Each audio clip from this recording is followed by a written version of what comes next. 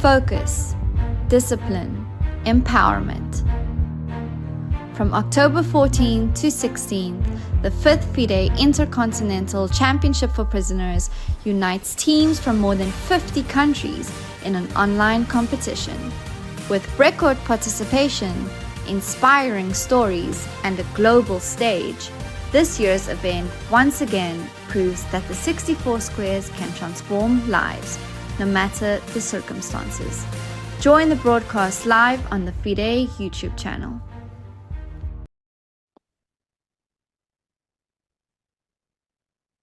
Hi, welcome everyone. We are back at the 5th FIDE Intercontinental Championship for Prisoners, and it's finals day, the most exciting day of all.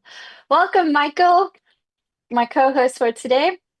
Hello, Charlize. It's a pleasure for me to be here with you. Like last year, we did the finals together as well, and I'm excited to see the youth final match between England and Iran, how that's going to pan out. It's going to be a nice day today, for sure. Yes, big day for all the players. They had the championship round yesterday, and the top two of each group have gone through to today to play off for first place and third place. But I think before we get into it, let's hear a message from our president, Mr. Arkady Dvorkovich.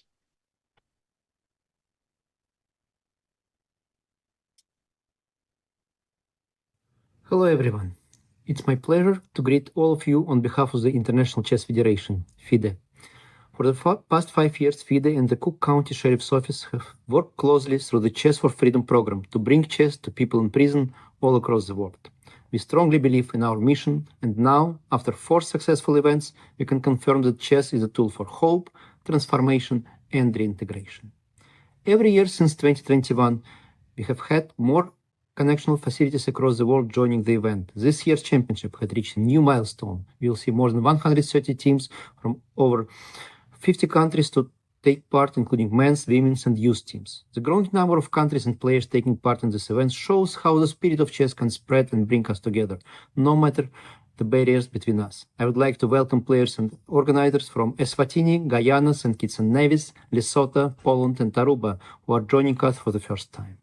The dates for this competition are chosen deliberately to honor the International Day of Education in Prison, highlighting the importance of education in correctional facilities and encouraging activities that support it.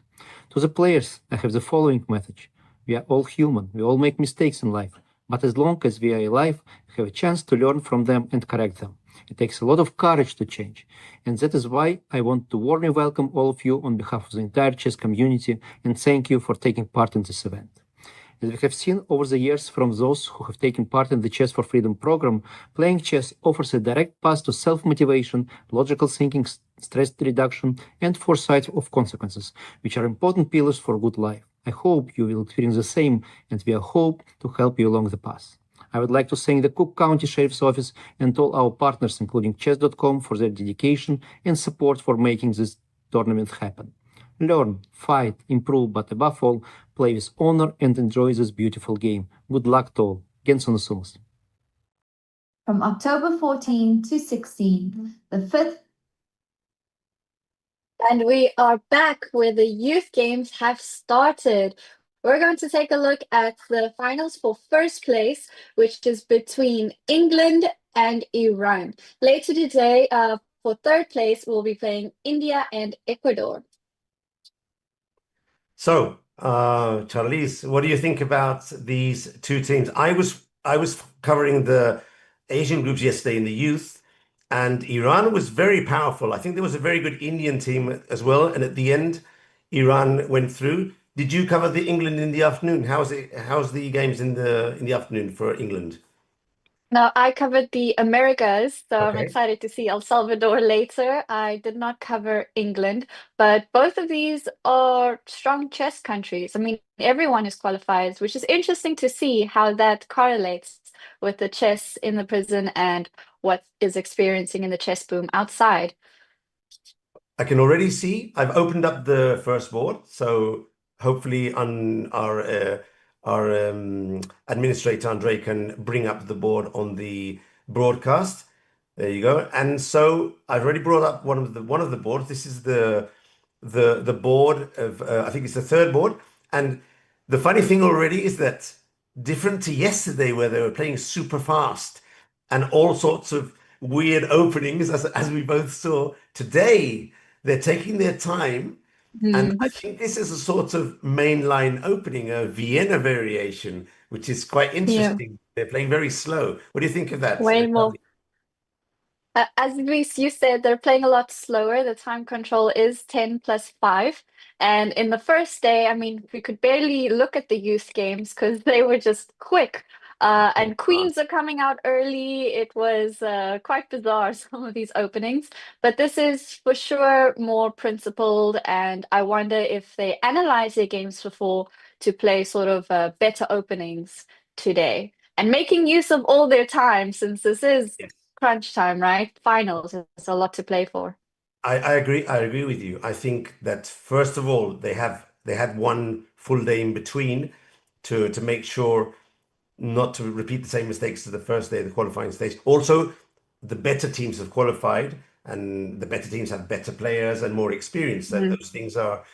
But I do think that probably the coach have told the kids, "Hey, guys, let's slow things down because we're Yeah. playing against the best team of the other group, and if we make a mistake, we're going to pay for it. So we have to slow things down," Hmm. which is good because this also equates to good dynamics for the inmates, to slow things down and think carefully Yes. before they make their move. Yes. So that's Exactly. very helpful. We speak a lot about what chess is teaching these inmates and the rehabilitative things that it can give. And one of them is taking time, patience, slowing down, as you've said. So if Yeah. we see that on the chessboard, it translates to life as well. Yeah, for sure, for sure. We're always talking about the lessons that playing chess, learning chess, studying chess can give you. And in some of the interviews, we get the sense that slowing down and thinking before you make your move for these guys, I mean, it's much more important than the game. It's their whole life in Oh, there. So definitely. that's good. So this is Definitely. the first board. The ratings of the players are around the 600, 700 chess.com mark, which is decent. It's decent Hmm. because ratings start at 2 or 300, I think, on chess.com. But it's definitely not the 2100 ratings you were talking about before of El Salvador. El Salvador, yeah. These are really good guys. So Yeah. And we don't know how much they play on these accounts. yeah, Like, as we that's spoke good. about, El Salvador, they play chess every single day. But these accounts could have been made for the tournament. So we're not entirely sure how truly reflective the ratings are. Hmm, Uh, so that will be interesting to see the level compared to what rating we're seeing for here. sure, I for see sure. on the third board a lot is happening. I'm gonna We've got a, pick the third board quickly because yes, something is happening here for sure. well, Things are getting very heated up for the Iran player with white, only 402 rating, but already he has a very promising position. I think he's won a pawn, but the thing is, he's captured a piece. I'm just going to go back one. mhm. The position was like this. He'd won a pawn, threatening a double check on f7. So England protected with bishop to e6, and now Uh, Iran captured the bishop and still threatens the double attack. So really, England has a very difficult decision. He's lost a piece, and hmm, also he's about to lose the rook. So how can you deal with this double threat? It's difficult. It's difficult. yeah. So he opted for king to e8, which probably isn't the best solution, but already he had a difficult position. Charlize, do you think at this level, a level of 700, 600, an extra piece is enough to confirm a win from what you've seen in the games? No, not at all. And I also said this in the earlier broadcast. At the top level, a pawn is enough to kind of resign in a position, right? That you know these top guys, they're the pawn down, they know it's lost, the very little chance of coming back. But in Yeah. these games, I mean, you play until the very end. We've seen stalemates as Yes. well. So, and pieces being, the evaluation bar seesawing. So I think having the guts to continue playing even after you've made the mistake will be Yes. important for these players Yeah. for sure. There's been a lot of recoveries in the games. The stalemate thing is unbelievable. One thing I Yeah. noticed already last year was that even strong players, they wanted to capture all of the opponent's pieces before going for the checkmate. It's Yeah. I mean, stronger players, we know what to do. We get the advantage, we simplify to the Hmm. ending, we go for the checkmate as fast as possible. Yeah. These guys, they just want to eat up all the pieces. They don't want to leave anything on the board. And of course, that makes for some stalemates when you That leave your increases opponent. your probability for sure Exactly. of Exactly. stalemate. There was this one game from the first stage where White had a queen and a rook, easy checkmate, and Black just has the king. But White also had two pawns, and so I was questioning: is White going to go and promote those pawns, or Yeah. is White going to go for the checkmate? And there was some middle ground because White move the pawns just to be out of the way to make the checkmate easier. Like, okay, that makes sense. Yeah, yeah, yeah. Funnily enough, White, even though the eval bar still gives White the advantage, his last move was a mistake because now Yes. he has to find some tactics here to keep the piece. Because if he goes for the normal pawn takes, for example, then the piece is returned. So I think he will have to find bishop takes, hitting the rook on a8. Maybe this is Mm, part of his strategy. Let's see what he did. Yes, he took with the bishop, so okay. all is good. So it wasn't a real mistake, but I'm unsure if he.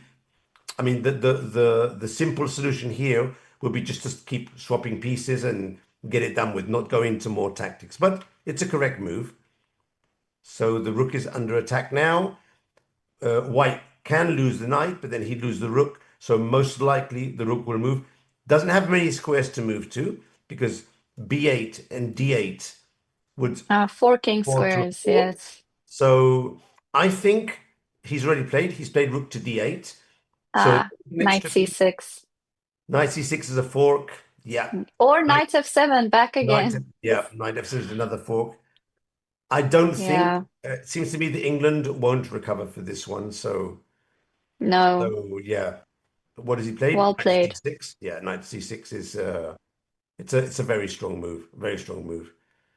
Yeah, this one is, as long as White doesn't fall for any weird stalemates, this one's basically over. White's going to win this game, which will allow Iran to have one extra point on the score table.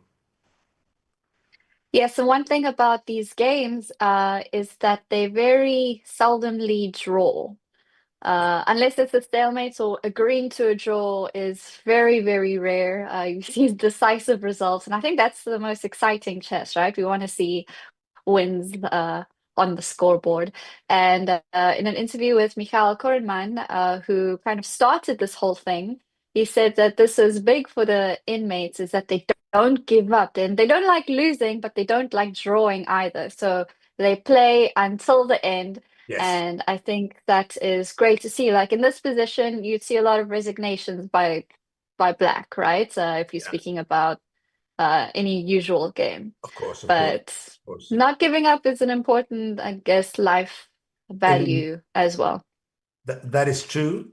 And maybe that's even honed through by the coaches in the coaching sessions. Never give up, because we've Mm, seen once again and again how there's stalemates, there's unexpected checkmates when everything is lost for. So yeah, in some sense, it reminds me of both of our stages as young kids playing, when we normally would never give up. I mean, until under 10 or under 12, you just you go to the end, and every now and then yeah, you get rewarded by a stalemate or something weird happening. So Charlie's, of course. the rhythm. I've been confirmed by the main arbiter that we have two rapid matches, so it's a double round. We have first four games, then a second set of four games, and in case of a tie, then we'd go to the blitz 3-2 matches, and of course, finally there would be Armageddon, and the match point is the important. So it doesn't really Mhm. matter if we win if they win 3 or 4, 3-1, 4-0, the important thing is to win the match. So that's something that has Yes. to be, which is very interesting Okay, because so you second could, chances. yes, exactly. So there's a second chance. Even if you lose the first match heavily, you can still get in if you win the second match. Right. So yeah, this one's more or less done. Yeah, black is just dropping pieces All right. all over the board now. So I would suggest Charlie's going to board number 4.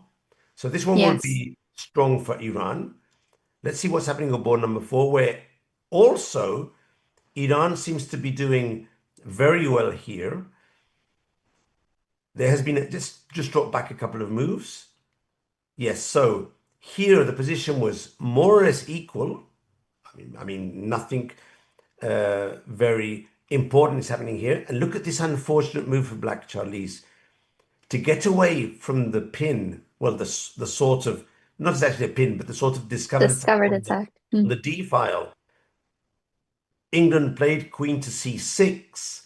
Super Uh, unfortunate, super unfortunate. Trapping their own queen. And Iran spotted that tactic very fast, very fast. Wow. There is no square for the queen to run to. They're all covered.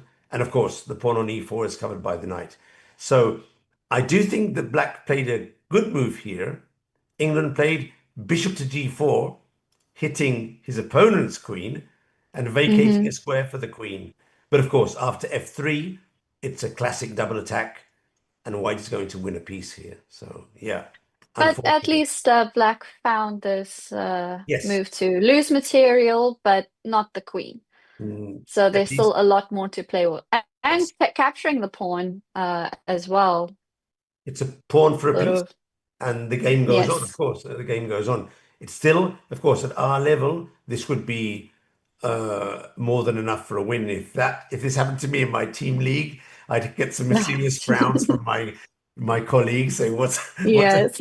what's Michael been doing this evening? He's not playing here next year. But yeah. But of course, at this level, with queens on the board, anything can happen. So it's Yes. Black just has to get the pieces out, fight for that D file, maybe throw in a C6 there to control the D5 square. yeah, yeah, Uh, yeah. a lot can still happen for sure. For sure. One of the problems with the King's Indian is the blocked-in bishop, as you know, Charlie, Yeah. especially when you're a piece down or a couple of pawns down, then the block-in bishop is even worse because Mhm. you're basically playing 2 pieces down. So Down. Yeah. it's gonna be difficult for. But if he played c6, that's okay. Bishop dropped back. This is a weird move.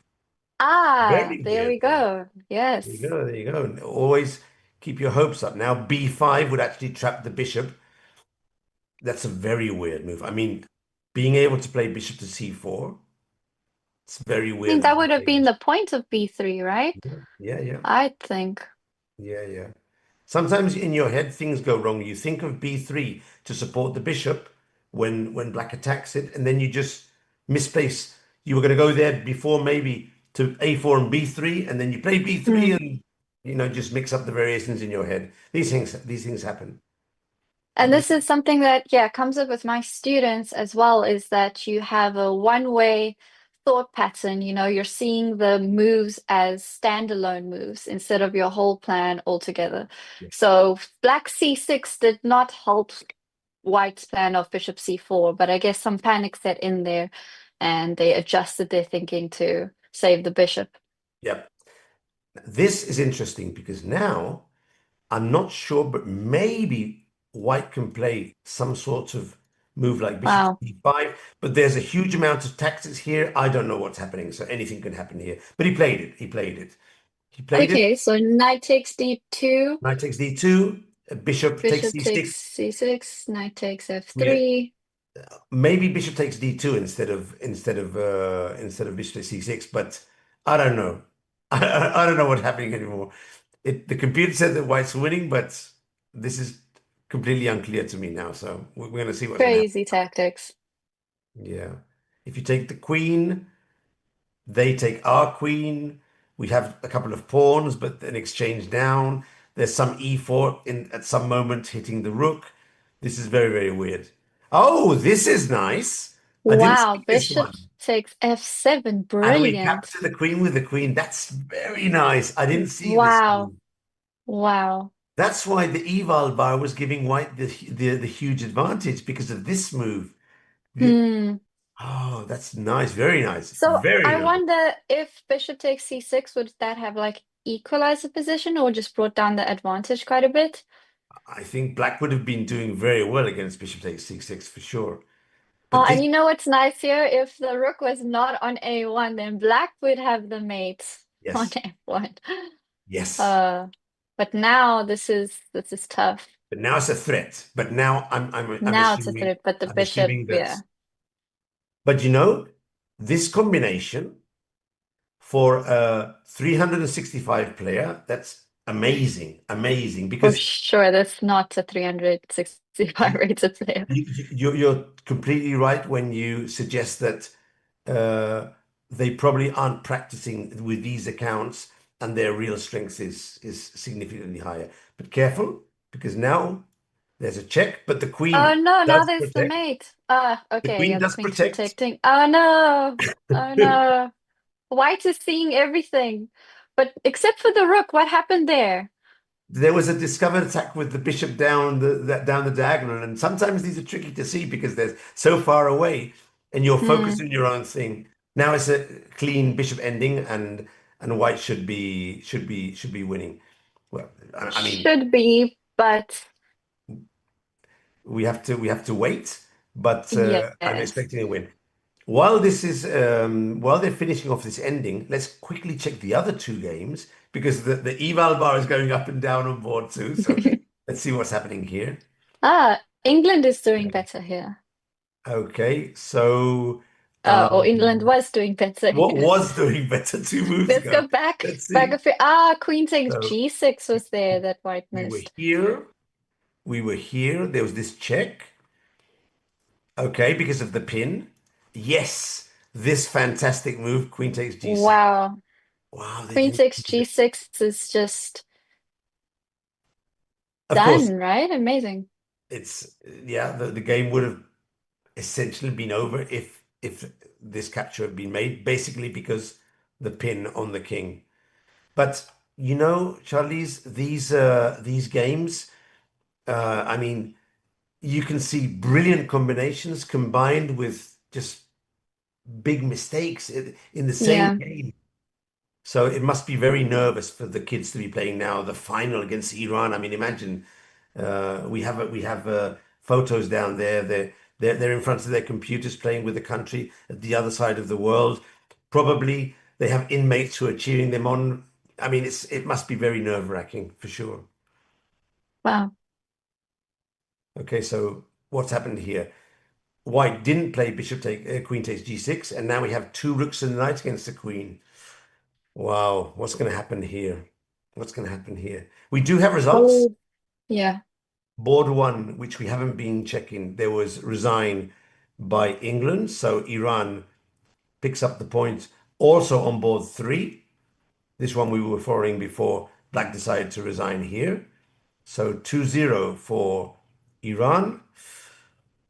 Not going to be easy for England in this match. Let's see this pawn ending. Let's see how this one goes. And Michael, what's interesting is we have camera feeds from some of these prisons where we can see either the backs of the players or just seeing what's going on. And the team from Iran seems to be all girls. Wow. Yes, That all four boards, girls. wow. I of course I'm looking at the zoom and it's very small. I couldn't notice. So I'm going to open up the YouTube screen because this is amazing. Yeah, I saw the little the box the feed there, and I saw the hijabs, and I thought, okay, let's look in closer. And yeah, it seems that we've got a girls team, which is big in chess, I think, the fact that we've got an open section and a women's section for the adults, but for the youth, everyone is together. And it's just incredible, right? That's nice. That's nice. So they're playing the full, yeah, it's all four are girls. That's fantastic. Yeah. And they're beating Super England cool. 4-0. That's cool. And they're crushing the match. That's super Mm-hmm. cool. And I'm not sure. I think we showed the feed of the English team as well, but they seem to be boys. I sometimes try and spot the position of the game on the computer screens, and sometimes I've noticed it's the same, and sometimes it isn't. Because what I did notice yesterday, Charlize, and also last year, that when all the other players have finished, we normally stand up and we congregate around the fourth player. But here, they normally stay on their computer. Did you notice that? And they're Mm-hmm. sort of cheering their teammate on, but from a distance. They, they, Yeah. they're waiting at their computer for the new game. So, I mean, this Especially time, with the results that are so important, right? yeah. Like you want to know if you're going to win. So seeing the results is For uh example, here, of course, always under the assuming that this is happening now and there's no delay, there are still two boards left and there's two players still playing. So in this case, the other two players have decided to move away from the boards and maybe have a refreshment or talk to their coach to prepare the next game. next game, yeah. Yeah. So yeah, this is actually unexpected for me, because that I thought I assumed that there would be either mixed, but of course the youth facilities probably are also separate, so they could Mm. play in the women's event and also in the youth event. Actually, who knows? Maybe they also played in the women's event. I'm not sure, because I saw Wow. yesterday these women play as well in the morning, because they were in my groups. But I can't remember if I was commentating the youth or the women's at the moment when I saw these. I Mm. assumed they were the women's team. So incorrect Wow. stuff on my side, of course, but So it we was have one game left here, but the only board that is winning for England. So far it is 3-1 going to be three for one. Iran. Yeah, it's going to be a 3-1. Well, let's And wait. That now okay, it's. there we go. But Missing the mate in one, but getting it soon after. Okay. this is what we were talking about before at the beginning of the broadcast. In the earlier stages, this would not be checkmate. We'd be seeing the pawns running up and making two or three. Yes. Team of So Queens. they've probably learned, no, don't make too many queens, because then Hmm. then we have problems doing the checkmate. So we have a 3-1 clear win for Iran in the first match. But of course, there are two matches, so England still has a chance to make a comeback. I think one. Good afternoon, good Dana's in evening now? Okay. across the world to all the participants, organizers, and supporters of our fifth Intercontinental online office. Started the movement of chess in prisons. The idea was bold to bring the chess board into the cells for the sake of education, integration, resocialization. Over the years, this initiative has grown to a worldwide project with almost 60 countries and more than 130 teams participating this year. Why chess? Why now? Many reasons, and you know them even better than me myself, because chess teaches not only tactics and strategy, it teaches focus, resilience and consistency, because it sharpens mind, it gives the focus and allows to channel the energy in the constructive way, because chess gives hope, the hope that growth is possible, the hope that change is possible, that the hope that respect and dignity can be reclaimed.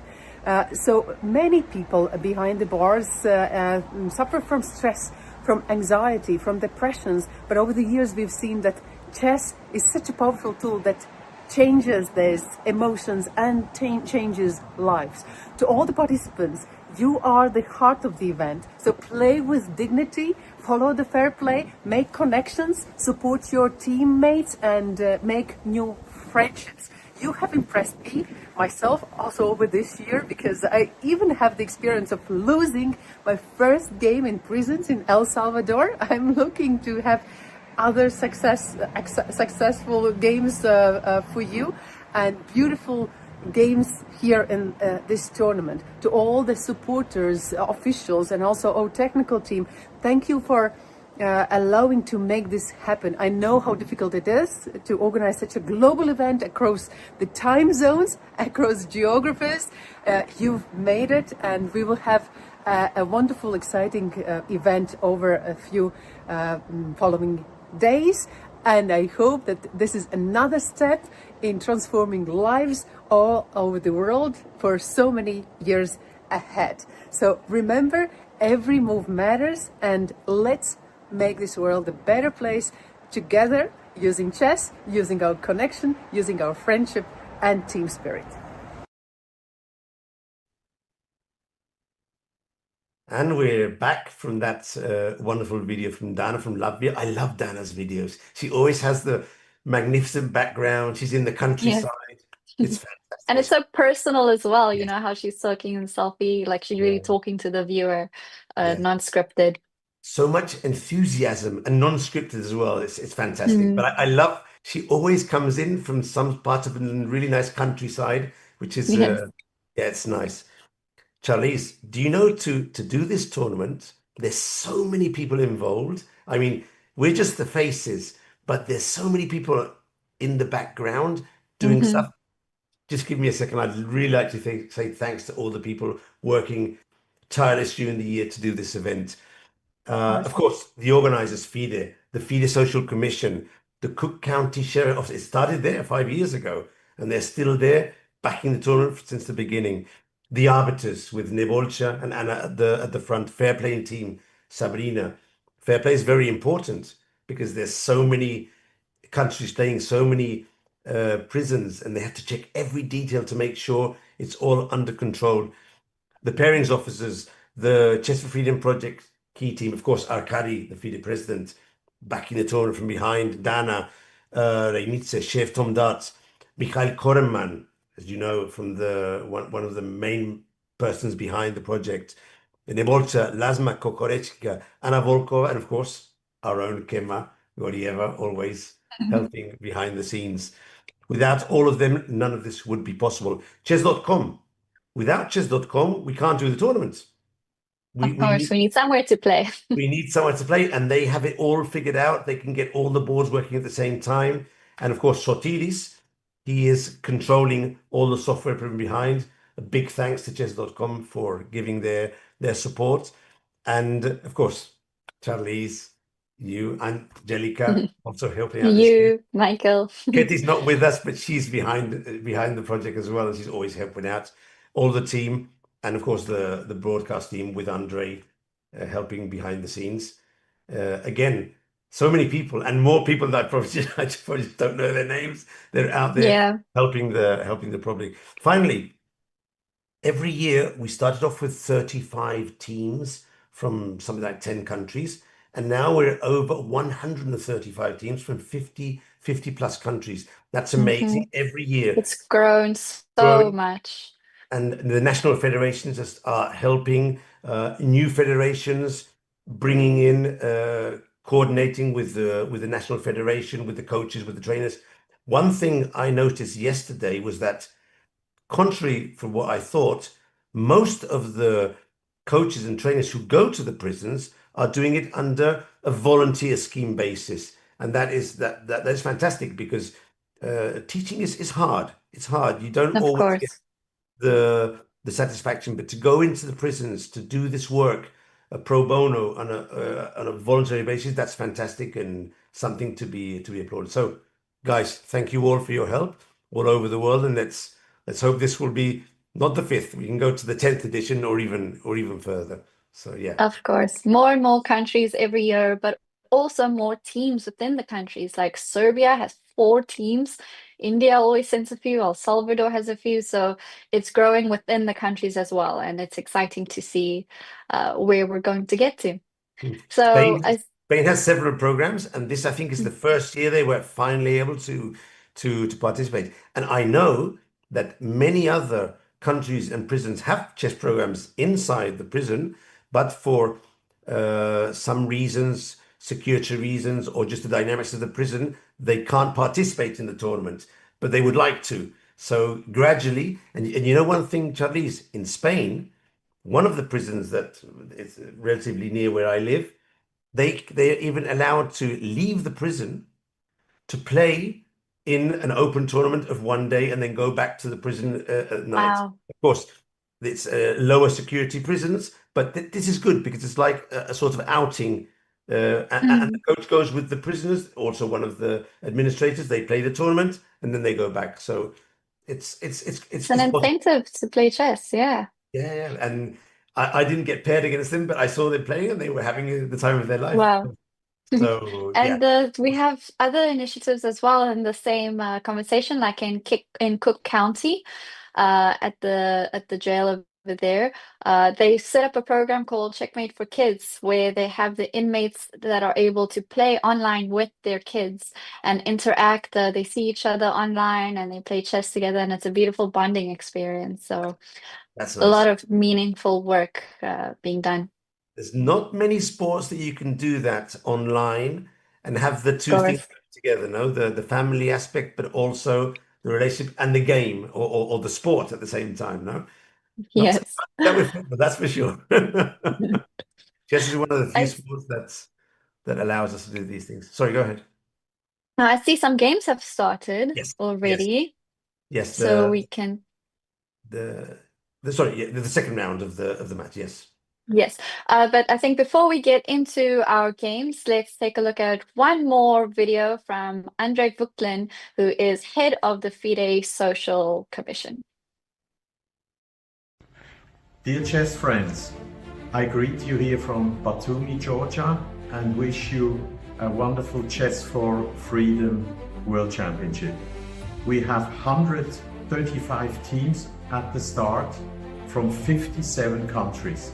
This is a record, and it's my pleasure to invite you for this wonderful event.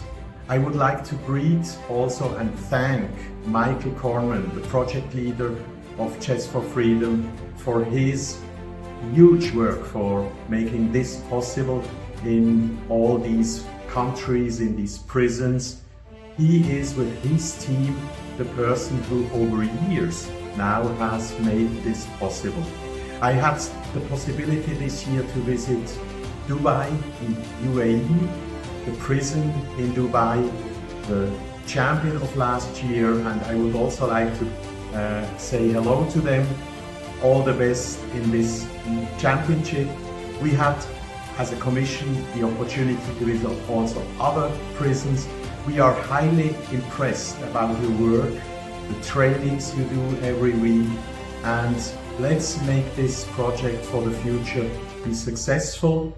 Have a great time, and I will follow this championship afterwards, after my stay here in Batumi, in Yerevan, with the team of Armenia, and it will be a great pleasure to see how your games are going. Thank you very much. All the best.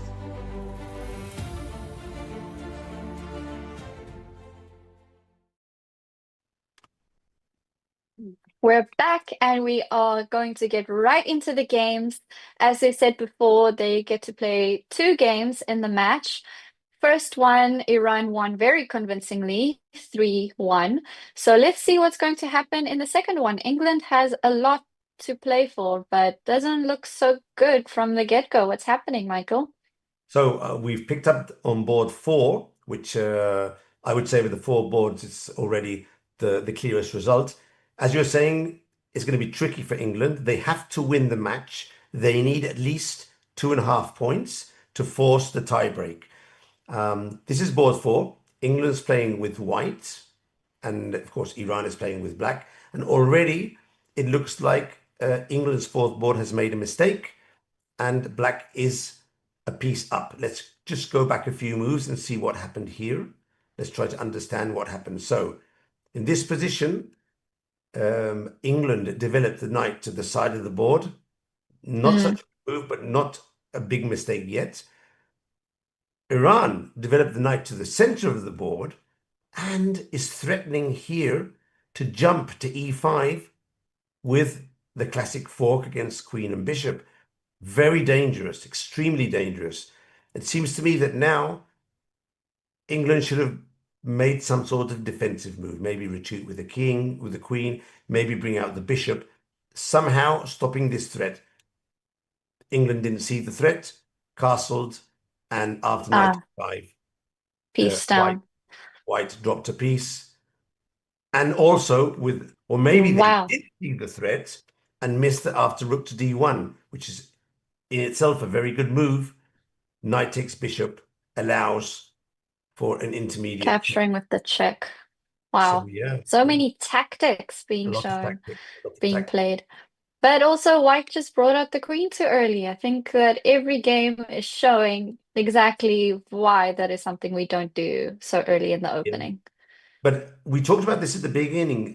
They enjoy bringing the queen out because I think that they win a lot of games between themselves with a quick queen sortie and capturing a lot of Little pawns. scholars mate going on for A lot of sure. Scotland, yeah.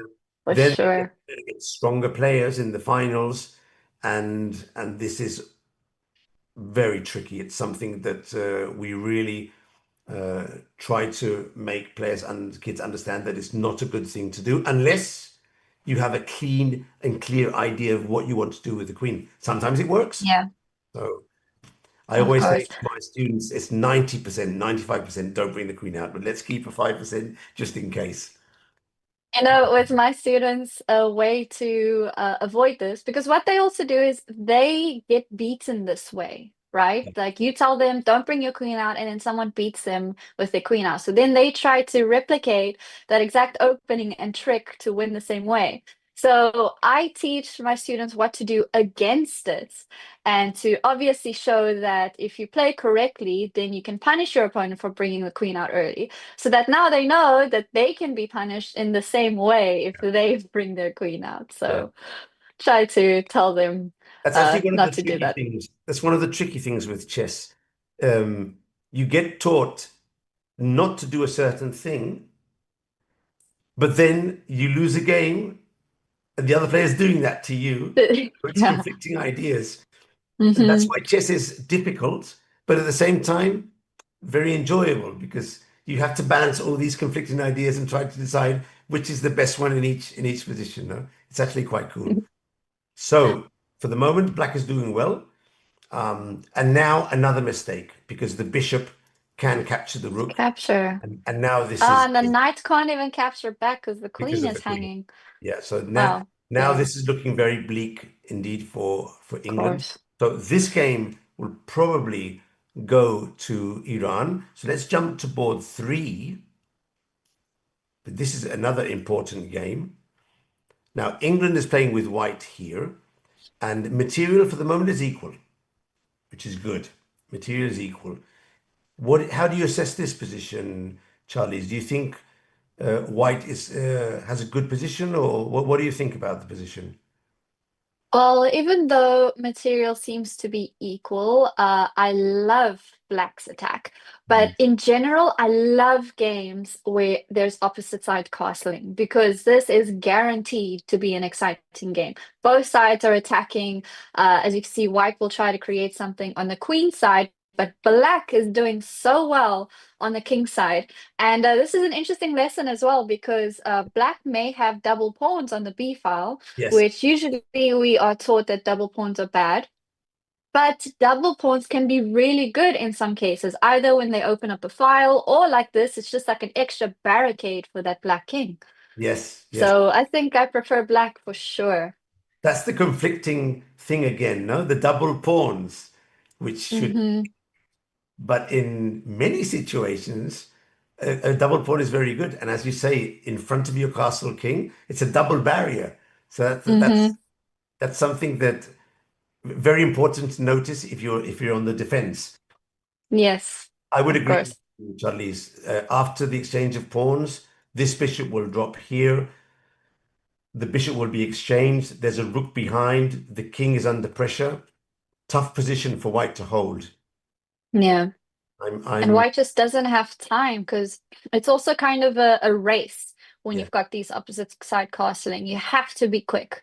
And unfortunately, white is defending more than they're attacking. So I think black is in the driver's seat yeah. over here. There's a huge threat now to capture on g2 and to come in with the queen going for the checkmate. So really, white does need to do a protection of the bishop now. Let's see if he spots that idea. England is low on time here, 3 minutes against 8. So he doesn't have much time to decide, but this is a forced situation. He has to defend against the threats of black. Mm, I of think course. he should find the defensive idea. I'm pretty sure he'll find it, but let's see. Let's see what's going to happen now. Let's see. The next move for England can be decisive. If he doesn't find the defense, they've already lost on the fourth board. Okay, he played. I don't like this move. I'm worried about this No, move, this Charlize. is going to be, yeah, because queen will capture with the Yeah. check. I don't like this move. And And now he has to block. now king g1, queen g2 checkmate. Now white has to block with the rook, I suppose. Rook f3 has to be played here. The block with the rook or maybe with the pawn, but in any case, it's a very dangerous position. Very, very dangerous position. I don't like Yeah. takes knight at all. At all. I can Mm-mm. understand England was under pressure, but still. Okay, so Now I lose now, the rook as well. yeah, the rook is going to drop. Yeah. Still, there, as you said before, there's queens on the board. Anything can happen still. We do have the possibility to put the knight on d5 and try to get some sort of compensation, but things are looking good for black here. Let's check the other two Mm. boards. On board number one, here, Iran. This evaluation bar for board number one has been swinging quite a bit. Oh, is this his board number three, right? Because it's saying C. Yeah, it's a bit weird because on Ah, the screen it appears as board number one, but as you say, the letters indicate it could be board number three. I think that maybe the letters give a better indication of the board than the number on my screen. But in any case, it's board number mm. three, and yeah, the bar has been coming up and down.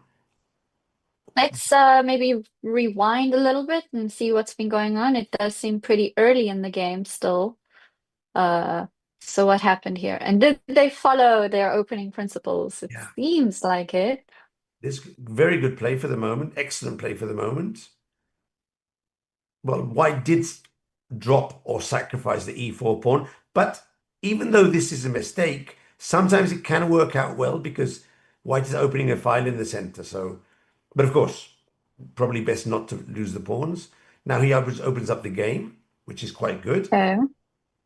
This is risky because the king is in the center, and this is very risky because after the check, now white has the open file, which can be used to put more pressure, but also Go there's bishop pressure with the h6. I bishop. love it. So Hmm. he's actually, even though it looks very good for white, and the eval bar says white is much better, Charlize, it doesn't seem to me that there's a killer move in this position. At least I can't No, see. no quick tactic taking on f7 or something that's going to be easy. Uh, yeah, I think bishop h6, bishop g7 is an obvious threat here, but white is also lower on time, much lower on time. Yeah. It's It's is funny this the because final position? this The this is current? the current position. Yes. Let me check. There's no. I think maybe bishop 8 Wow. could be good, but then again, another possible move would be bishop to g5, leave the bishop on g5, maybe threatening at some point to sack on e7, get the queen. It's still very tricky. It's still very tricky. Hmm. Sometimes the eval bar gives us commentators at this level, of course, the wrong impression because we think, okay, this is basically over. Look at the eval bar. But then you look at the position, you say, I mean, white's a pawn down. There's no killer move. It's low on time. Anything can happen here, really. Yeah. Yeah. I mean, human moves also need to be found. Like, it's easy to say that the computer is telling us that it's so much better, but then you got to play the weirdest move that is not easy to spot, Not especially easy. with Not three at all. minutes. Yeah, 3 minutes. Okay, bishop d5, already probably not the best move because the check seems unoffensive. So Yeah. black block with the bishop. And black doesn't mind trading off here to get some more space, right? Because black was way behind in development. And now this is helping out quite a bit. And of course, the extra pawn is still there. So now I'm checking that maybe if white captures the pawn on d6, the pin of the rook prevents black capturing the queen. And here, bishop takes bishop. I was thinking maybe we could capture the knight on f6. This could be a possible Hmm. variation. I This, like that. And the rook is hanging. this is not easy to see for players with 600, 700, 800, 900. This is a tricky tactic to see, but it's been played. Let's see. Let's check. There was a check on b5, bishop to d7, knight to c3, a developing move. That tactic was not easy to see at all. Castle. Black Castle. Okay, black is getting back in the game for sure. Okay, so this Because was now the sorry, go ahead. Sorry. I'm saying the pin is gone, has been neutralized, everything's good. But white is playing aggressively now. H4, launching at that black king. But is there enough?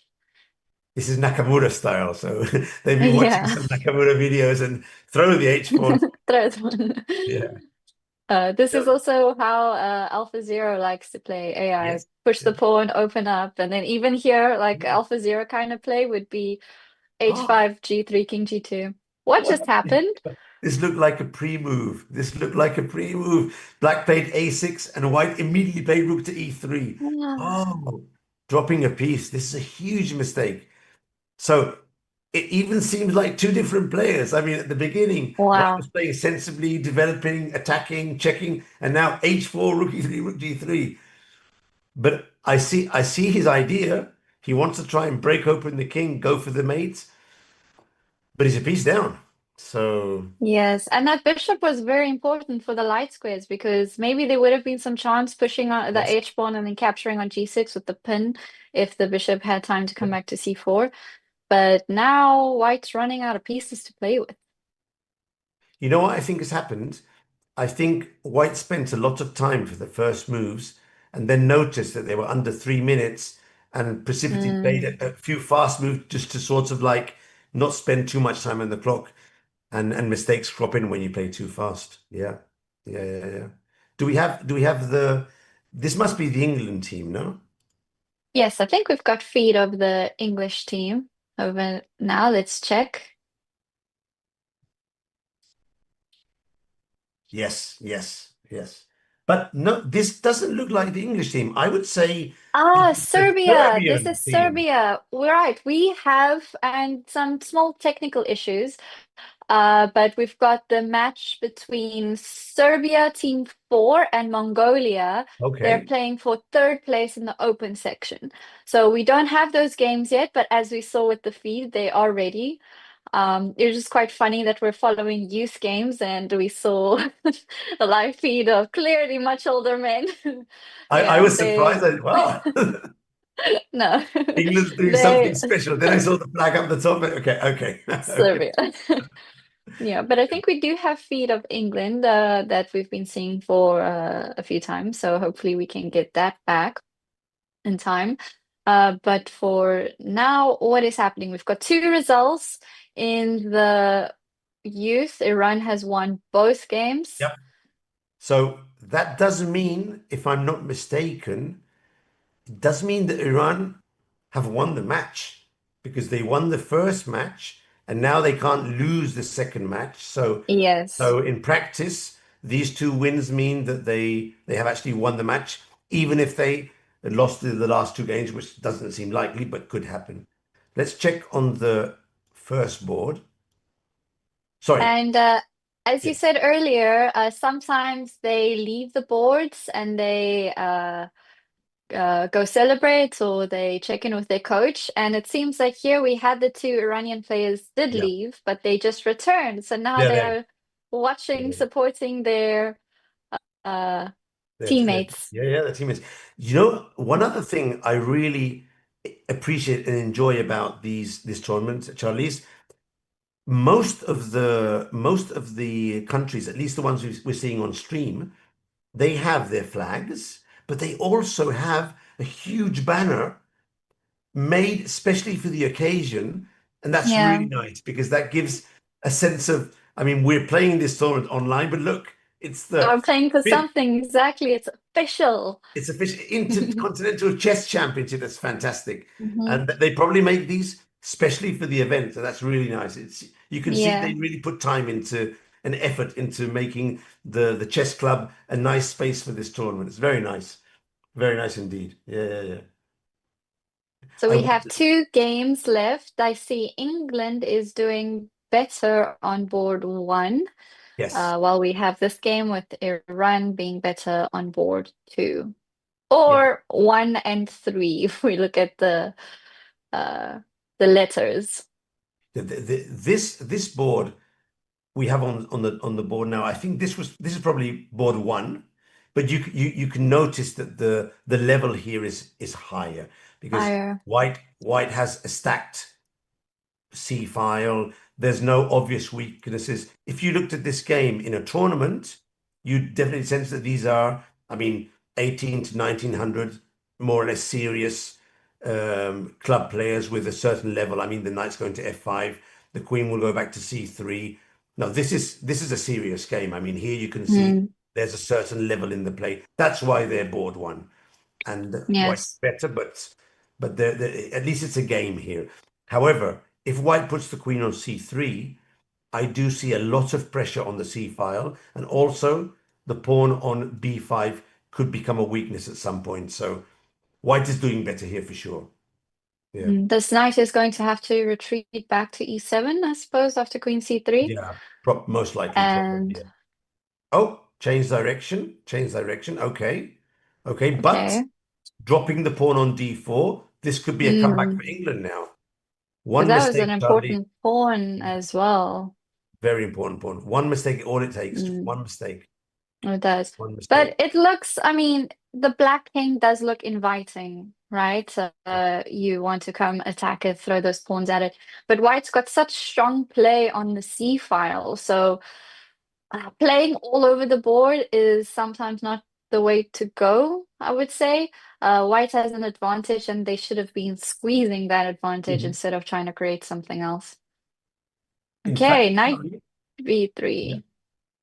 In fact, Charlize, I'm looking at the team just below, and I'm pretty sure that board one is the girl who just did this with her head, like because the position resembles a lot what we're seeing on the board.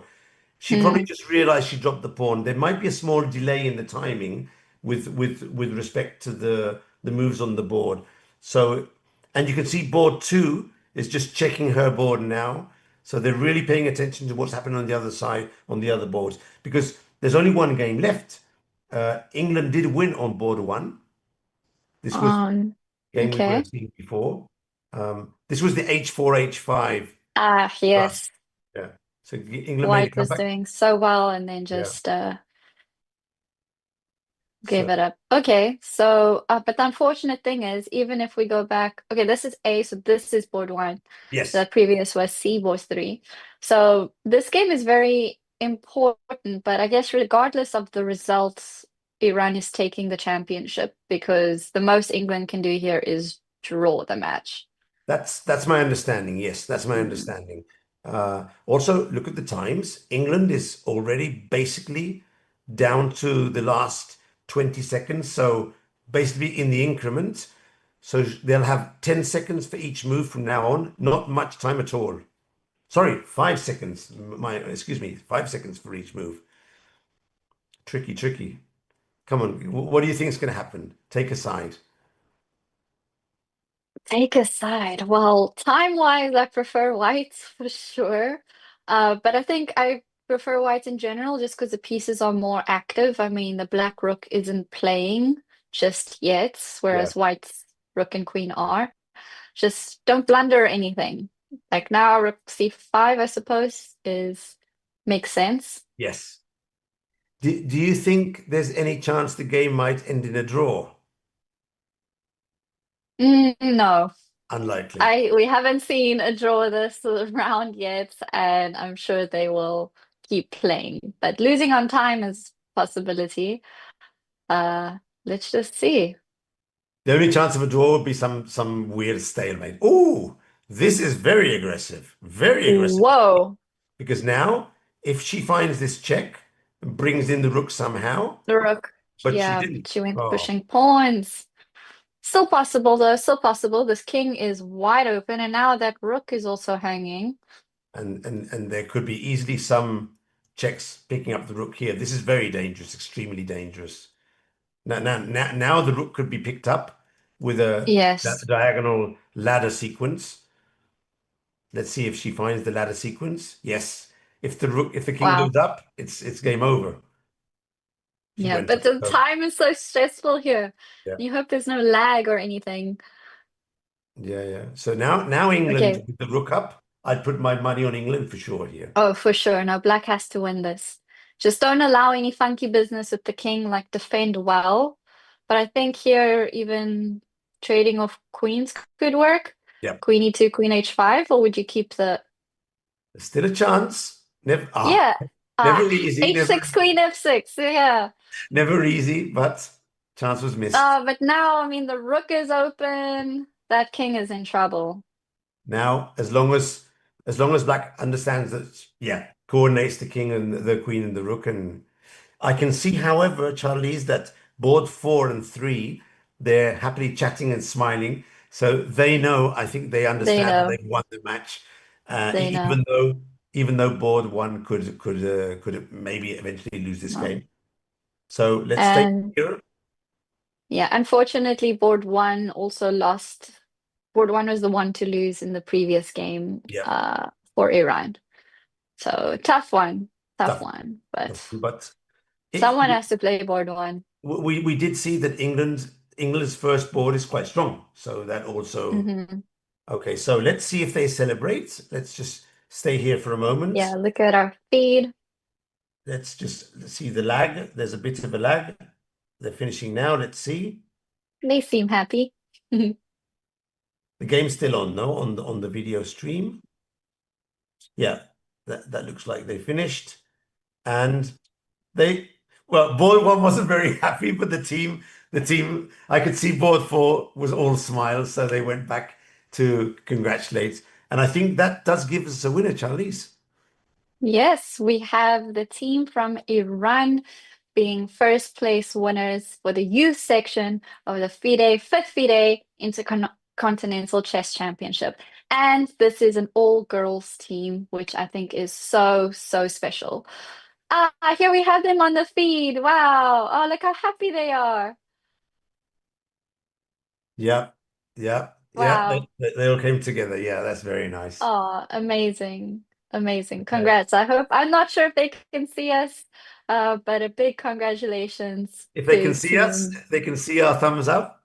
I'm Yeah. not sure if they can. Maybe they can. Maybe they can.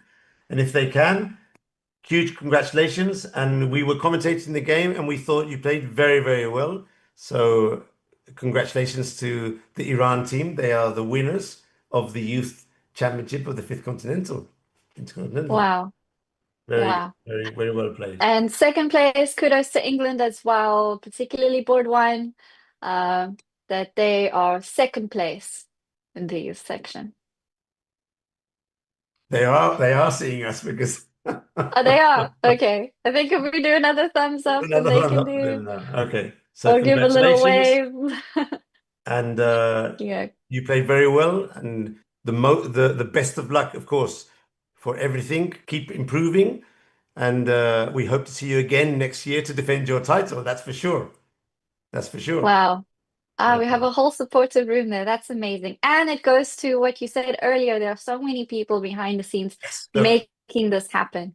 yeah. the prison administrators, the coaches, the team, the officials, everyone trying to help. That's very nice. I think that's the first time in the years we've been doing this that we've actually been able to sort of get a better idea of the happiness inside the room after they won, and Yes, in because their reactions. they connected the administrator probably connected to the YouTube stream, which was quite nice. So Charlize, we are waiting to see Oh, they're back. They're back. Wait, wait, back wait. again. Before we move on, they're standing so proudly with their flags. Oh, amazing. Amazing. Yeah, Incredible. that's very nice. Very nice. There were lots of people behind there supporting the team. That's very nice. Of course, we could only see the players and their boards, but yeah. They must be very proud to win this tournament and put the inmates, the prison and Iran on the map, on the chess map today in this wonderful tournament. So Yes. So we're still waiting for the final for the men's. It did seem based on the camera feed that they are ready, but we are waiting for chess.com to broadcast the games. In the meantime, let us take a short break and stream our video for the FIDE social chess year. Such an important year for us, Michael, and exactly for the 5th Intercontinental Championship. It's so relevant, so let's take a look. Chess is more than just a game. It's a tool for empowerment, connection, and transformation. In 2025, FIDE is proud to launch the Year of Social Chess. We believe in the power of chess to bring about positive change, from therapy and education to rehabilitation and inclusion. Social chess is our way to build a better world. The Year of Social Chess will introduce groundbreaking initiatives across the globe. Monthly themes will address critical social challenges: chess for protection in refugee camps, chess for cognitive health among the elderly, and even chess for addiction recovery. Through this initiative, we are mobilizing communities, conducting research, and creating opportunities for all to experience the joy and impact of chess. Join us for online chess events, global conferences, and even a documentary film festival that will showcase the power of social chess. Let's make 2025 a year to remember. The Year of Social Chess is here. Let's change the world, one move at a time.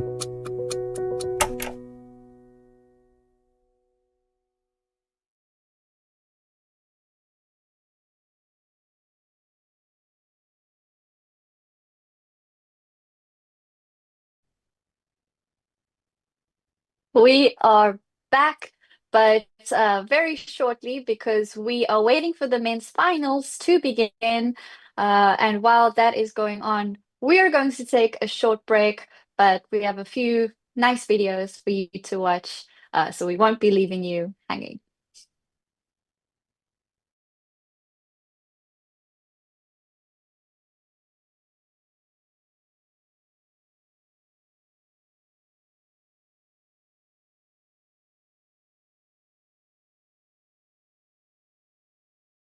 It's a game born over 1,500 years ago. A blend of risk and reward, strategy and skill.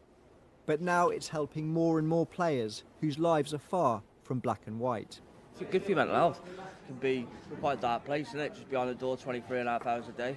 But I suppose if you've got something to concentrate on and, you know, something like this to come to and focus on, it's a good thing.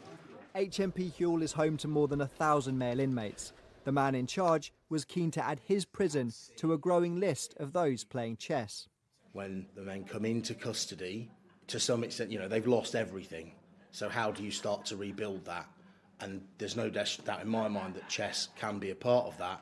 And we've seen so many examples of where the men have just flourished and thrived. Ralph, how long has this project been running? So about 2 years now. We've really seen much more chess happening in the prison. During COVID, it was one of the activities that we felt the men could do, despite all the restrictions. Find it therapeutic, just clears your mind for a bit. Obviously, you have to concentrate on it. Jail, innit? You know what I'm saying? So, obviously, I haven't been sentenced to anything yet, so you do think about like what's going to happen and that. You know what I mean? It's nice to just get away from that.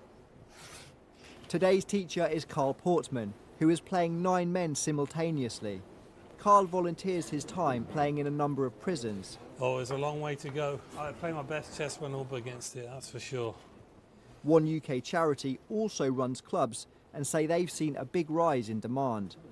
Chess in schools and communities first began organising regular games for just 2 prisons in 2018. The following year, this doubled to 4, and then became 10 in 2020. And while their numbers froze during COVID restrictions, this year it has risen again to 16. I started this about 10 years ago, and I just went to the occasional prison here and there. Some people played, some didn't. It's not only blossomed here, but right across the world. There's now a World Online Prison Championship, of which HMP Huel were represented as England. This annual tournament saw prisoners here playing online, taking on inmates in the Philippines, Mongolia, Ecuador, and 42 other countries around the world. In total, 85 teams entered, more than double the number of the year before. HMP Huel's permission to play was granted by the Ministry of Justice, who say playing chess trains players to think before they act, while providing transferable skills that can help them find a job so they don't commit further crimes when released. I felt like I was out there living a normal life, so apart from these clothes, obviously. But if you lose your way out there, in here doing this, it can make you feel like you're normal, you know, and you're not a criminal. Matt Graveling, BBC News. Chess is more than just a game. It's a tool for empowerment, connection and transformation. In 2025, FIDE is proud to launch the Year of Social Chess. We believe in the power of chess to bring about positive change, from therapy and education to rehabilitation and inclusion. Social chess is our way to build a better world. The Year of Social Chess will introduce groundbreaking initiatives across the globe. Monthly themes will address critical social challenges: chess for protection in refugee camps, chess for cognitive health among the elderly, and even chess for addiction recovery. Through this initiative, we are mobilizing communities, conducting research, and creating opportunities for all to experience the joy and impact of chess. Join us for online chess events, global conferences, and even a documentary film festival that will showcase the power of social chess. Let's make 2025 a year to remember. The Year of Social Chess is here. Let's change the world, one move at a time.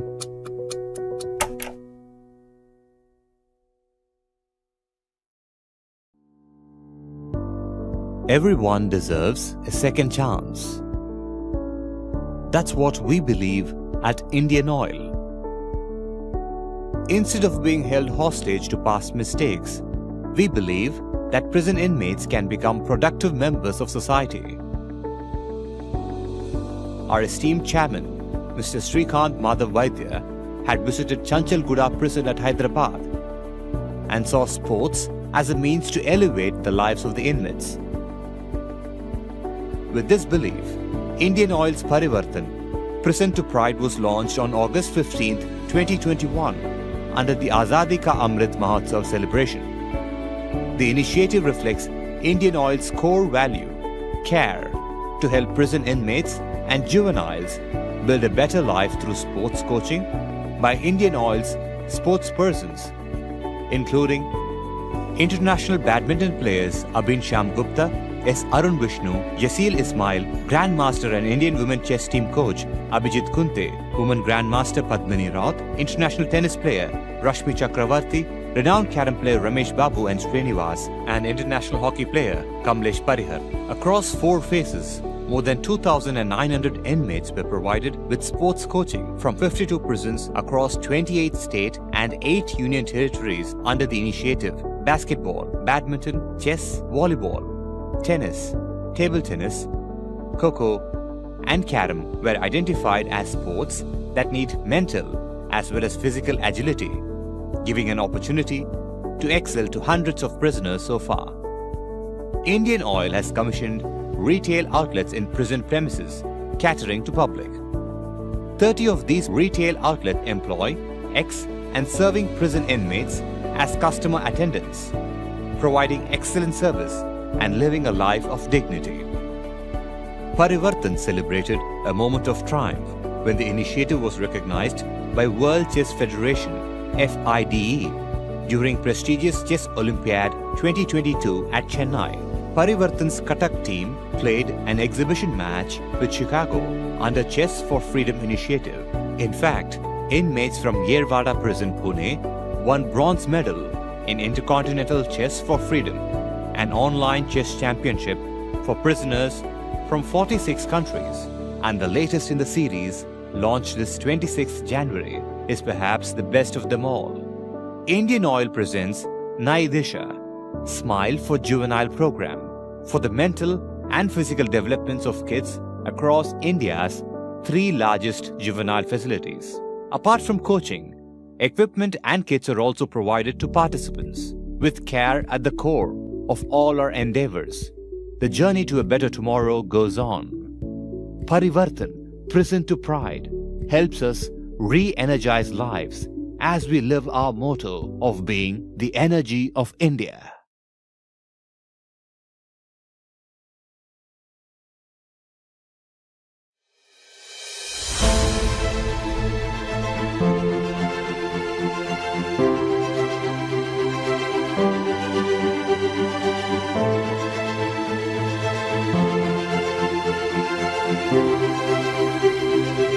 We're using the game of chess as a tool for reformation and rehabilitation. Working with the Malawi Prison Service. I was very impressed with the results that they found. The chess helps incarceration population to stay away from the jails when they release. And that's what we're trying to replicate. We're trying to teach them how to use chess to change their lives. The prisoner who is engaged in chess game is usually disciplined, and it doesn't cause a lot of problems with the management. And always when they are doing, chess is not a short-term game. Once they are engaged in a game, it takes time sometimes for a game to complete about 3 hours. In those 3 hours, that person concentrates on the game.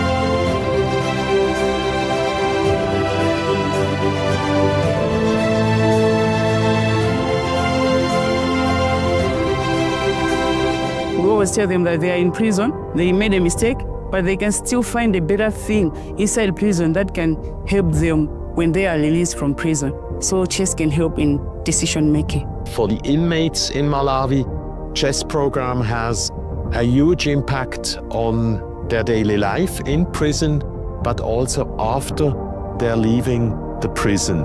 So for example, they have the opportunity to start being a trainer and to get an income and to develop themselves after being in prison. Basically, as a game, it means we are even going to reduce issues of violence inside the prisons, because they are most of the times busy. And that even participating in these games will be a motivation to them, that they'll be able to travel from one prison to another to participate in these games. Tikamasewera chesi sitimakhalanso magroups ngati mmene anthu amangokhala mwina makambiranaso za upandu kapena zosokoneza zimene zinabweresa vuto kuti azapezeke malo ano, koma timakhala tikukambiranaso za nzeru zimene tikhoza kukapanga kunja. Ndinachikazikitsa kuti ndilisewera chesi, koma chesi ndambosala ndili ndende, komanso ndikatuluka ndikapitiriza. Komanso chesi imatipangitsa kuti tiziganiza mozama, timaganiza wambiri minaso kuposa anthu amene ali kunja.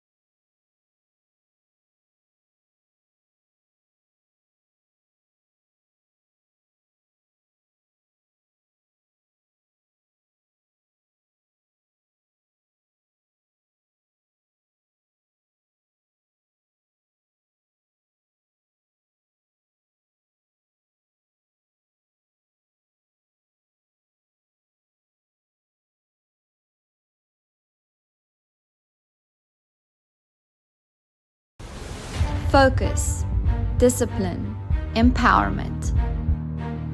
From October 14 to 16th, the 5th FIDE Intercontinental Championship for Prisoners unites teams from more than 50 countries in an online competition. With record participation, inspiring stories, and a global stage, this year's event once again proves that the 64 squares can transform lives, no matter the circumstances. Join the broadcast live on the FIDE YouTube channel.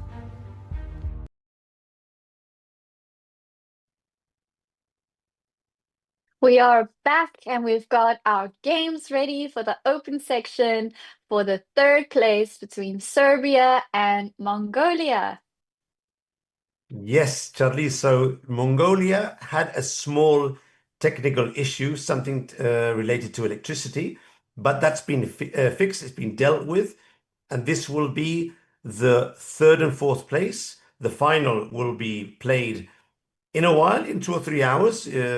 Stay tuned, because at 3 o'clock local time, that's about 3 hours from now, all the finals will be played. But now we're going to be able to see the 4 games of the third to fourth place in the open, basically in the men's open section. So, Charlize, what do you think? Mongolia, Serbia, who's going to prevail in this match? What's your guess before we start?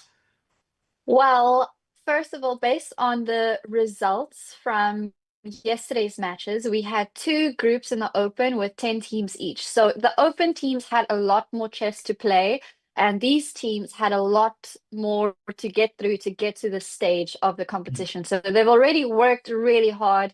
They have gotten very far.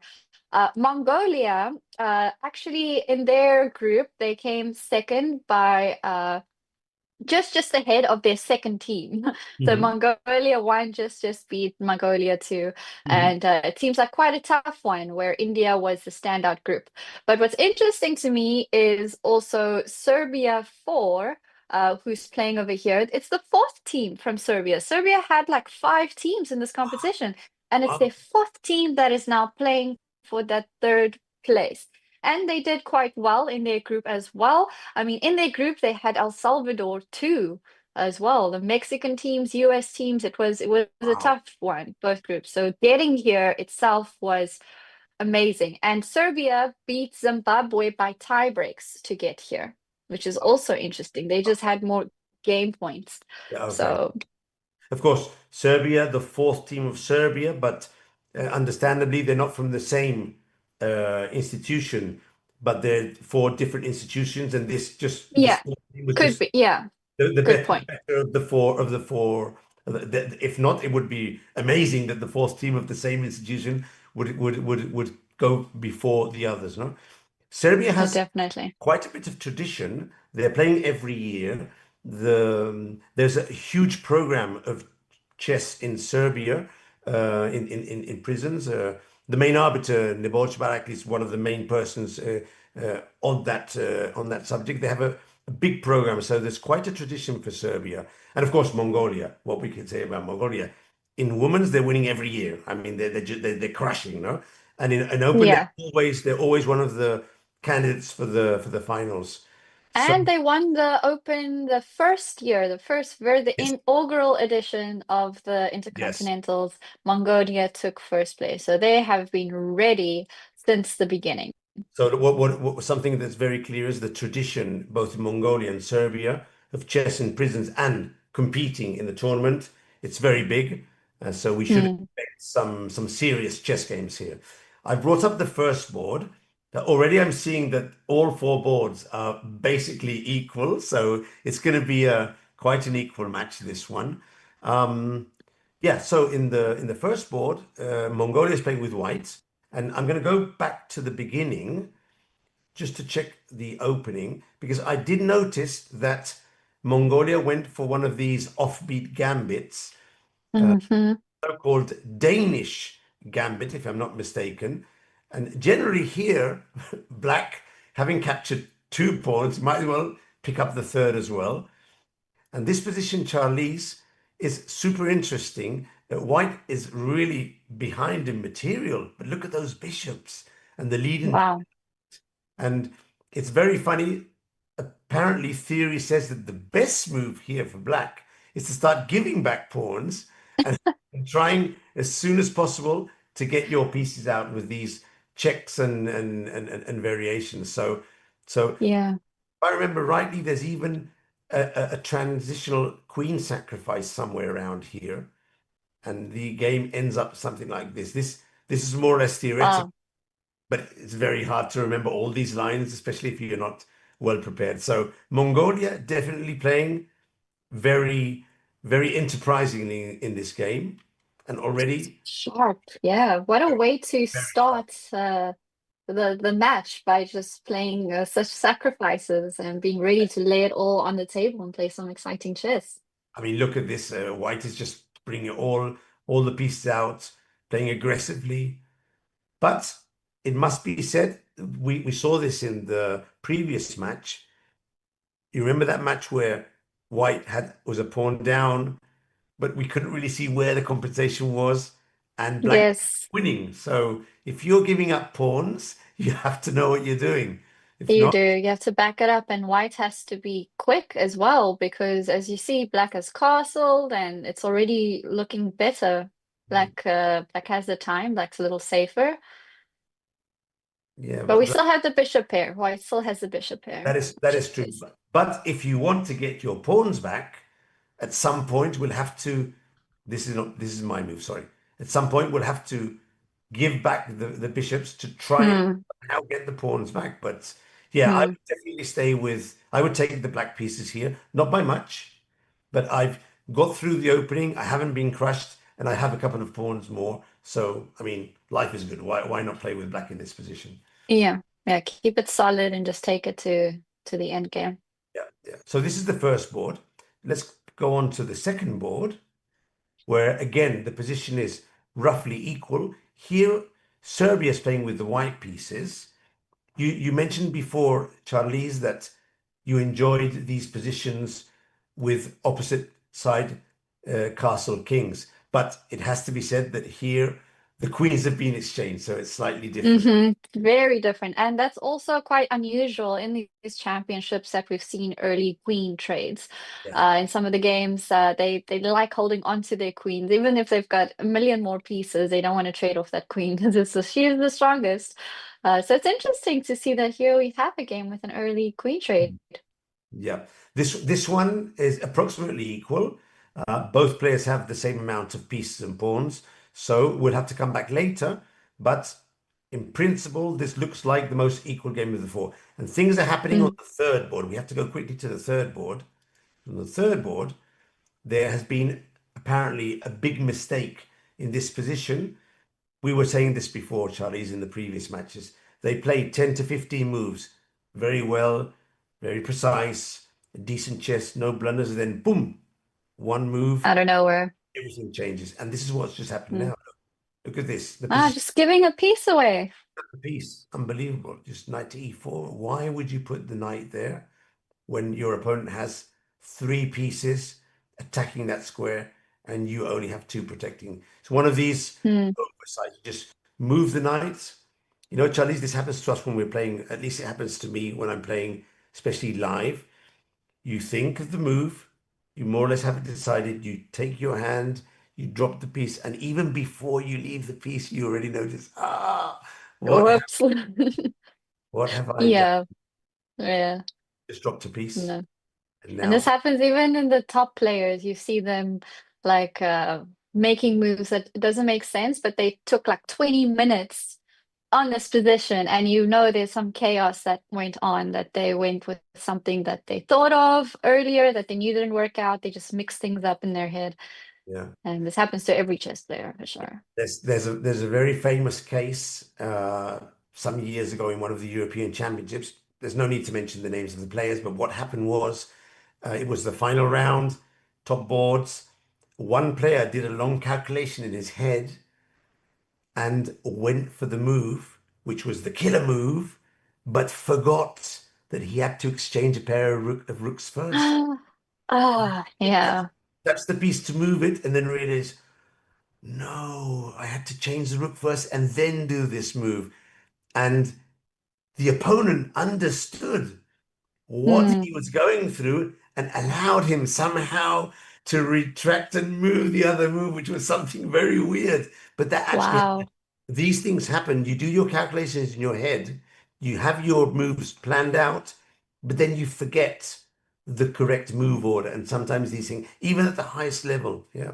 So it can happen any time. And it's just happened here. So now, of course, black has an extra piece. And now he's very smartly going for the exchange of queens. I like this move by Serbia. Yes, if you're ahead in material, trade down, simplify, make life easier for yourself, No, and the win will be simple. and white keeps the queens on the board, which is understandable. But look at the ratings here. We were seeing that 300, 400, 600. Now they're on 1200. So this means Getting stronger. these players have been practicing as well with these accounts. So maybe also they played the games yesterday, so they have a bit more experience. This is another decent move, trying to provoke white into exchanging the knight for the bishop. So yeah, board 3, Serbia doing very well. Let's jump to board 4, see what's happening on the 4th board. Oh, And in the cameras, the third board looks very chill. Like he's the one, he's sitting back, he's playing his moves. He looks the most relaxed out of all of them. the third board with the extra piece. Yeah, this is the board. Yeah. Yeah. He's comfortable with his extra piece. Why wouldn't you be? No? And he's seeing the rest of the guys all equal. Relax. I've got it under control. I've got this. No? So what do you think of this ending? Do you think there's any chance here for one of the two? Let's check it out. Let's check it out. So it's 1, 2, 3, 4, 5, 6 pawns for white plus the knight. And black has 6 pawns plus the bishop.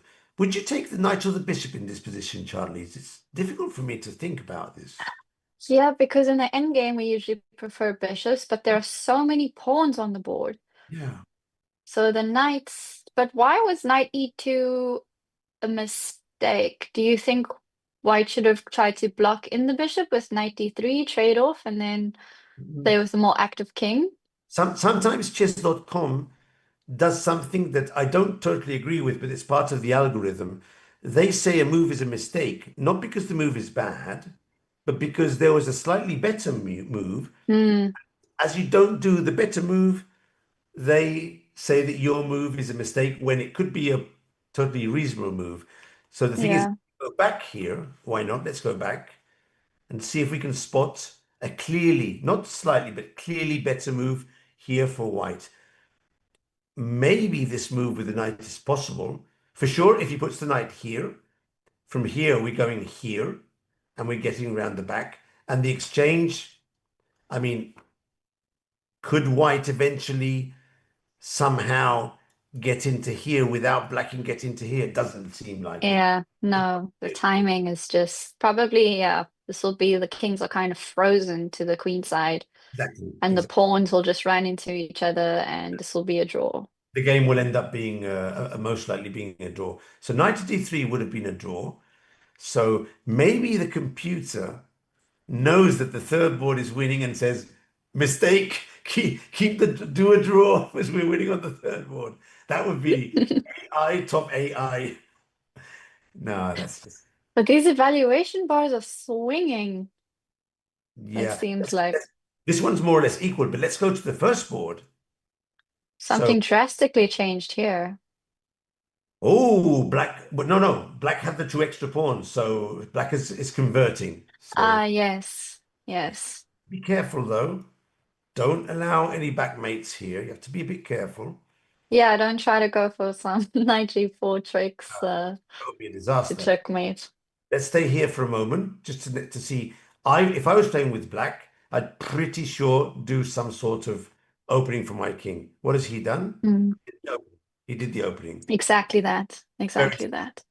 Oh, this is nice. Oh, wow. This is yes, this is very nice. Very nice. Very nice. And the pawn is spinned. Strong player, the black player with or Serbia. Strong player, the third board. You can sense with this move He made the b6 move. Now he picks up material. This is done for Mongolia on the first board. Let's go to Oh, this. for sure. What's happening here? This was the opposite side kings. Let's check what's happening here. So rook, knight, and 4 pawns. But Again, this b2 pawn, the this one's king is in trouble. and the c So, pawn. Hmm. no. So yeah, this is one of those cases, equal material does not equal position. Sure. Because black just has all the attack over here. Yeah. I'm thinking that even let me see if the move has been made. Charlize, if white doesn't prevent it, maybe even c3 and taking with the pawn could be strong. Oh wow, yes. So it's actually a very serious double threat here. Hmm. White's in trouble here. White's in big trouble. White played knight to e5. Okay, that's sensible. That's very sensible. Counterattack, sure. Also trying to eliminate this knight, attacking these pawns here. Very sensible.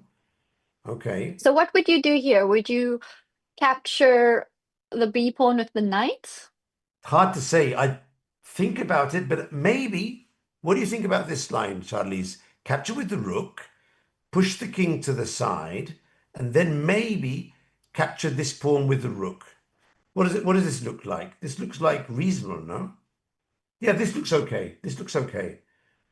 Okay, let's say knight takes d3. I tried to stick in this exchange here and just hope that with 2 extra pawns, I should be able to win. Yeah. But yeah. something we would have to calculate. Actually, we don't win this way, but as soon as we bring in the king here, the game should be done. 2 pawns Yeah. normally. Yeah, even 1 pawn would have been enough. We don't have to move this pawn so fast. We could just move 1 square and bring the king quickly in. So, but this is a long line to calculate. And they don't have much time.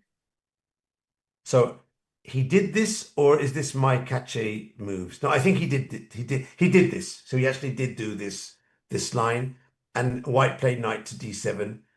But yeah, after the exchange of rooks, this looks pretty bleak. Maybe there's other moves as well. I mean, now can I just start pushing my pawn? Probably c3 is good. Move the rook to g2 is also very good. Yeah, this is very, very, very difficult to hold for. Look, rook to g2. So these players, this is the Mongolia player. They're very serious players. I mean, they're spotting their opponent's threats. They're doing good tactics. They're very serious, very good players. I can only imagine how good the El Salvador players must be who are playing the final this afternoon if we're seeing this sort of level from the 3rd place finishes. Oh, for sure. The finals are going to be exciting. Very, very exciting. High level chess, no doubt. But what about the results over here? So we've got Serbia won on the first board. Mongolia is winning on the second. Serbia board. just won on the 3rd board as well. And on So the fourth board is important, actually. Mongolia has to whip out a victory over here. Mongolia has to win with black this position. Wow. That's going to be so difficult to do. So hard. Maybe he could get a draw. But a win from here? I mean, unless someone messes up gravely. How are we expecting to win? We need look, he's repeating moves. So we should get a draw. Let's see. But we were talking about this before, Charlie. You were saying that they just don't want to draw. They want to play it till the end. Play it till the end. I mean, a draw. What is a draw? What is a draw? I mean, a draw? We can play. We can play. Not an important result. Why should we draw? Why should we draw? No? Let's see if you some more repetition. I Because think white declined the repetition white just previously. He's playing White played for the win, and white just needs a draw really for the team. But I'm not sure if they actually talk to each other and sort of, we're winning here. I think it's more each for its own in these tournaments. We've covered a lot of matches, and I generally never see one game finish Reintegration. with a team strategy. You see each one playing his game, and it makes sense. I mean, it's not a club. It's not a chess club where they meet every week. I mean, they're used to it's a different environment, so it does make sense that everyone will play their own game. And but look, Yeah. there was a repetition here, so this one Repetition. ended up in a draw. Yeah. Okay. It's Great. funny. It's funny that the computer says that White's last move, which forced the draw, is a mistake. Mistake. Because White could win this Because White could go to somehow. win. Yeah. Yeah. So we have one game left on the game. second board, the only board that Mongolia is winning. But this is interesting now because it means that it wasn't a clean sweep, No. right? We had 2.5, 1.5. So the second round is going to be very interesting. I can see Mongolia winning this match in another round. I can. The sense I get from this match is that Serbia probably are a bit better, but not like maybe Iran against England before, where there was a clear superiority in the last two boards. Yeah. Here it Yeah. seems to me that the strength Closer. matched up. So I can see Mongolia making a comeback in the next match. So let's see what this is going to happen in the last one. What's this? So Mongolia is actually going to win this game, probably. So it will be a very tight 2.5, 1.5 victory. So a landslide in any case. No, for sure. Let's see. It's going to be a king. And time was also a bit of a stress factor there. Let's see. Okay, so Black seems to be finding all the simple moves. I would say that Black has to be careful here with some stalemates. For example, if the rook goes to the end and takes away these squares, there could be one of these, these rook sacrifices. Sacrifice or rook check, and yeah. Careful, Black, with the final part of the game. Just to be a bit precise. Let's see what he's going to do now.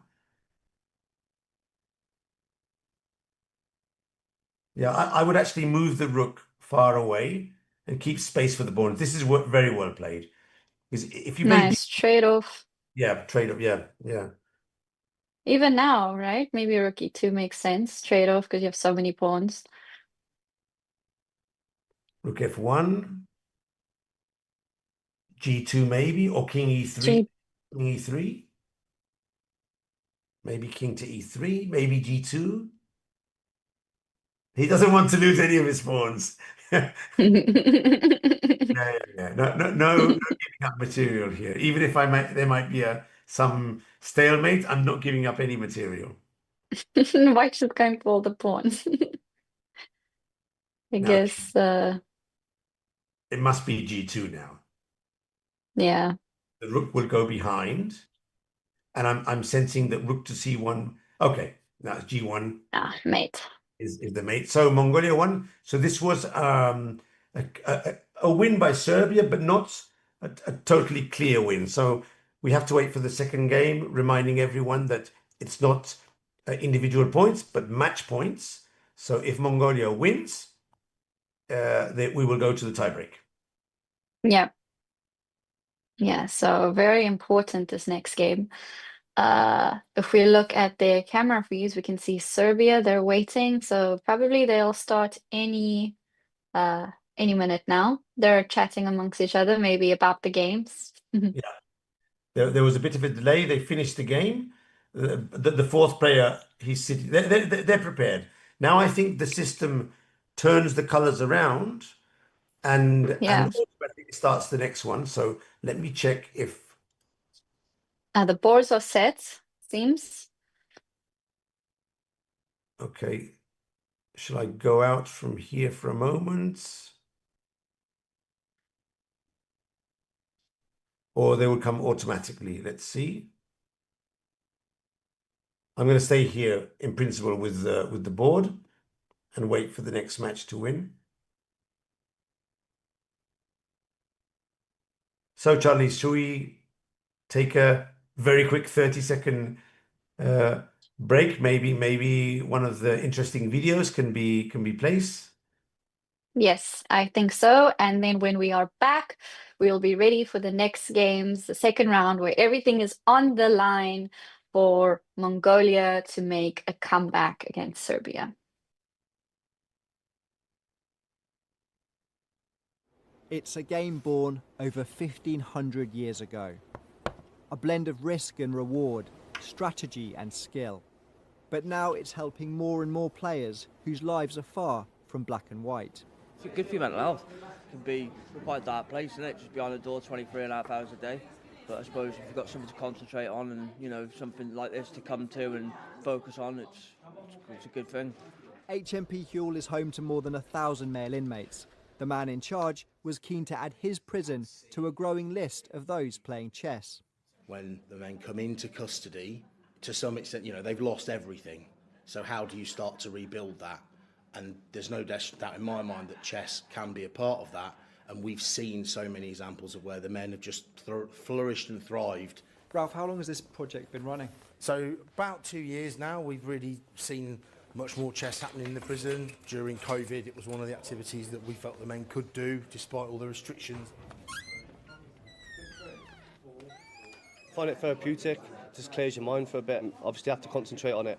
You're jail, innit? You know what I'm saying? So, you obviously haven't been sentenced to anything yet. So, you do think about like what's going to happen and that.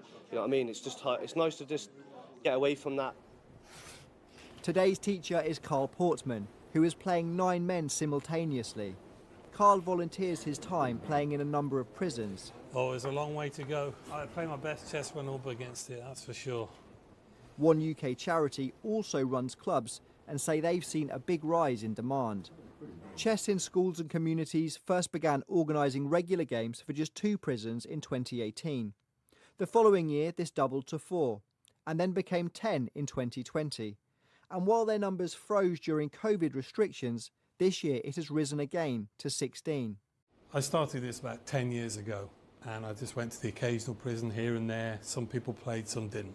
It's not only blossomed here, but right across the world. There's now a World Online Prison Championship, of which HMP Huel were represented as England.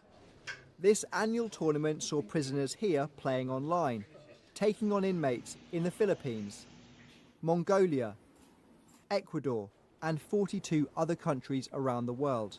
In total, 85 teams entered, more than double the number of the year before. HMP Huel's permission to play was granted by the Ministry of Justice, who say playing chess trains players to think before they act, while providing transferable skills that can help them find a job so they don't commit further crimes when released. I felt like I was out there living a normal life, so apart from these clothes, obviously. But if you lose your way out there, in here doing this, it can make you feel like you're normal, you know, and you're not a criminal. Matt Graveling, BBC News.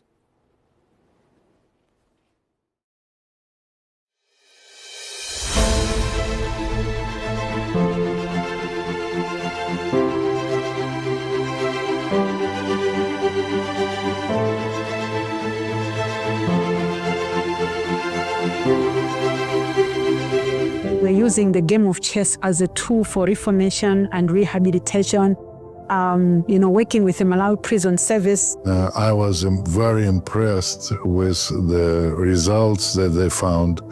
The chess helps incarceration population to stay away from the jails when they release. And that's what we're trying to replicate. We're trying to teach them how to use chess to change their lives. The prisoner who is engaged in chess game is usually disciplined, and it doesn't cause a lot of problems with the management. And always when they are doing, chess is not a short-term game. Once they are engaged in a game, it takes time sometimes for a game to complete about 3 hours. In those 3 hours, that person concentrates on the game.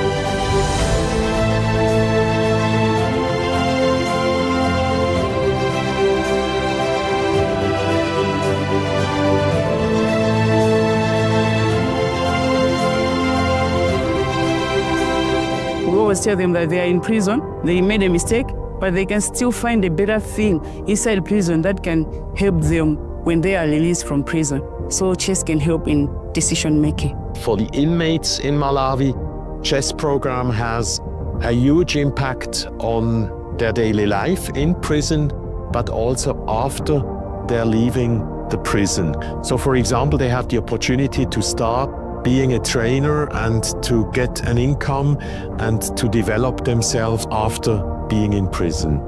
Basically, as a game, it means we are even going to reduce issues of violence inside the prisons, because they are most of the times busy. And that even participating in these games will be a motivation to them, that they'll be able to travel from one prison to another to participate in these games. Tikamasewera chesi sitimakaso ma groups ngati mmene anthu amangokhala mwina makambiranaso za upandu kapena zosokoneza zimene zinabweresa vuto kuti azapezeke malo ano, koma timakhala tikukambiranaso za nzeru zimene tikhoza kukapanga kunja. Ndinachikazikitsa kuti ndilisewera chesi, koma chesi ndambosewera ndili ndende, komanso ndikatuluka ndikapitiriza. Komanso chesi imatipangitsa kuti tiziganiza mozama, timaganiza wambiri, mwinanso kuposa anthu amene ali kunja.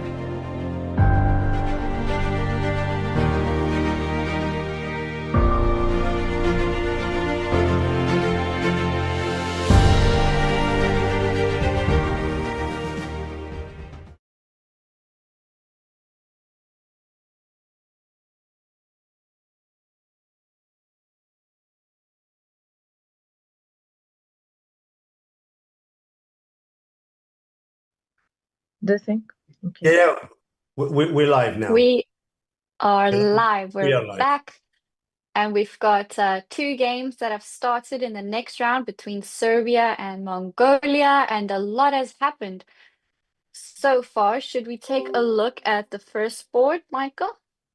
Yeah, we're going to stay and do the second match, and we might even have an exciting Armageddon. Only if Mongolia is able to win this match. So let's see what's happened. So let's go to the second board. We have the second board already here. And Mongolia has to win the match. This game, Mongolia did win the first game. So it looks like Mongolia is a better player on the second board. What do you think of the position? Yes. What do you think of this I position? really like White's position. I mean, I guess the threat now, rook e3, rook h3, you've got this big attack coming down. But Black's creating their own threat here on g2. So queen g5 for White is important to first defend, let the king hop on over, and then bring the rook up. It's fine. I just saw this position before, and this move with the rook seems very logical, tremendously logical. But I was thinking, would it be completely insane to play rook f3 first? I love that. Give Yes, up the rook, take, and then try and open the get the rook g-file. here. I'm not sure at all, because I do see that Black can try and hide this king, but I've seen this sometimes being played in other games, and it's sort of like, whoa, is this possible? White took the safe route, which is, I think, very prudent, to bring the rook and now defend against the mate. He has to defend against the mate. This is the key idea here. Oh, there's a cool line here. Look, Charlie's check, another check, and now maybe stick the bishop in the middle. And when you block the line, then we can continue with this rook to e3, g3 checkmate attack. This would be a nice line, but White has to find it, and it's not at all easy to find this line under pressure. I mean, we're moving around the pieces. They have to calculate it in their heads, and this is a tricky one to find. Let's see what he did. What about rook f3 instead of bishop e4? Because rook f3, after all of what queen g5, king h8, king f6, rook f3. Charlie's, this is fantastic as well. This is a killer move. I mean, I'm playing all of these tactics. Well, I like it. But You have a clear yeah, I winner think, with rook to f3. Yeah. yeah, queen has to capture, but then it's game over. But that's game over. Yeah, because the other rook will come in as well. So this is actually an improvement on my very. I just don't know why I didn't see rook f3 straight away. Because you're thinking Yeah. about defending the G2 pawn And also quite because of the literally, rook, I was but trying to get the other rook in, no? But yeah, this is a crusher. mm, This is a crusher. Let's see what he's yeah, done. you both defend and attack. I think that's yeah. I think he might have actually done your suggestion. Let me check again. I'm going to change the board and update it. Yep, he went for your suggestion and he's going to win. He's Wow, going to win. Yeah, yeah. very nice. Quick win for Mongolia on Yeah, board yeah. 2. This is very important for the team spirit as well, because if their colleagues now, this would probably win with the check, but I think that queen to h6 could be very precise here, because if you put the queen here, blocking off the escape, when he goes to the Yeah. corner, you bring in the rook, threatening the mate, and then you transfer the queen back to f6 and Right. everything works Yeah, out. Again, calculated. I think they have Important to. to see all of this, yeah. Yes. Yeah. But even so, I think that if he checks with the rook, I would be very surprised if there's a way out here, because we can play rook to g7 threatening mate and then go, but we can't play rook to h7 to mate, because then we ourselves get G2. mated. So there This is a is tricky position. You have there to is stay some trick there. awake. Yeah, you can't sleep on this position, that's for sure. Yeah. So what did he do? Did he play? Oh, he played queen to a6. Nice. Very nice. Incredible. Very nice, Mongolia. Yeah, very nice. I mean, Beautiful, calm, being patient. You know you're winning, but playing rook g3 was such an easy move yeah, there, right? Like you just want to check and then the yeah, mate will yeah. come. But taking the time, reflect on the Yeah. position, and actually saying the best way out of this. But Wow. Charlize, this player from Mongolia is not a 1200 player. No, Oh no, of course. no way. No. I mean, this rook to e1, rook to f3, queen to h6. These are Incredible moves. 1800 minimum. These are semi-advanced techniques. So we're dealing with good players here, good serious players, serious club For players. sure. I think maybe this rating could be from the tournament alone, right? Most That probably, yeah. White Most just played. Okay, likely. how are they continuing? The thing is, I seem to remember asking this question a couple of years ago to one of the coaches, and I think he told me that I asked him if they could practice on chess.com during the year. That was something that many prisons don't allow, because they restrict the access to computers. So they can play between themselves on Yeah. normal chess boards, sometimes against the computer, but they can't have internet connection with with external players. So it's difficult for them to have their own chess.com accounts. Yeah, get Which some would be really practice in cool. at least. Yeah, that would be really cool, because it would be nice for them to keep these accounts from one year to the other. I wonder if they do that. I'm not sure about that. They could keep their accounts because the teams change from one year Interesting to the other. question, yeah, to ask our guests next time. Most likely they're new accounts. Most likely. But that's surprising then that El Salvador have been able to increase their rating. But that means they've been practicing, as we said before the tournament. Yeah. Yeah. No, I spoke to someone from inside, Alejandra, the El Salvador team, Yeah. and she said they saw the championship in 2021, and as soon as they saw it, they were like, wow, they need to be there. And so they've been playing every year since. They're not missing it at all, and they're working on their chess. So it's amazing. What is going on board 3 as well? We've let's got go White there. winning here. Let's go there. Well played by Black. He's losing the game, but at least he was able to continue and not receive a checkmate so fast. So Yes, the queen. he escaped. This game is essentially over, of course. Third board. Let's go to the third board. Important. Because Mongolia is also doing better here. Mongolia is doing well here. Yeah, this looks like a sort of French defense. Yes, and but Black is- how did we get here? That's Black also really- quite theoretical.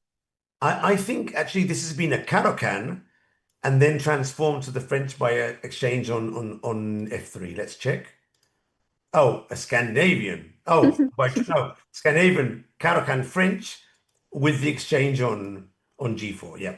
So it's the advanced French, but the bishop was able to develop outside the pawn chain. And this is very good for black because now it's very difficult to hang on to the pawn chain because you've lost the knight on f3.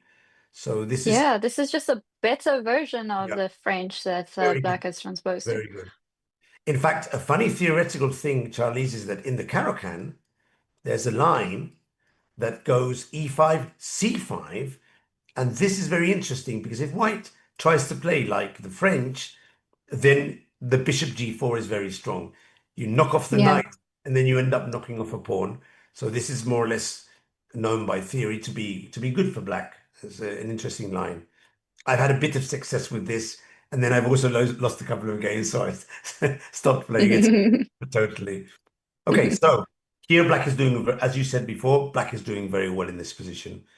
So, okay, Mongolia doing well on board 2 and also doing quite well on board 3. So we need to check board 4. Let's see what's happening. Very here. important results for Mongolia on these boards. Yeah, so let's see what's happening here. Let's make a recount of the material. We have queen and bishop and 2 rooks for each player and 7 pawns apiece. Okay. Okay. Opposite colored bishops, which Colored bishops. will be important if we reach the end game, especially. Yeah, yeah. For me, I'm more of a classical player. I normally appreciate a lot a good sound pawn structure. So I'd normally be taking black in this position. However, the eval bar, the computer, slightly prefers white. Why do you think that is, Charlize? What do you see that white must have here that could swing the balance to white? Well, a few things, I think. First of all, we would have play on the B file if we wanted it. So again, not bad pawns, and especially after C4, I really like the C4 move. To go to B file. But is there some kind of attack that we can launch with G4? Is that maybe too aggressive? Ooh. Well, they do say that when there's opposite side colored bishops, the player who is attacking has the advantage because the defender can't defend the squares of the color of the bishop. Yeah. But G4 here, I would definitely consider it. But would I risk my king side playing G4? Wow. The But- thing is that white has time because black still has to bring the rooks out, a lot has to happen. Okay, I think because probably G4 was an idea, But now it doesn't work. H4. I would never have played G4 does not work without the H pawn, unfortunately. So maybe this was one of those things called the misclick. Maybe he wanted to play G4, but the mouse unexpectedly picked up the H pawn. Sometimes these things happen. or perhaps he was thinking he wants to play G4 and after bishop G6, then you want to trap the bishop with H5. Yes. So he thought maybe I'll throw in H4 first, so after bishop G6 I've got H5, but forgot that we need the pawn on H3 in order to play G4. That is very likely as well. Very likely as well. Yeah. Oh, G4 traps the bishop. Oh no, he gets away. Okay, let's do the other one first. Yeah, very likely. Oh, look at this move. Now this one, apart from transferring the bishop to a more active diagonal, I think he wants to try and play queen to G3 now and try and get a checkmate on the long diagonal. So this is a very important game. Also, Mongolia has to win this game. So it makes sense that they're trying to play a bit more aggressively. Okay, things are happening on board 2. Let's go back here. No, this board we already convened that it was going to be 1. And yes, white has exchanged queens as He's a pass pawn. On his way to winning this game. This game would probably be won by Mongolia. Yeah. Board 3. Let's see what's happening here. Okay, so this was the French with the extra pawn. And for the moment, just the extra pawn, but a very good position. So that king can't castle, he's stuck in the middle of the board. Yeah. Yeah. And black can castle, the rooks are coming to the c file. This is Yeah. very easy for black to play, but I wouldn't chalk it off as such a clear advantage because there's No, still a lot that needs to happen. for sure. But you called it. This rook to c8 is very strong, very strong, very strong because there's these threats of check. And as you said very, very astutely, white can't castle. White can't Yeah. castle.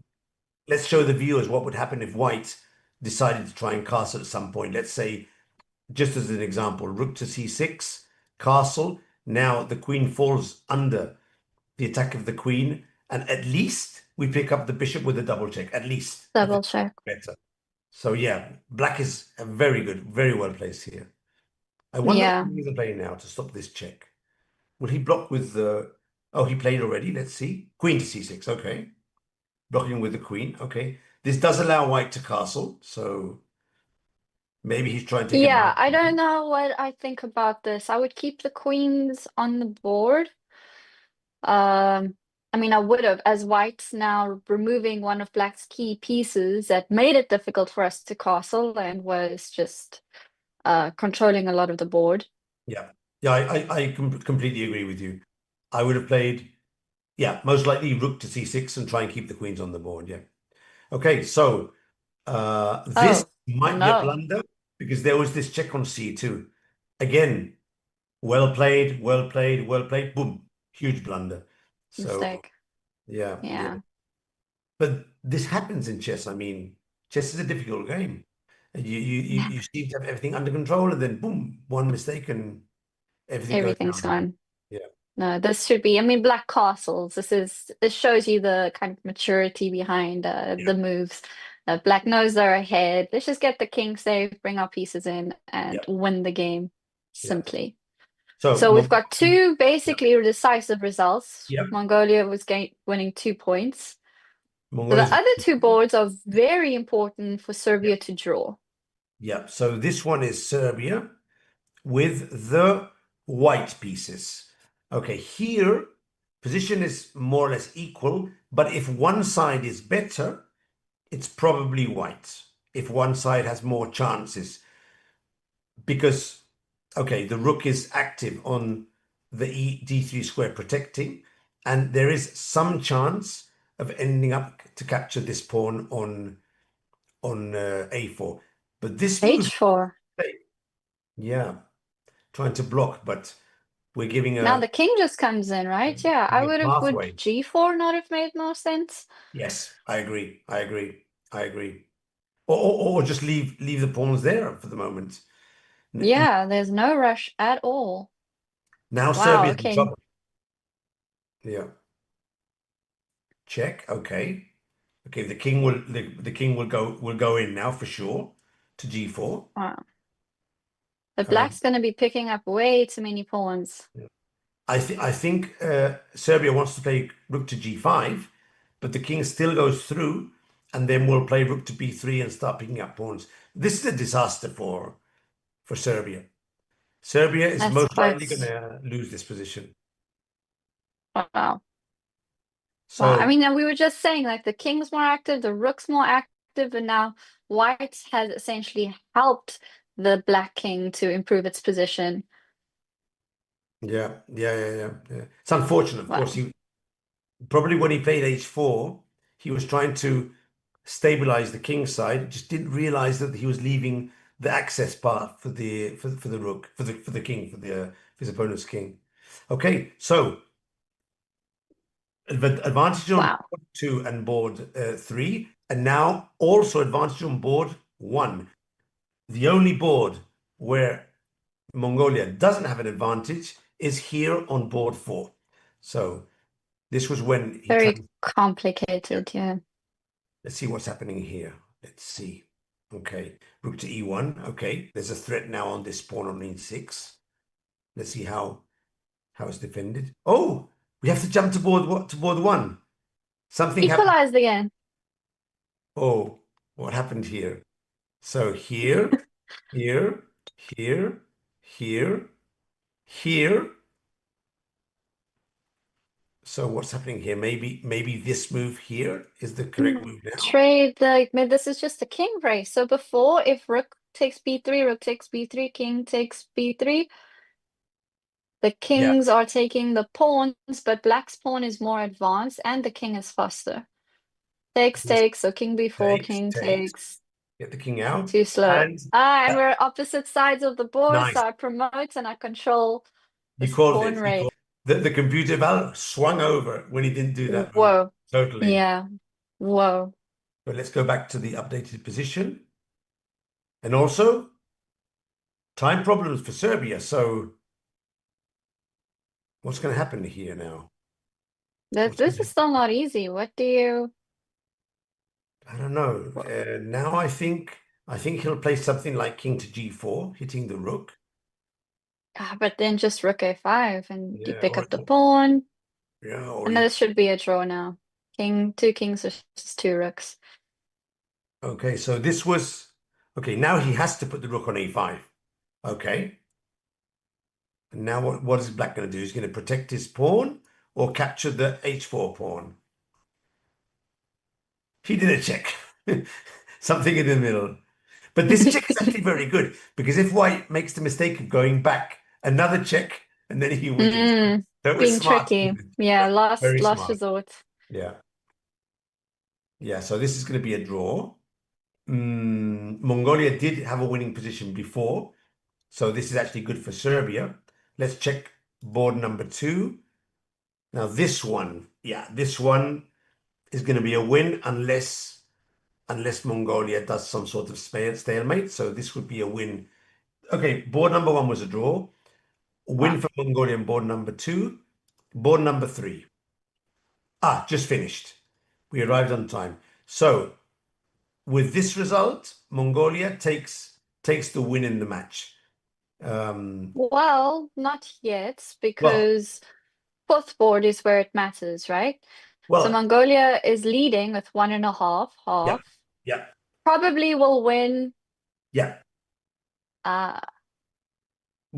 They do have the big advantage on board 2, but the game is still isn't over yet. I mean, if there's some stalemate, so this board is actually quite important. Here, who would I take here? Would I take white? Would I take white? Michael, would you take white here? I would take white. I would take white because of this. Because of this. Yeah, more pressure. Can't I capture? Yeah, rook takes e6.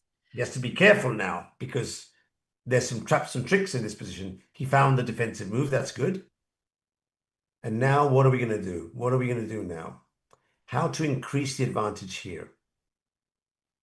How to increase the pressure? How to get one of these pieces to stop defending the g7 pawn? Oh, this is smart. Rook to e5. This is smart. I wonder if black exchanges rooks, if white is considering to capture with the pawn. Let's see. Creating a passed pawn. Let's see what he does. Something. Yeah, this is not. Sorry, go ahead. Easy. So this is there's no clear results, clear winner here. Going forward. I'm not sure who I would prefer. Okay, so you didn't go with capturing with the pawn, so no pass pawn, but still. He preferred to keep the diagonal, open, but now it's easier to defend. You only have to protect the g7 square. So this could, I mean, I don't want to say this will be a draw because we've seen that hardly ever any games end in draws, but it's unlikely that Serbia should lose this game. However, Charlize, while we were analyzing, board 2 finished, and it's confirmed that Mongolia won this match. Wow! So playoffs, here we come. So we go to the tiebreak, independent of the result on this match. Let me check the rules of the tiebreak with Nebocha. So what time control will be using? It will go to blitz. Yeah. So in case of quicker tie, games. 2 blitz, 3+2 matches.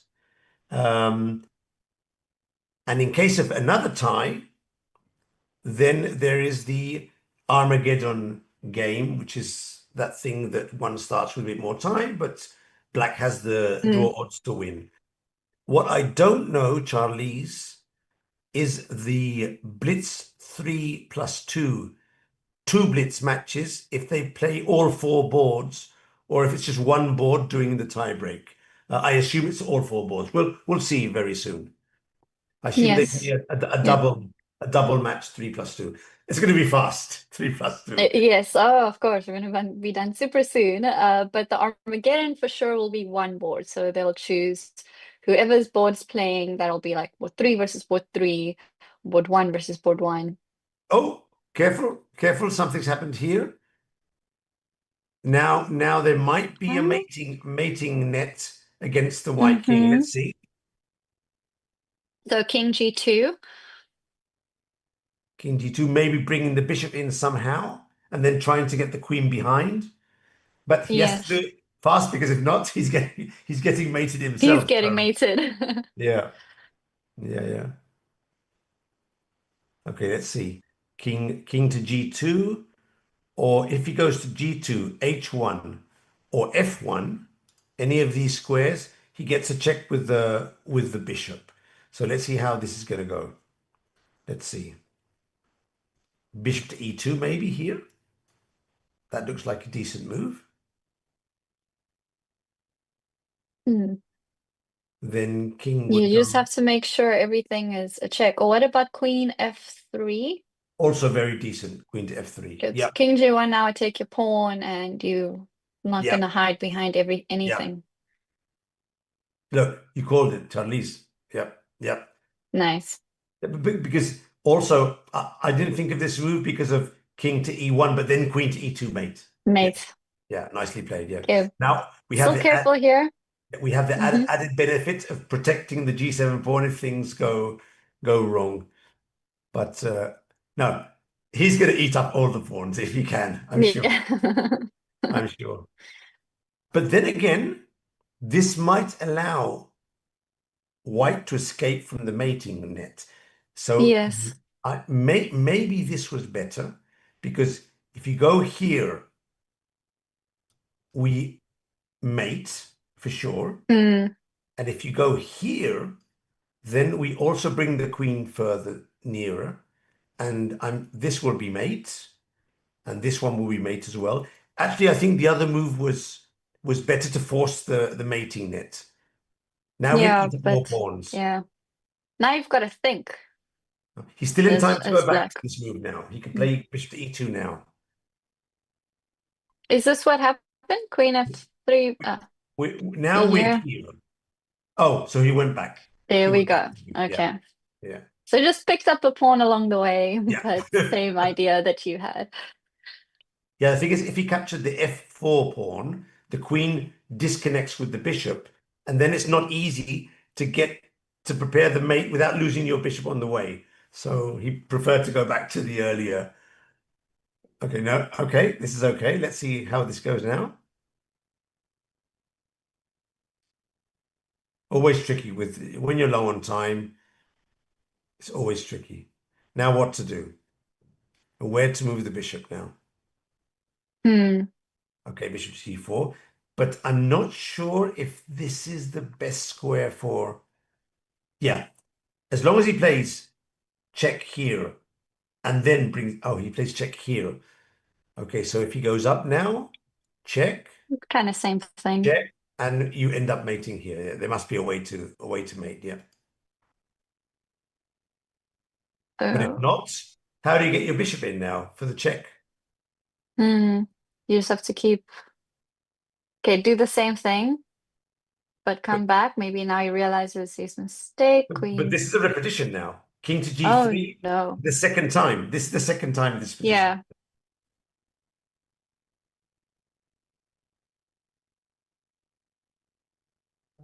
I'm seeing a draw here. I'm seeing a draw here. I'm seeing a draw. Okay, but bishop G4 that's a second repetition, so that's fine. Yes, he can still play bishop G4 again, but doubts start creeping in your mind. I don't know. I think the mate should be done with bishop here and bring your queen to F3. That's the key idea, to bring the queen to F3, then to F2, and when the queen is on F2, then you have the two sides to do the mate. He can do it now, but his queen to F3. Now, okay. Okay, there we go. So he just took a few seconds, Yeah. composed himself, and thought, okay, how is this checkmate? Because checking all the time is not going to get you very far. Another pawn. Oh, but this is actually good because now there's no chance of a 3-fold repetition because the pawn is off the board. Now Pawn's it's been not the same captured. position. Yeah. So this is actually quite smart. And he also has the extra pawn to try and do something as well.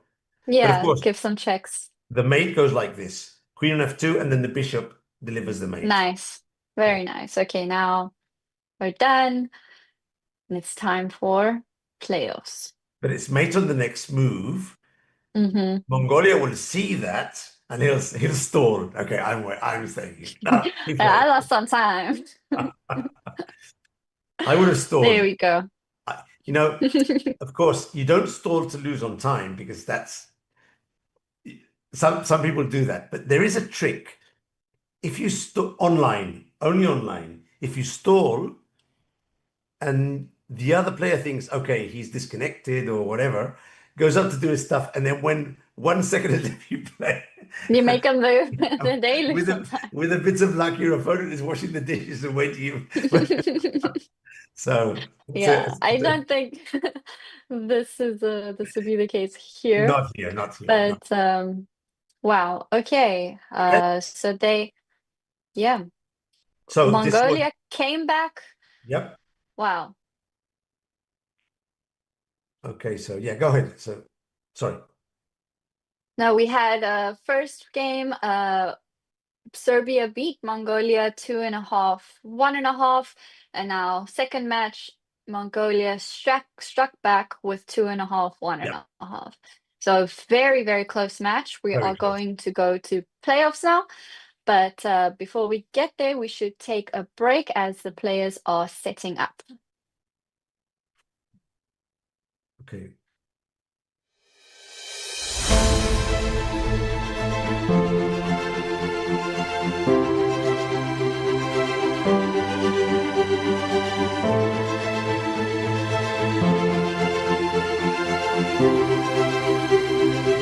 We're using the game of chess as a tool for reformation and rehabilitation. Working with the Malawi Prison Service. I was very impressed with the results that they found. The chess helps incarceration population to stay away from the jails when they release. And that's what we're trying to replicate. We're trying to teach them how to use chess to change their lives. The prisoner who is engaged in chess game is usually disciplined, and it doesn't cause a lot of problems with the management. And always when they are doing, chess is not a short-term game. Once they are engaged in a game, it takes time sometimes for a game to complete about 3 hours. In those 3 hours, that person concentrates on the game.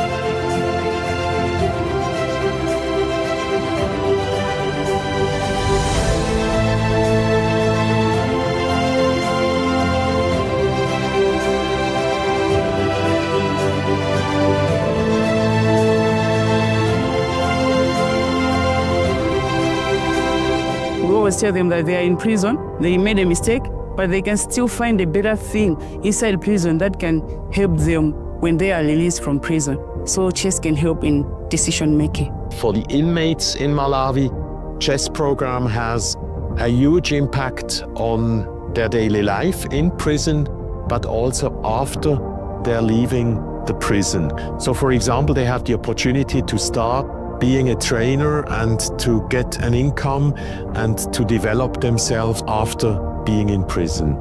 Basically, as a game, it means we are even going to reduce issues of violence inside the prisons because they are most of the times busy. And that even participating in these games will be a motivation to them that they'll be able to travel from one prison to another to participate in these games. Tikamasewera chess sitimakhalanso m'magroups ngati mmene anthu amangokhala mwina makambiranaso za upandu kapena zosokoneza zimene zinabweretsa vuto kuti azapezeke malo ano, koma timakhala tikukambiranaso za nzeru zimene tikhoza kukapanga kunja. Ndinachikazikitsa kuti ndilisewera chess, koma chess ndambosoya ndili ndende komanso ndikatuluka ndikapitiriza.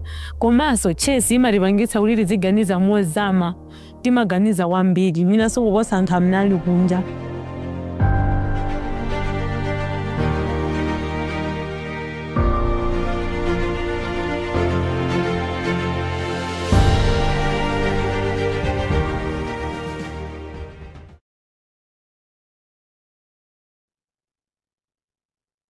We're back to the match between Serbia and Mongolia playing for third place in the open section of the 5th FIDE Intercontinental Championship for Prisoners.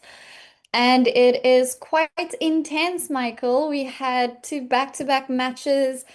Serbia won the first one, Mongolia won the second one. Now everything is on the line for this match over here. 3+2, faster games. What's going to happen? We're in the blitz section now, so no more deep thinking, no more long calculation. Now it's blunder time, Charlize. It's whoever makes the biggest blunder probably won't be able to come back because this is fast time control. And it's super important not to drop too further below your opponent's time in these matches because you only have 2 seconds for a move. That is very low time. I mean, you could just lose on time automatically. So yeah, we're gonna stay with board one for this first match. I think it's the most logical option, but I'll keep an eye on the results on the other boards just in case something happens. yes. So what do you think of the first board here? Mongolia with the white pieces. Mongolia with the white pieces. I do like white's position advancing, but this is not easy. Anything can happen in this game. What do you think? Charlie's over the years is that in blitz games, it's much more important to have the attack than necessarily to have even a small material advantage because defending is so hard, so hard. Finding the only moves in time. Mongolia has the extra minutes on the clock because when Serbia goes down to the last 5 seconds, if the queens are still on the board and there's a lot of pieces, he's going to drop something because you can't play serious chess with 2 seconds for a move. I mean, it's basically impossible. So yeah. And I like white's attack. White is the one playing for something. But this seems to be board 3, Michael, because we're on C. Oh, it was my board. Okay, let's jump then to board 1. Board 1, we have Serbia taking the lead. Yep, here we have just a piece up. Serbia has the extra piece on f8. It's hidden for the moment, but as soon as the bishop comes out and starts activating, this will be highly beneficial for Serbia. This is nice. I was thinking rook takes pawn before, yes, but it was a trade. So now these pawns are getting very strong here. Now, Charlize, I have no doubt in my mind that except for something very unfortunate, this is going to be a win for Serbia on board 1. Yeah. Board 1. Yeah. By the way, on this board, the match is 1.5 to half for Serbia. So it's been a draw and a win for the player from Serbia. Okay. So he's proving himself to be the better player at least today in this match. Okay, so this is board number 1. Serbia doing well. And on board number 4, here Mongolia is actually doing very well. Mongolia is the piece up. Okay. Mongolia is doing very well. I was watching this before and I thought that maybe there were some tricks. But b4, rook takes a4. Oh well. The rook is hanging. But b4, rook takes a4. Oh well. The rook is hanging. Oh, Actually, but he would have lost a piece anyway, yeah.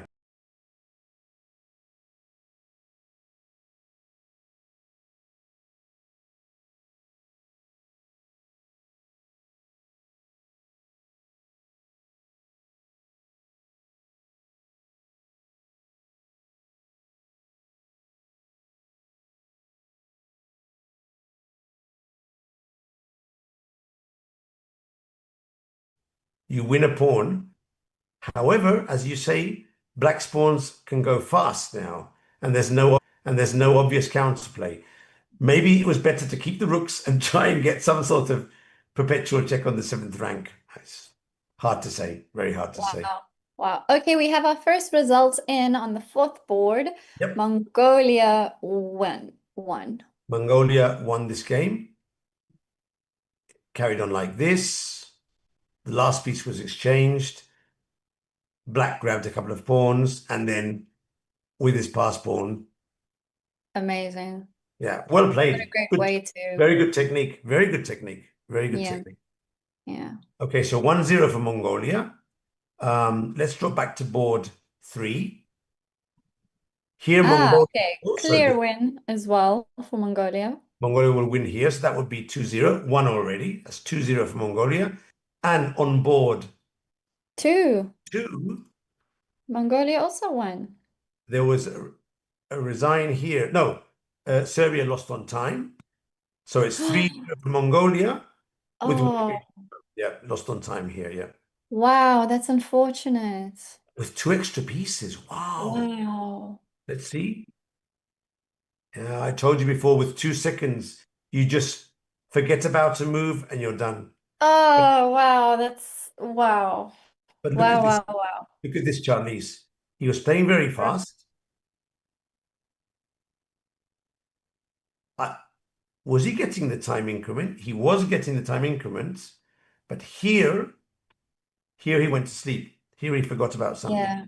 And when he finally played, his time had run down. Yeah. Unfortunately. Maybe he was considering to take the H pawn or the rook. Yeah.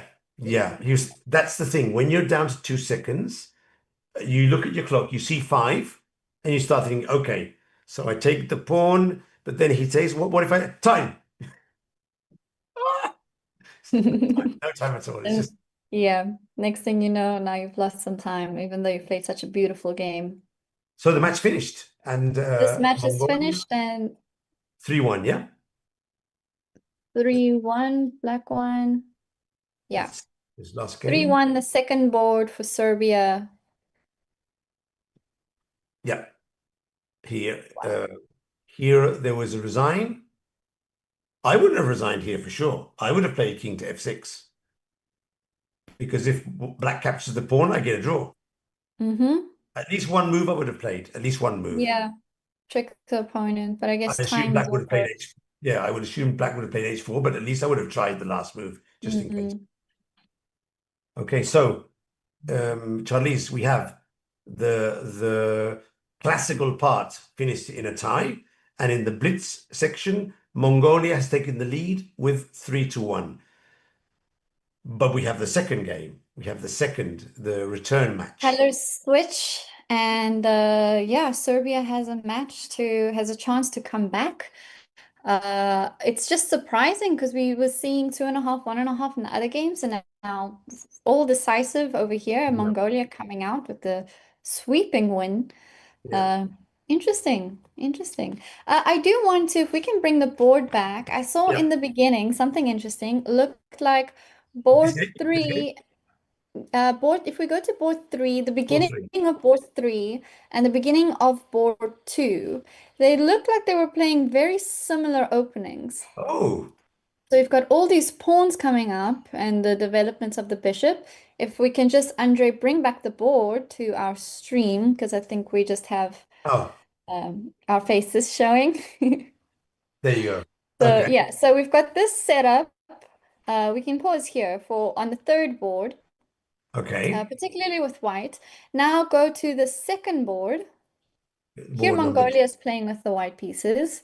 Okay. We go to the second board.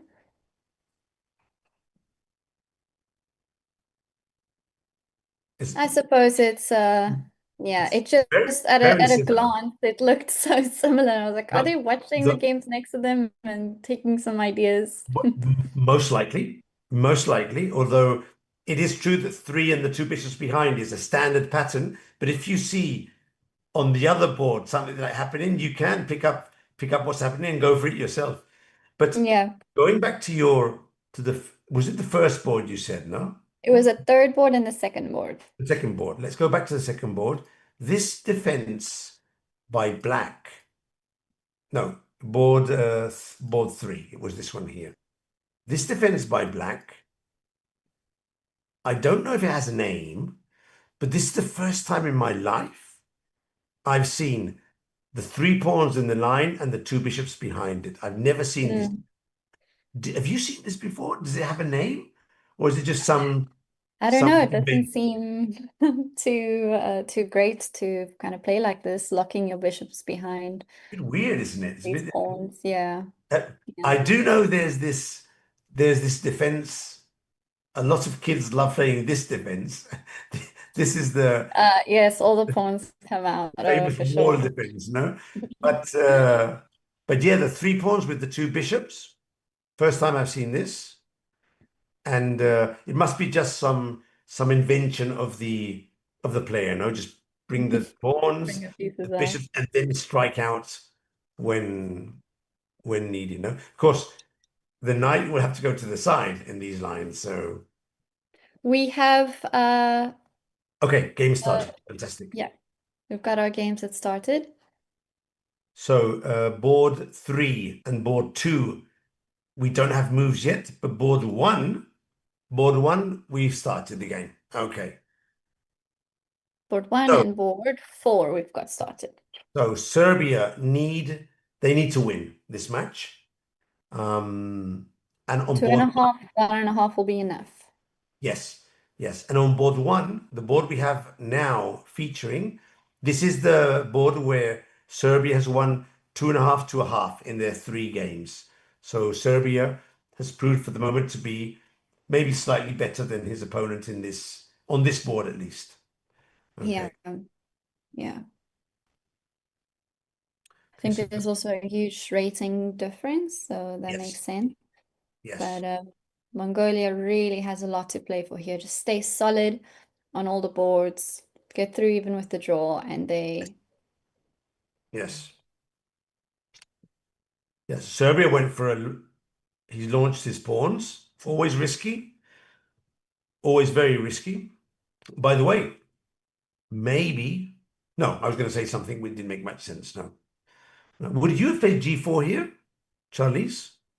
That's a bit aggressive, I think. No, I don't like this G4. Although I usually like my G4s and pawn pushes, I'm not sure in this position. Just because there's not enough. What do you think? I wouldn't weaken my king if I didn't have a clear pathway. But what's very surprising to me is that the bishop on E2, he could have gone to D3 to exchange this bishop at some point, or to F1 to protect his kingside. Instead, he chose to transfer the bishop to B3, where there's a huge wall of pawns here. That's a surprising decision from my point of view. Maybe the pin is enticing, Yeah, but there's no real way to capitalize on that. Yeah, it must be the pin. He sees the king behind and sort of thinks that there might be some, maybe C4 or some way to get an advantage here. Yeah, But black's doing okay in this position. I think so. I think We black still don't can have very moves much on hold board. it. Sorry, go ahead. Sorry. No, we've got to move on board 2 now. They've just started playing. Yeah, let's jump to board 2. Okay. Italian opening. And now this is funny. So bishop to E7, just there is the Hungarian defense, which is very good if you have a student who continuously loses to the knight G5 tricks in the let's play bishop to E7 first, and then you bring out the rest of the pieces, and everything is good. All is good. More cautious play. Very cautious, yeah. Okay, so this move is interesting, hitting the queen. Let's see how white defends against this move. Oh, and by the way, while we're watching this, I see that on board 4, Mongolia Whoa. has a winning position. Let's see what's happening here. I love Mongolia's position. That queen side is just so open and ready to be Oh, this is very taken tricky now advantage of. Wow. because the rook can come Doubling here. up. Yeah. Maybe first we But take this C3 you pawn. got to be Yeah. careful of. Okay. Very good move, bishop to D2. Just protecting the pawn. Very good. The king is Very running good. away. Back to the king side he goes. Okay. Now, will he play rook to A8? He played rook to A8. Okay. Holding on for his life. Now what to do? Now what to do? C4, knight to E5, knight to E4. Very nice. Very nice move, this one here. Very nice. Trying to go for this square here. Very nice. Black swapped. Okay.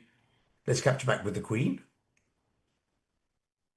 What's happening? Okay, queen takes. That's good. Now C4 is a real threat. Let's put this pawn here because of the pin. Black is in a bit of trouble here. We need to find a good move with black. What to do? What to do? What to do when you're pinned? Send the queen, move the queen away makes more sense.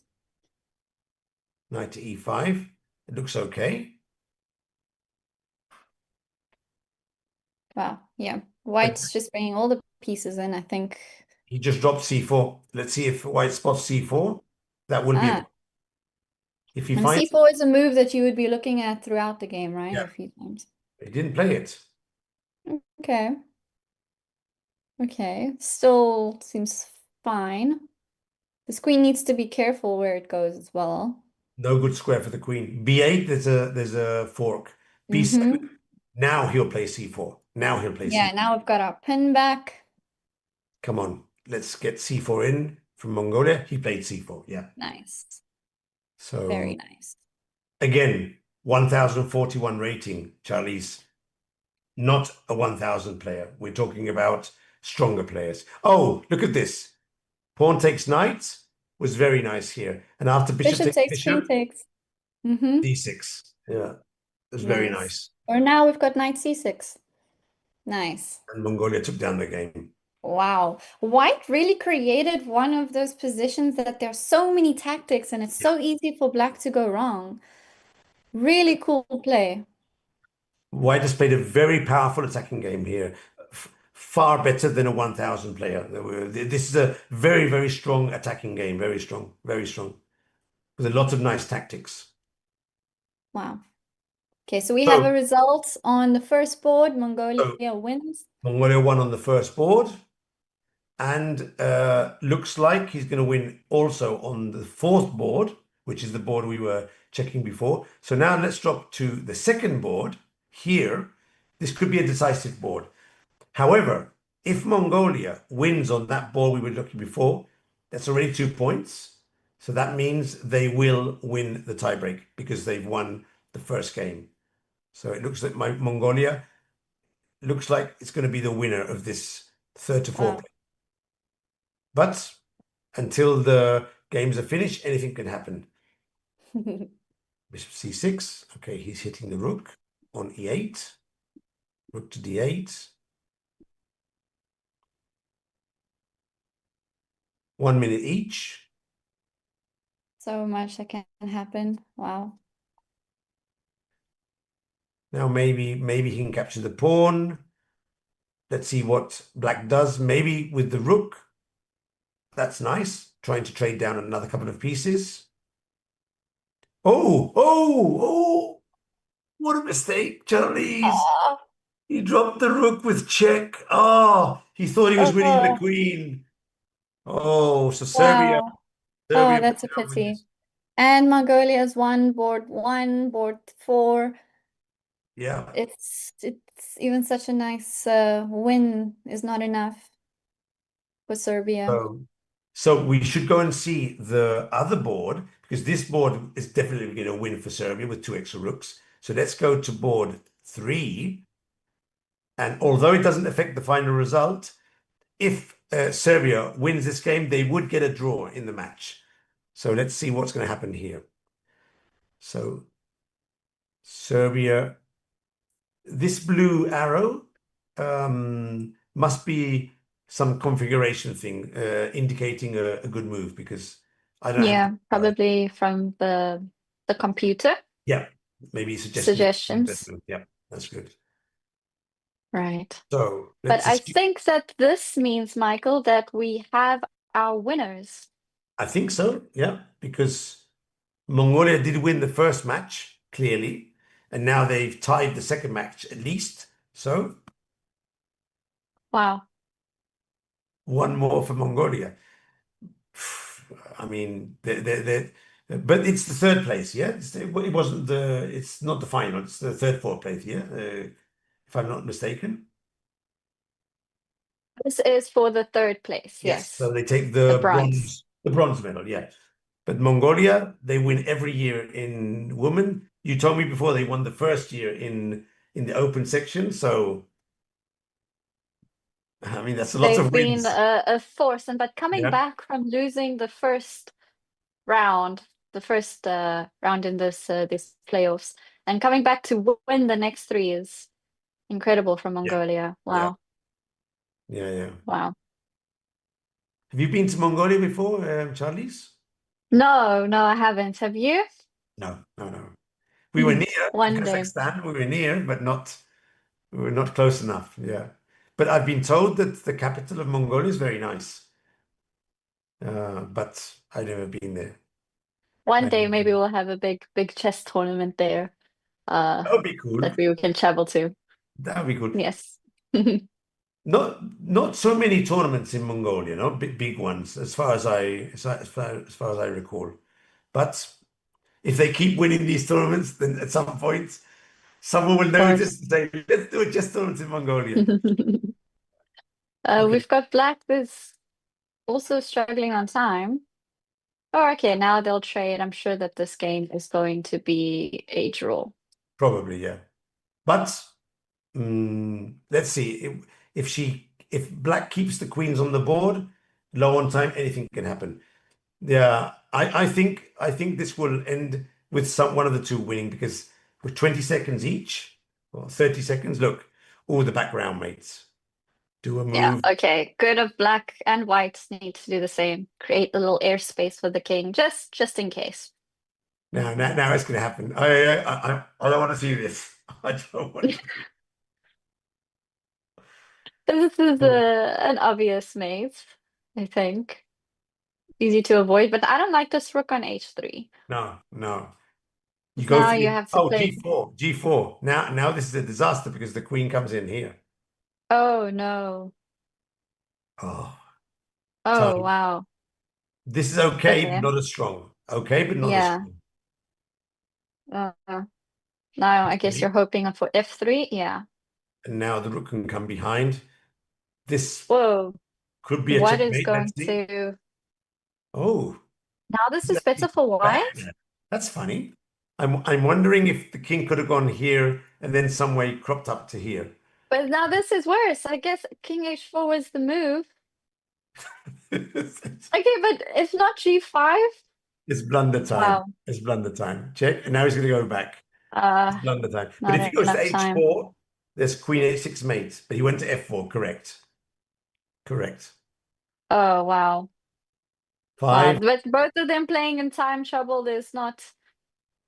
This is not easy. Queen d4. Black just has to hold on. Yes. Now he exchanges queens. That's good.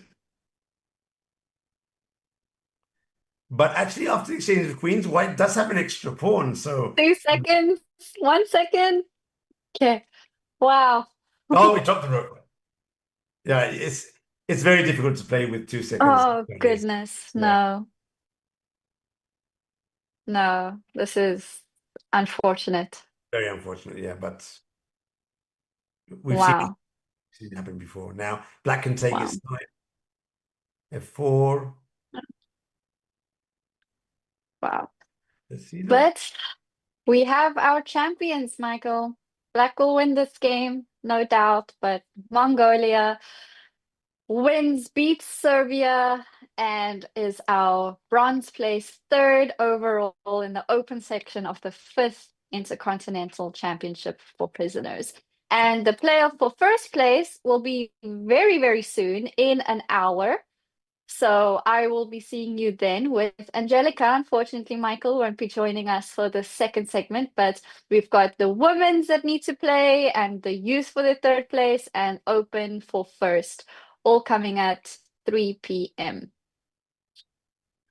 You've got a nice afternoon planned out for you, Charlize, with Angelica. You'll have good fun this afternoon, and Mongolia ended up winning a clear win. I think Mongolia has proved to be superior along all 4 boards, but I have to say that these matches, there were a lot of blunders because of time trouble. I think actually the strengths of the teams was very similar. It was very, and Mongolia was just a bit more fortunate in the control of the clock. So let's get some images from Serbia. You can see them there. They're a bit, it's unfortunate for them. It was more the time than the actual strength of the players. But it's been a lot of fun. They were so close. They were so close. But congratulations to Mongolia. It was wonderful seeing these games and the edge of your seat kind of chess, especially in this time trouble. Amazing stuff. And thank you, Michael, for joining us. Thank you for everyone for watching this amazing project, amazing tournament going on. It's so great for chess, so great for the inmates. Any final words? Charlize, thank you for inviting me here. You're the best presentator. You do a wonderful job, and I wish you the best of luck this afternoon with Angelica in the finals. You're going to both do a great job, and if possible, I'll try and connect to say hello and enjoy the game. It's been a nice Thank you so much. Again. Thank you very much for inviting me. As usual. So goodbye, everyone, for now. Don't go very far because we'll see you in under an hour. But cheerio for now.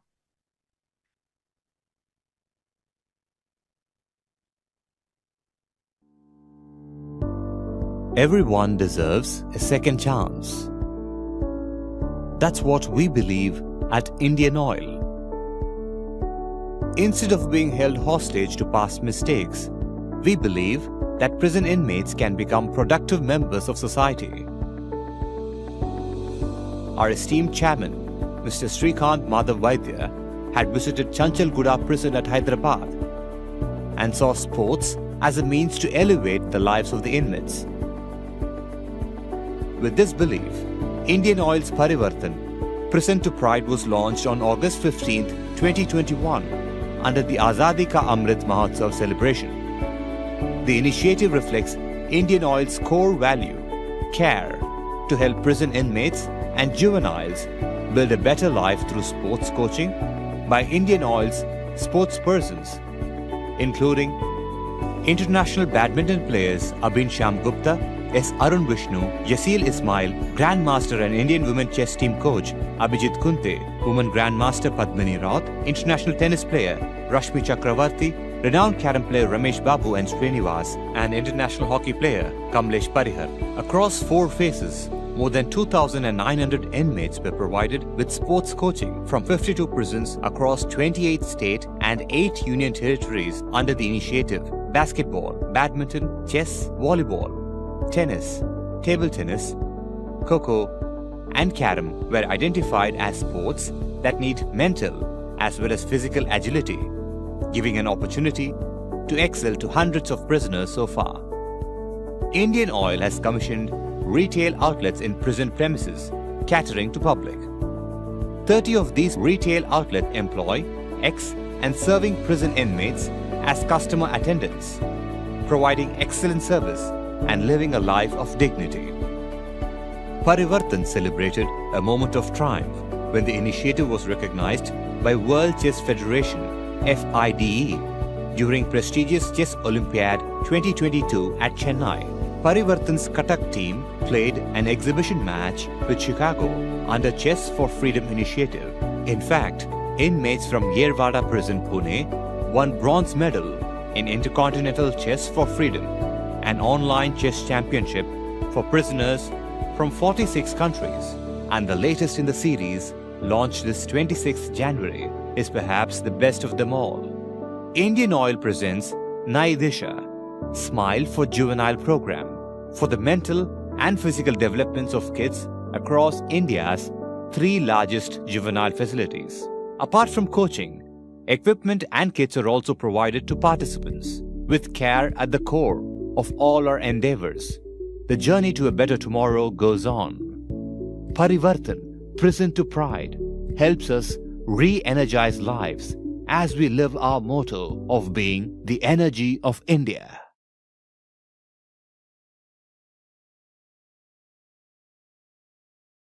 Chess is more than just a game. It's a tool for empowerment, connection, and transformation.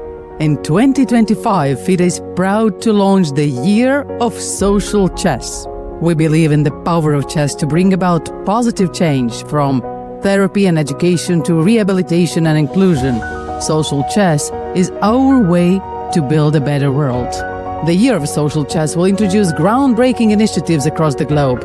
Monthly themes will address critical social challenges: chess for protection in refugee camps, chess for cognitive health among the elderly, and even chess for addiction recovery. Through this initiative, we are mobilizing communities, conducting research, and creating opportunities for all to experience the joy and impact of chess. Join us for online chess events, global conferences, and even a documentary film festival that will showcase the power of social chess. Let's make 2025 a year to remember. The Year of Social Chess is here. Let's change the world, one move at a time.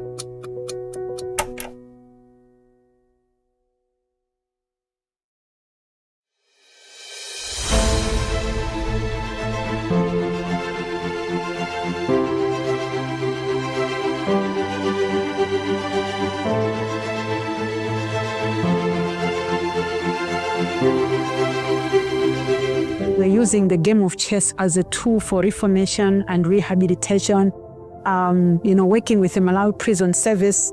I was very impressed with the results that they found. The chess helps incarceration population to stay away from the jails when they release. And that's what we're trying to replicate.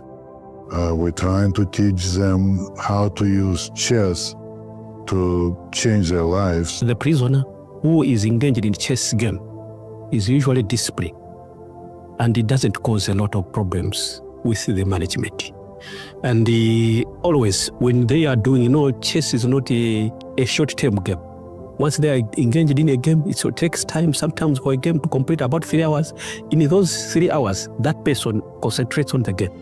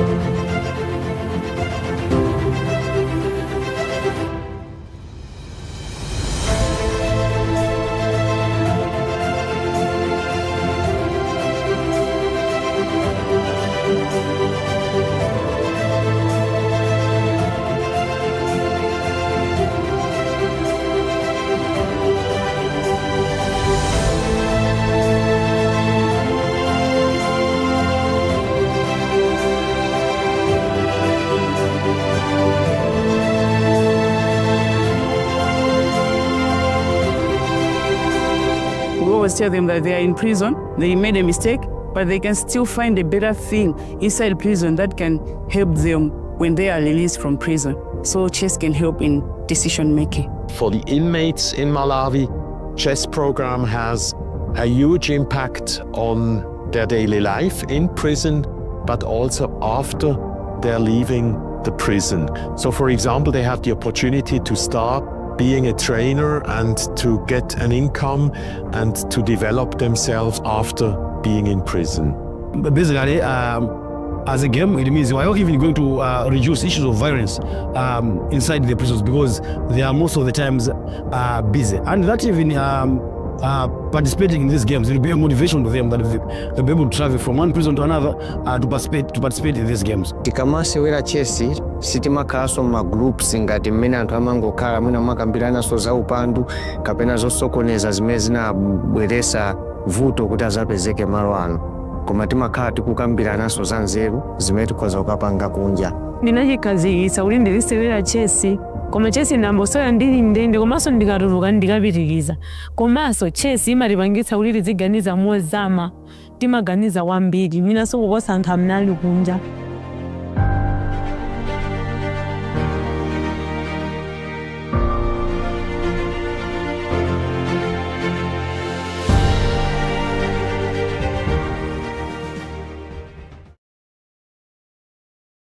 It's a game born over 1,500 years ago. A blend of risk and reward, strategy and skill.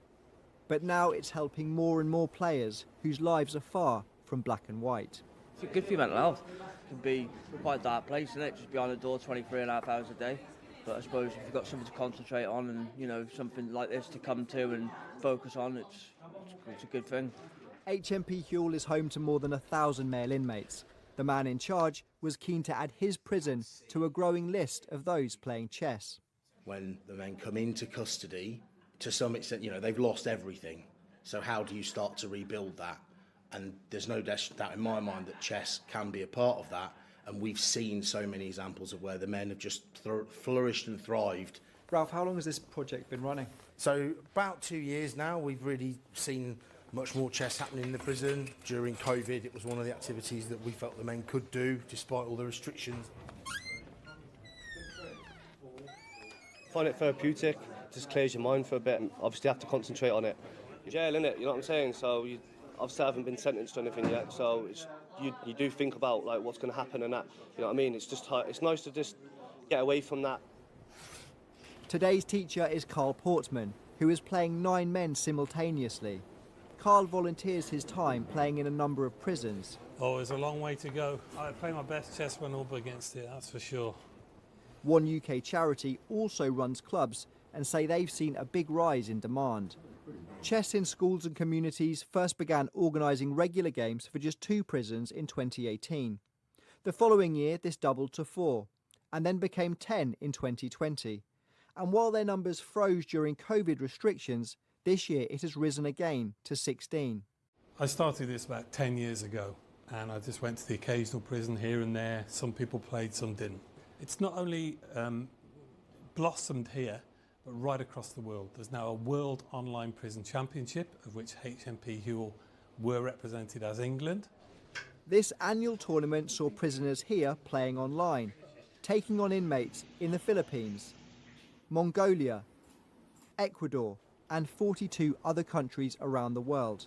In total, 85 teams entered, more than double the number of the year before. HMP Huel's permission to play was granted by the Ministry of Justice, who say playing chess trains players to think before they act, while providing transferable skills that can help them find a job so they don't commit further crimes when released. I felt like I was out there living a normal life, like, so apart from these clothes, obviously. But if you lose your way out there, in here doing this, it can make you feel like you're normal, you know, and you're not a criminal. Matt Graveling, BBC News.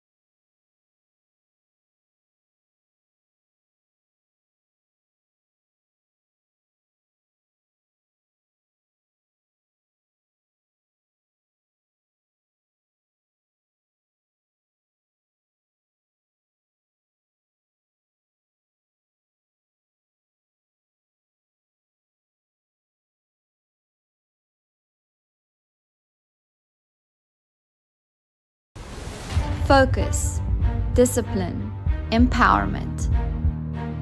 From October 14 to 16, the 5th FIDE Intercontinental Championship for Prisoners unites teams from more than 50 countries in an online competition. With record participation, inspiring stories, and a global stage, this year's event once again proves that the 64 squares can transform lives, no matter the circumstances. Join the broadcast live on the FIDE YouTube channel. Welcome back, everyone, to the 5th FIDE Intercontinental Chess Championship for Prisoners. It's an exciting finals day, and I'm joined here by Angelica as we are going to take you through the games of the finals in the open, women, and youth sections. Hi, Angelica. Hi, Charlize. Nice to be working with you today. We had some exciting group stages early, a couple of days before. Yesterday, there was a championship stage for players for the teams who wanted to qualify for finals. It's going to be an exciting run. I was following you doing commentary with Michael for the youth first place and for the open. Could you maybe remind to the viewers what were the results there? Yes, Michael and I looked at the youth and the open, and in the youth, it was a very exciting match. We had Iran playing against India, Iran playing against England. India's playing next, and Iran beats England very, very convincingly with an all-female team as well in the youth section, which just was wonderful, wonderful to witness. It was amazing chess. They played so strong. And in the open section, it was a fight for third place, which was so exciting. We even went to tie breaks. This was Mongolia against Serbia.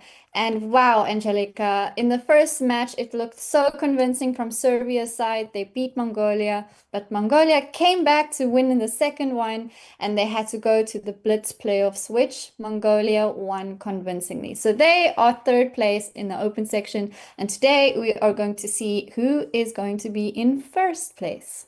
Yeah, the first place for the open is at stake. Then we also have the third place for the youth section. And let's not forget about the women's section. They didn't play yet today. So we'll see the fight for the third and the first place. I mean, Charlize, I expect lots of action today. So much action. And the one country that is everywhere is El Salvador. They have two teams playing in the women's section. So they're fighting for first and third place. And in the open section, we have them playing against India for first place. But before we get into the games, let's first check out a message we have from our FIDE president, Mr. Arkady Dvorkovich. Hello, everyone.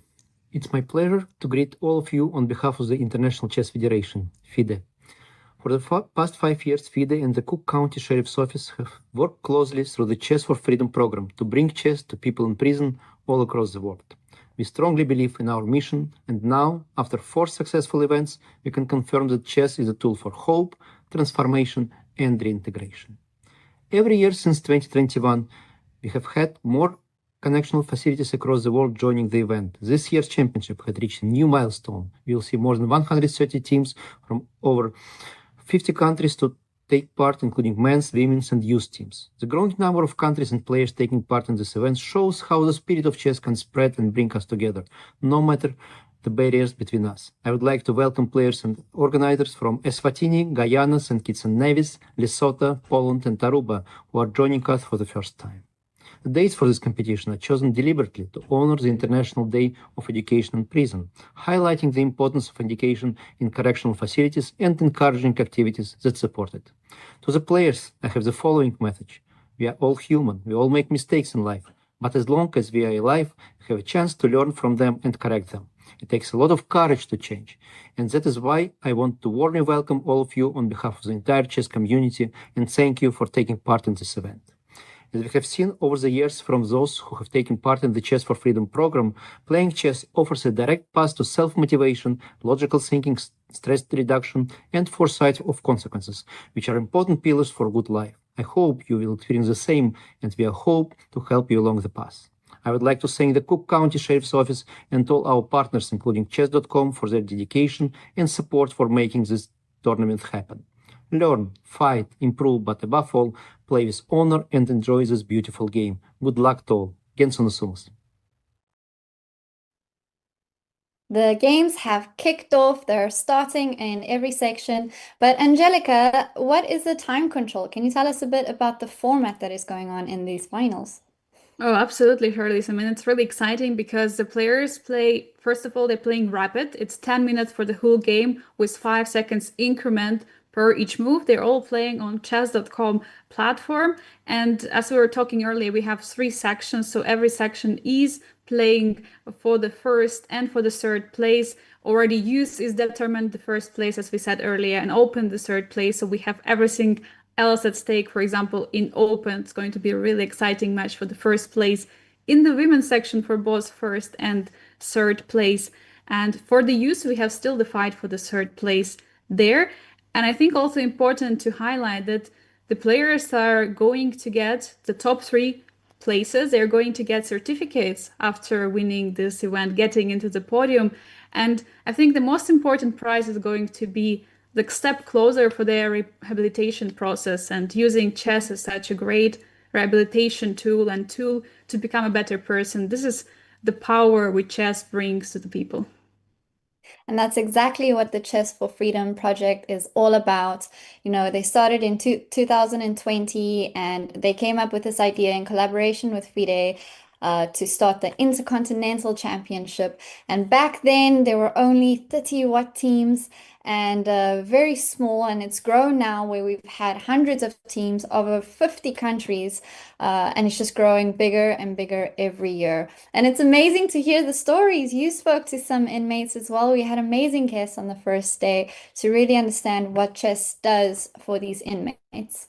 Yeah, truly impressive. I mean, the story of the Loifa and his coach, they were there on the first day to tell.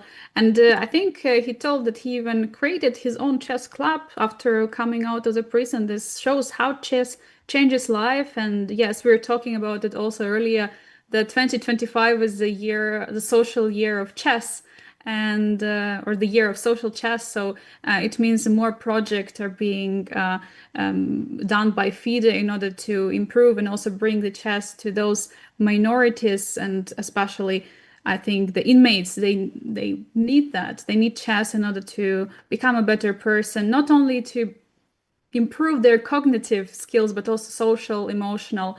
And Charlize, let's maybe jump into the games, because I think the match of India against El Salvador is already heating up. And as we can see, this is a board 1. We have the Indian player without the queen on the board. Where is it? Oh no. Yeah, we've been seeing a lot of queens leave the board because they enter too quickly. But in this case, there seems to be a huge rating discrepancy. The El Salvador player is just so much stronger than the Indian player. And that has a reason, by the way, Angelica. We had an interview with the players from El Salvador and the team there, and they work on chess every single day. They have a job that they can do, and if they choose chess, they basically have to practice every day and work on their skills, which is no wonder why this player as black is 2100. Wow, and look at this. They're going to be checkmate in the next move. If king goes to f1, queen h1, checkmate, and rook takes on g2, queen g2. Oh, the first board already sealed the deal. Let's move on to the second and see what is happening there. And one more time, Salvador. Is the Salvador has extra pawn or not? No, there is no extra pawn, by the way. No extra pawn, but white seems to be... this is actually tricky. I wouldn't actually compare the two sides. I don't favor one over the other. What do you think? I think that still there is an advantage for black due to the fact of the central queen and also the pawns, potentially pushing with the f pawn, attacking the king on the king side. This is something what could be really scary, because what I see, there are 2 majorities. There is majority for white on the queen side. It means later in the endgame there should be a passer, and also majority for black. and we have to figure out which majority can each side use better.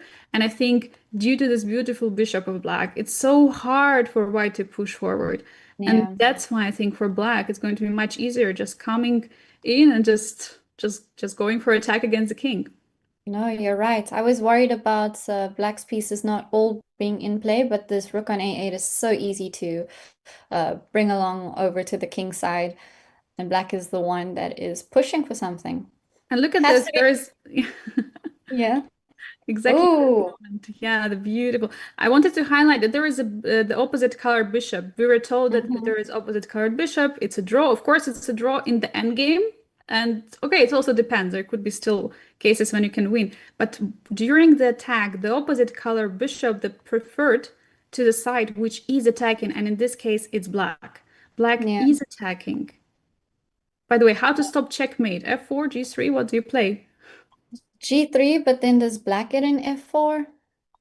Maybe F4 or H5, H4. I'm not sure what is better. Ah, yeah, because there is no queen attacking E4 anymore. Yeah, F4 looks like a great move.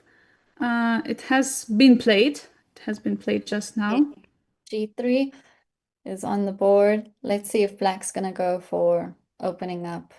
Meanwhile, on the first board, El Salvador already won the game we just checked. And F4 is on the board. The attack is ongoing. I think maybe it's a good moment for us to check board 3 because there might be a bit different situation. And there, India is holding still. So look at this. India is playing with black. There is a beautiful knight on F5. There is a bishop pair, of course, but looking at the position, it's not so bad relatively like compared to the other boards. And I think this is a player who can still stand a chance against El Salvador team. Yeah, of course. Just this bishop needs to come out and do something, be a little bit better. This is a French bishop, yeah? Yeah. And black just has to find some idea, some way forward. Because the bishops, although they're nice, they're not doing too much at the moment. So anything can happen in this game. The eval bar might be equal, but I don't think this will be a draw. I think that someone's gonna push and we'll have a decisive result. What do you think? Yeah, I also think there should be some mistake done under time pressure, and there will be a decisive result. The only thing what I was thinking about, yeah, and he immediately plays a move bishop d4, that this bishop pair doesn't really bring much in the position. Position is closed, right? And that's why I think the biggest problem of the white's position is the pawn on e5, although it's bringing up space in the center, but at the same time, it will be a weakness in the endgame. So I think what he's offering a trade to take with the pawn and to have the strong. Wait a second. Oh no. What is happening? Because now I think there could be some. Queen will have to take back. Queen will have to take, and now he doesn't have the same setup he wanted to have before. Oh, then it's changing a little bit. Pawn. Yeah, it's a bit of a problem. India will have chances in this game. But will that be enough? Since let's board find 4 out. and board 2 not looking so good. What's happening on board 4? Let's immediately go there. Oh, there are 2 extra pawns for white, and This bishop looks is so nice. chaotic.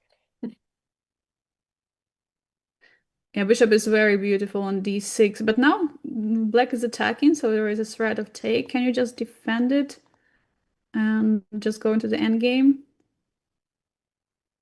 I think defending makes sense because now I welcome you to capture, so I can undouble my pawns, have 2 pass pawns, and it's just pass and just win the game. Just win, yeah, push, win. I'm interested about the second board. Let's maybe go quickly there backwards because there was attack ongoing. Oh, okay, just want to go a couple of moves before. So F4 was played. This is last time we left the position. Oh, nice. I think that white should have somehow held the tension, but I think it's difficult, right? Because you can't push because then F3. Yeah, exactly. So white took on F4, and yeah, this is a position full of weaknesses, unfortunately, for white. It's so tough to defend now. The F2 pawn is falling.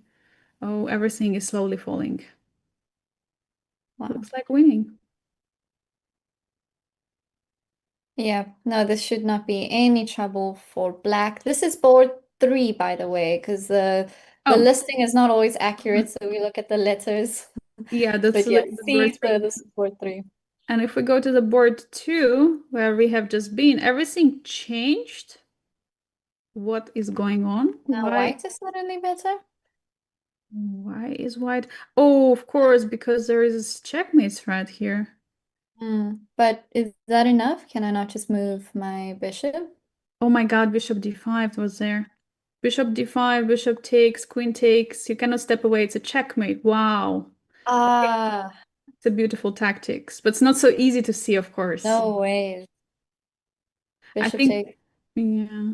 I think the problem may be what happens after rook d8, but then maybe just bishop e6. I'm not so sure. Your rook is defended, though.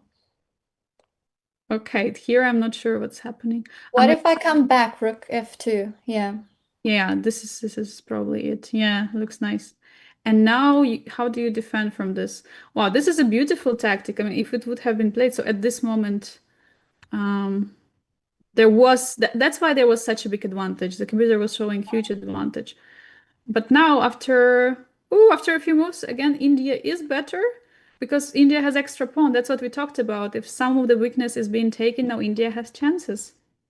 And e5 is falling. Ooh. 2 pawns. Okay, white still has this f8 threat, so all black has to do is make sure that this is safe. Big and then it question, should be can easy. India come back? Okay, if India wins this game on board 2,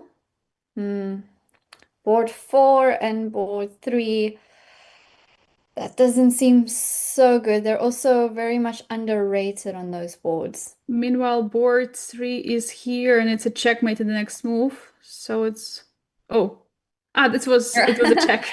Yeah. It was a check. Checkmate or queen. Okay, so board 3 is for El Salvador. Okay.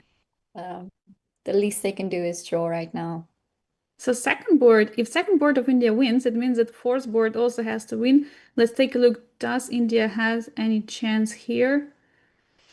Yeah, it looks tough with these bishops, with these pawns. But what was just played? Rook d8, and then what did white do? Because it looks like sorry. Yeah, I didn't update the position. Oh, okay. This is the current position. Changed. Oh yeah, and probably something like bishop d5 could be a move. Then the bishop can never be. Sorry, bishop d5. Then white cannot do bishop d5. Yeah, because takes, and the family fork. No. Yeah, I was just thinking, no, those pawns look really good, but yes. Yeah. Don't forget about this. Sorry, so the trade happened, the trade of the bishops, and then king f2 makes a lot of sense. There is no fork anymore. Yeah, now bishop. So only extra pawn for white, but looks like white has big chances due to the bishop against the knight. Would you take bishop against the knight in this endgame? For sure, and I don't really agree with black's decision of opening up the position so much more, because now the bishop's even stronger, right? Yeah. At least we could hold against the pawns somehow, give yourself some chances. But now, I don't know. You can just come with a rook to d6, right? You're not afraid of trades. Okay, rook d8 is also fine. Trading the rooks when you have an extra pawn makes a lot of sense. Yeah, maybe bishop d6 back now? Yeah, that's what happens. It looks like white has still some practical chances. I see that the computer doesn't like so much many decisions, but it doesn't matter because there is still extra pawn. And looking at this endgame, the bishop is going to be a stronger piece. It can work on the both sides of the board. Knight is not such a long distance piece. For that reason, having these pawns is advantage for white. But look The only problem, yeah, black is trying some play, but black's pieces are kind of frozen, right? Like holding on to the bishop. If black can somehow find some activity and not lose more material, then things could change. Because these 2 pawns, although white's a pawn up, they're not going anywhere for the moment. Yeah, they're definitely not. And look at this, black is trying to create another passer. Meanwhile, just let's quickly check on the third board again. Is India still winning? Yeah, look at this. Rook c2. Wow, working on the second rank. There could be bishop e4 in the next move threat. Like you step away with a queen, I bishop love e4. that. Love that. That's such a nice move. what to do, by the way. No, not queen f1. I don't even know. Sorry, queen e1. And then Because now we just take with the bishop, with the queen if bishop yeah, e4. that could be a very bad way to lose. Yeah, after all of that attack. And this is also not working. Yeah, with the same idea. Yeah. So it means black has to be a bit more precise, and rook c2 is still on the board right now. We can assume, because we have still other matches ongoing, we can assume that El Salvador will win this match because the last board is winning endgame, and this board, okay, even if it's lost, it's okay, because for El Salvador won already 2 points. So probably let's move on to the women's section. What do you think? Let's go to the women's. I agree. And while we do that, I will check up if our youth, okay, our youth playing for third place has also started, but let's check in with the women. We haven't seen what they've done. They are both playing. So all the women's teams are playing for first place and for third place. And we have first, let's check the match for the first place. It's El Salvador 1 against Ukraine. Why am I saying El Salvador 1? Because the second team is playing for the third place. And also, yeah, super strong teams from El Salvador playing in so many sections. So in open for the first place, in women's section for the first and third. And there has already been the result. On the first, it's first board. Ukraine won. Oh, interesting. Look at that rating difference. But likely this would be a new account for Ukraine, or? That's a good question. Oh, there was some big attack. Oh, okay, whoa. Yeah, why is the king coming out so early? Oh, it was completely winning apparently for El Salvador, and then at some moment the tables turned. Wow. Wow. Okay, interesting. And board 2, by the way, board 2, El Salvador won. Wait, what is this? How can... sorry. I thought that was the end position. And there was apparently the white gave up a pawn for some reason. And there was an attack happening on the king. This feels very similar to the games we were just looking at. Of India, yeah. I don't understand why. Maybe on time? Oh, on time! Ukraine lost on time. Look at this. Connection failure, perhaps? Oh, no. Yeah, looks like this.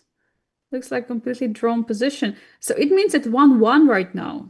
1-1. Let's go to the third board. Let's see what is happening on the third board. Let's look at the current position. Let's probably not go back. Let's keep an eye on current positions. The El Salvador player with the white pieces. Okay, this looks great. Great for white. Yeah, this looks very good because there is a exchange. What black is trying to do is somehow to activate the bishops, but for now it doesn't look like enough, although the rook is not so active on a2, right? It's defending the pawn on a4, on f2. There is still chance to hold for black or create... I like white's idea of, because the queen came from h5 to d1, probably to just reroute to the 7th. Oh, okay, capturing the rook. Oh, there was a bird. Okay. Oh, wait, look at this. There was a blunder. Yeah. Wow. Oh, black was winning. Oh no, that was just apparently black was just up a piece, and then after rook d1. Oh, that's unfortunate. Sneaky queen sitting on h5. But that's what happens online when you play, when your opponent gives you a check. You don't even look first, oh, can you capture that piece or just move your king away? That instant reaction, that's what happened. But then after one move, El Salvador player was like, oh, wait a second, there was a rook hanging. And by the way, we have already a result from board 4, which we haven't gotten into. It's Ukraine who won. Wow, what happened? Oh, wow. Look at this. A beautiful rook c8, rook takes. Very, very nice. The king has an escape square, but it's covered by the white bishop. Unfortunately, not possible. And it was very close, by the way, to the checkmate for white. Both sides had it. Wow. Wow. Also a huge upset. Oh, by the way, you're right. Yeah.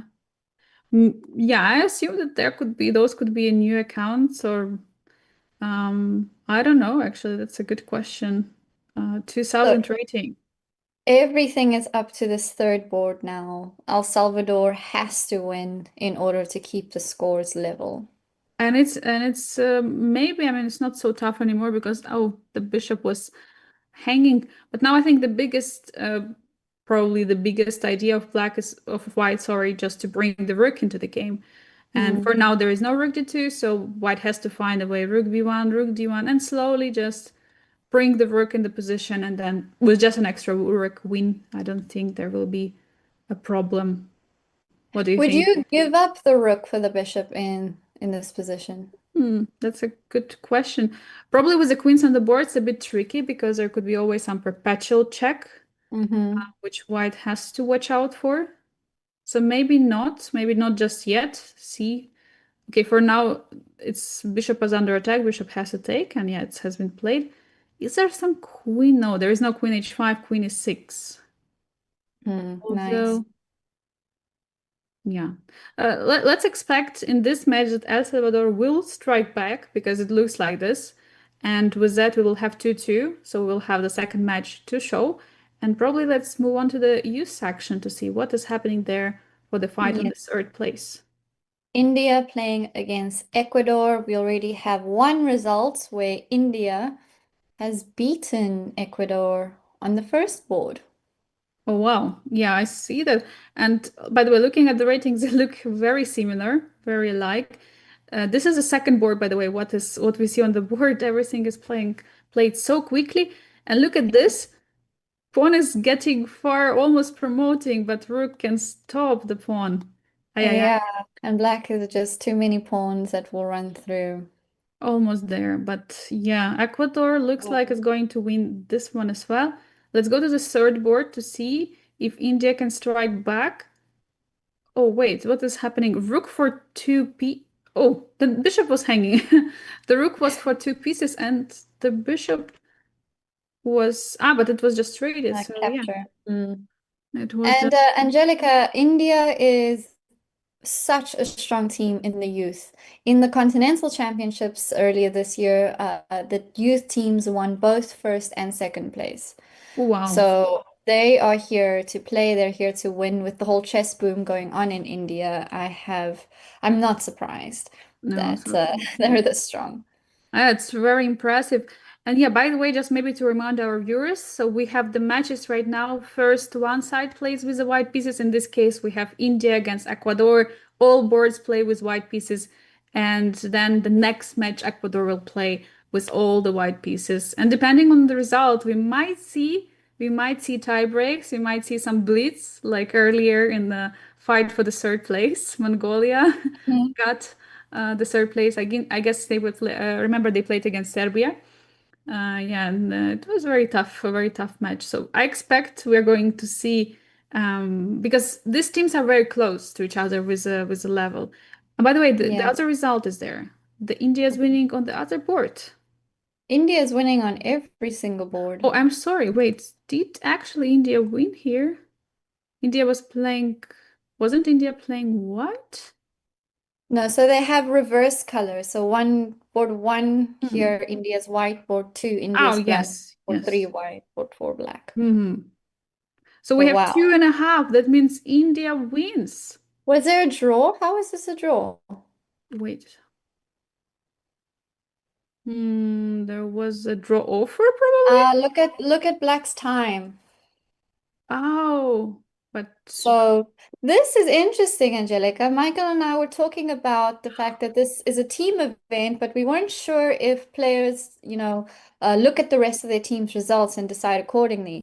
Like this player for India on board 4 was able to take the draw because every other board was a win. So I wonder if he looked around to see what happened and then offered the draw just based on his time. So this is very, very nice and shows the team spirit that the players have. Doesn't matter about his own result. Of course, every player wants to win, but he looks okay. The most important is not to lose.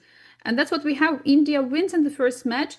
Let's move to the third place of women because we didn't check what happened there. Oh, by the way, we have results already. It was El Salvador 2 against Mongolia. 4-0.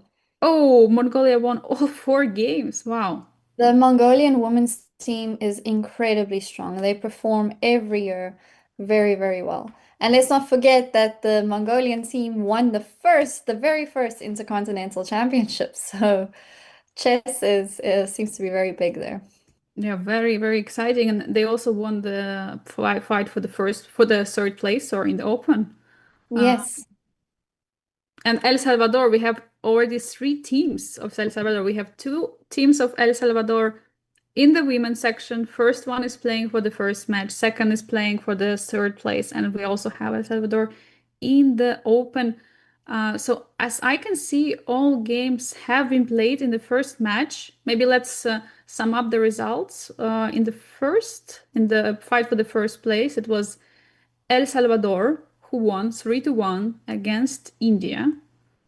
And the women's, we have just witnessed. By the way, what happened in Ukraine against El Salvador? It was Ukraine who won, by the way. Ooh. 2.5, 1.5.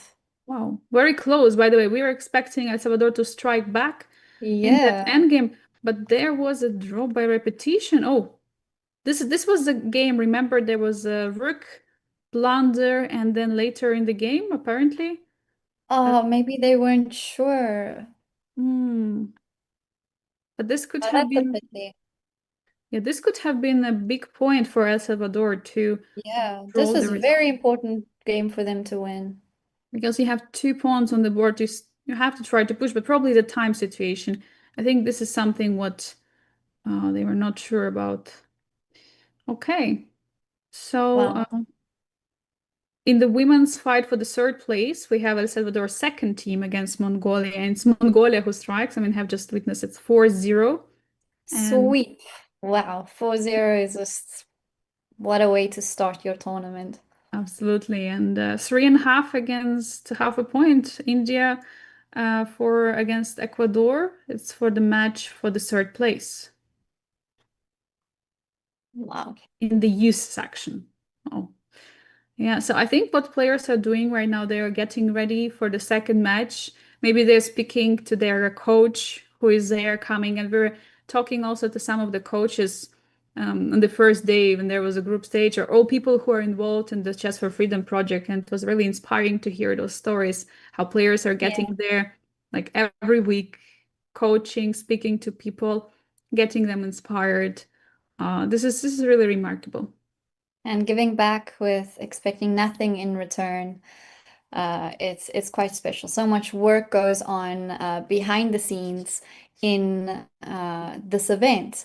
And before we move on, and while we wait for the next games to get started, we do have a few more videos to say hi and welcome from none other than Dana Reitsnitsa, Deputy Chair of the FIDE Management Board. Good morning, good afternoon, good evening across the world to all the participants, organizers and supporters of our 5th Intercontinental Online Chess Championship. It is my great honor to welcome you all once again in this very special year when we celebrate social chess in FIDE. When back in 2021, FIDE together with Cook County Sheriff's Office started the movement of chess in prisons. The idea was bold, to bring the chess board into the cells for the sake of education, integration, resocialization. Over the years, this initiative has grown to a worldwide project with almost 60 countries and more than 130 teams participating this year. Why chess? Why now? Many reasons, and you know them even better than me myself, because chess teaches not only tactics and strategy, it teaches focus, resilience and consistency, because it sharpens mind, it gives the focus and allows to channel the energy in the constructive way, because chess gives hope. The hope that growth is possible, the hope that change is possible, the hope that respect and dignity can be reclaimed. So many people behind the bars suffer from stress, from anxiety, from depressions. But over the years, we've seen that chess is such a powerful tool that changes these emotions and changes lives. To all the participants, you are the heart of the event. So play with dignity, follow the fair play, make connections, support your teammates, and make new friendships. You have impressed me, myself, also over this year, because I even have the experience of losing my first game in prisons in El Salvador. I'm looking to have other successful games for you, and beautiful games here in this tournament. To all the supporters, officials, and also our technical team, thank you for allowing to make this happen. I know how difficult it is to organize such a global event across the time zones, across geographies. You've made it, and we will have a wonderful, exciting event over a few following days. And I hope that this is another step in transforming lives all over the world for so many years ahead. So remember, every move matters, and let's make this world a better place together, using chess, using our connection, using our friendship and team spirit. A wonderful video from Donna. She's done so much, not just for Chess for Freedom, but the year of social chess, which she has taken into her hands to make sure that it is such a success. But Angelica, there are so many people who work behind the scenes that we also want to say thank you to for making this possible. From FIDE, the FIDE Social Commission, the Cook County Sheriff's Office, where of course all of this began 5 years ago. The continued dedication to the Chess for Freedom project. It's growing so much every year, as we discussed. It's just getting bigger and bigger. And thank you to the arbiters, the fair play team, pairings officers, and everyone working in Chess for Freedom. So many technical things as well behind the scenes, Zoom rooms. There's just so many people involved. And then the people we'll mention by name. We've got our president, Mr. Arkady Dvorkovich, Sheriff Tom Darts, who was there to start us all off all those years ago, Donna, who we just saw with her lovely message, Mikhail Korenman, who has really devoted his life to chess and was also there from the beginning. We had a lovely conversation with him. He has such a passion for chess. Lazma, Anna, Kema, everyone working to make this amazing chess.com. And of course you, Angelica, and Michael from earlier today. It's been so great having fresh faces and this excitement and enthusiasm from you on the stream. Yeah, and you as well. Thank you, Charlize. And because today is final day, and then you also were there for the first part and had some probably short snack break, now coming into the other part of the finals. Really crazy day. And also probably let's not forget the federations in each country, everyone, all initiatives who make it possible, because through their help, through the help of all the volunteers, coaches who are coming there. Like I was talking on a couple of days ago with Kevin. He was telling that he's probably the only grandmaster in the world who is visiting the jail every week to give lessons to the inmates, to share the chess and love for chess with them. Truly inspiring stories we have heard here. And as you're mentioning, started all the way in 2021 was just a conference, and this, I think Dana was also mentioning, it was just starting like a bold project, and it became so big. If I'm not mistaken, the first tournament which took place had only 4 teams, like the demo tournament. There were just a couple of teams playing against each other, a couple of prisons. And then earlier the same year, it has been already 32 teams. The next year after that, 2022, it was 42 teams.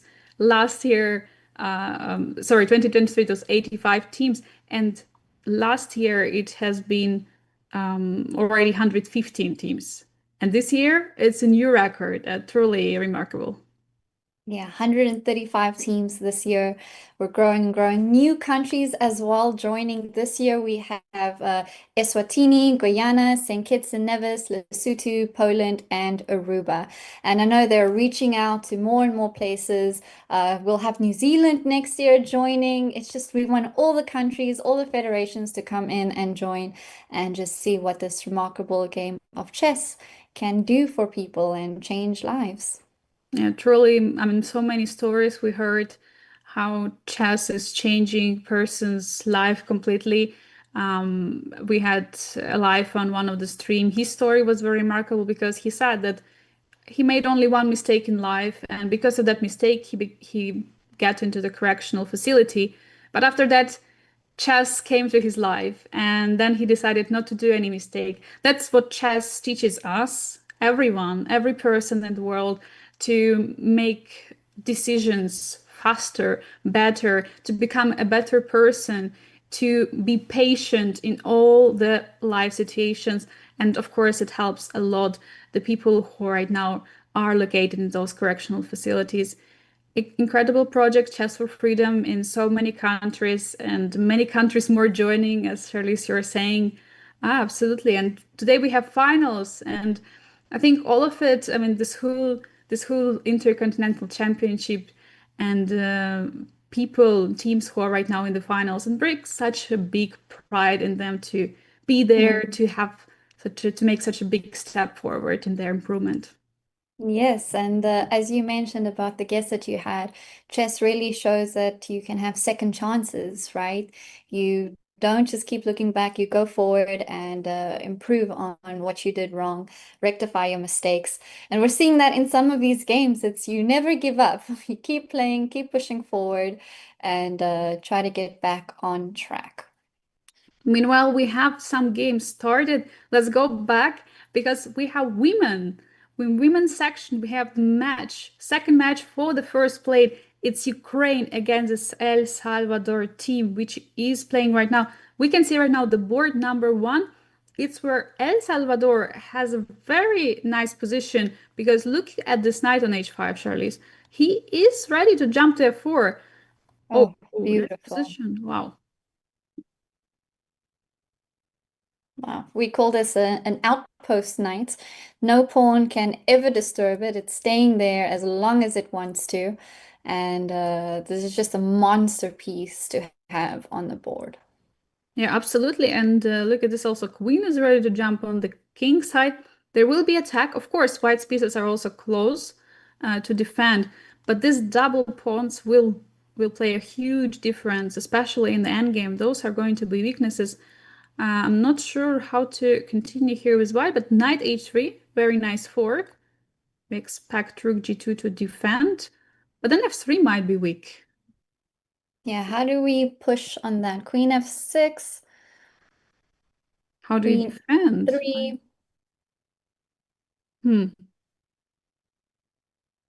Probably. Oh no, there is no rook g3 because knight f2 check. Although, wait a second, is a knight trapped there?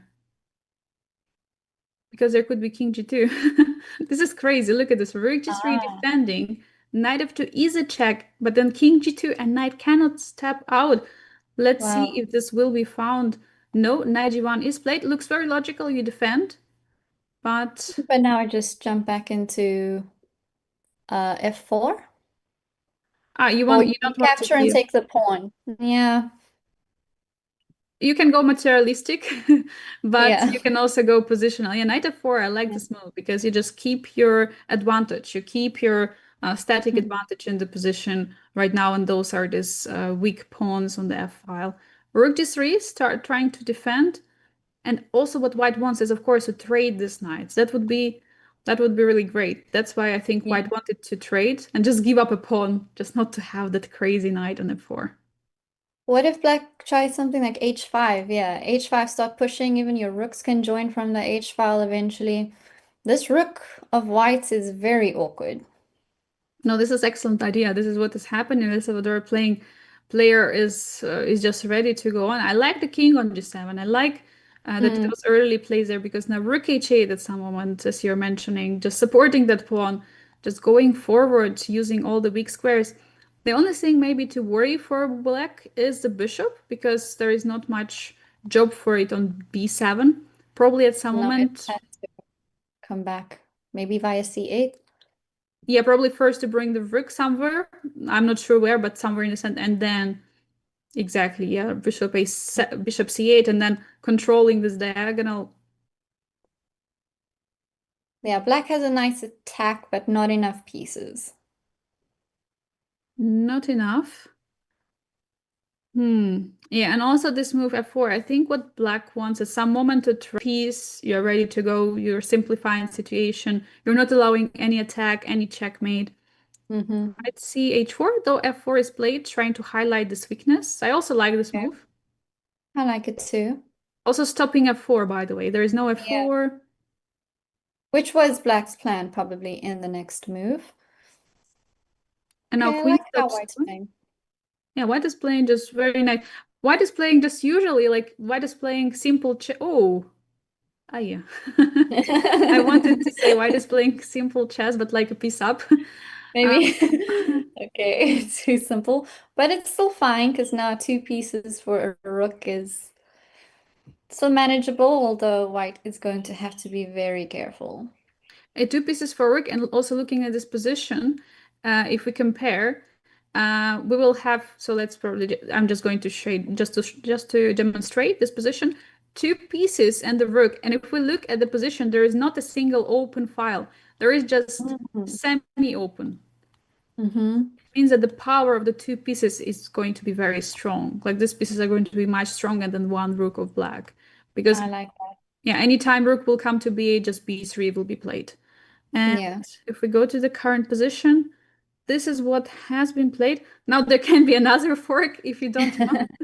If you want to take that rook instead. Yeah. Oh, wait, we have a couple of moves, sorry. So there was a take, and knight e5 played. I like knight e5 as well. There has Very been, nice. yeah. There has now been white's also threatening. Oh, sorry. There had been some change on the first board, but tell me what white was threatening? The knight d7, so black had to play queen e8, otherwise they're taking turns with the forks. But somehow so much is going on. I just want to go maybe shortly back, and the position, everything has changed. Everything is changing. Whoa! Wait, what is this exactly? Why? I'm trying to figure out what's the problem here. Is there? Oh my God, queen d6 coming in. Okay, king h7. And then, okay, maybe then queen e7 attacking the bishop and the pawn on a g5. Double attack. Is it? But is this really this much worse? Oh, that's a good question. Because there's going to be 3 attackers and 3 Oh no, it wasn't no. Queen is no. Wow. Black is so lucky. Wow. Will black see? That's a big question. Yeah. Bishop c8 or capture a queen. Yeah. Now this is wait, the queen is hanging. Queen. The black queen is hanging. It's it was the it was a Butters Gambit decline, yeah, and now it's Butters Gambit. Yeah. And now accepted. Wow. Truly incredible. And will the Ukraine see this? I mean, hopefully Ukraine will see that the queen is. Look at this, and they don't see the queen's hanging. e6 is on the board. They're just taking turns.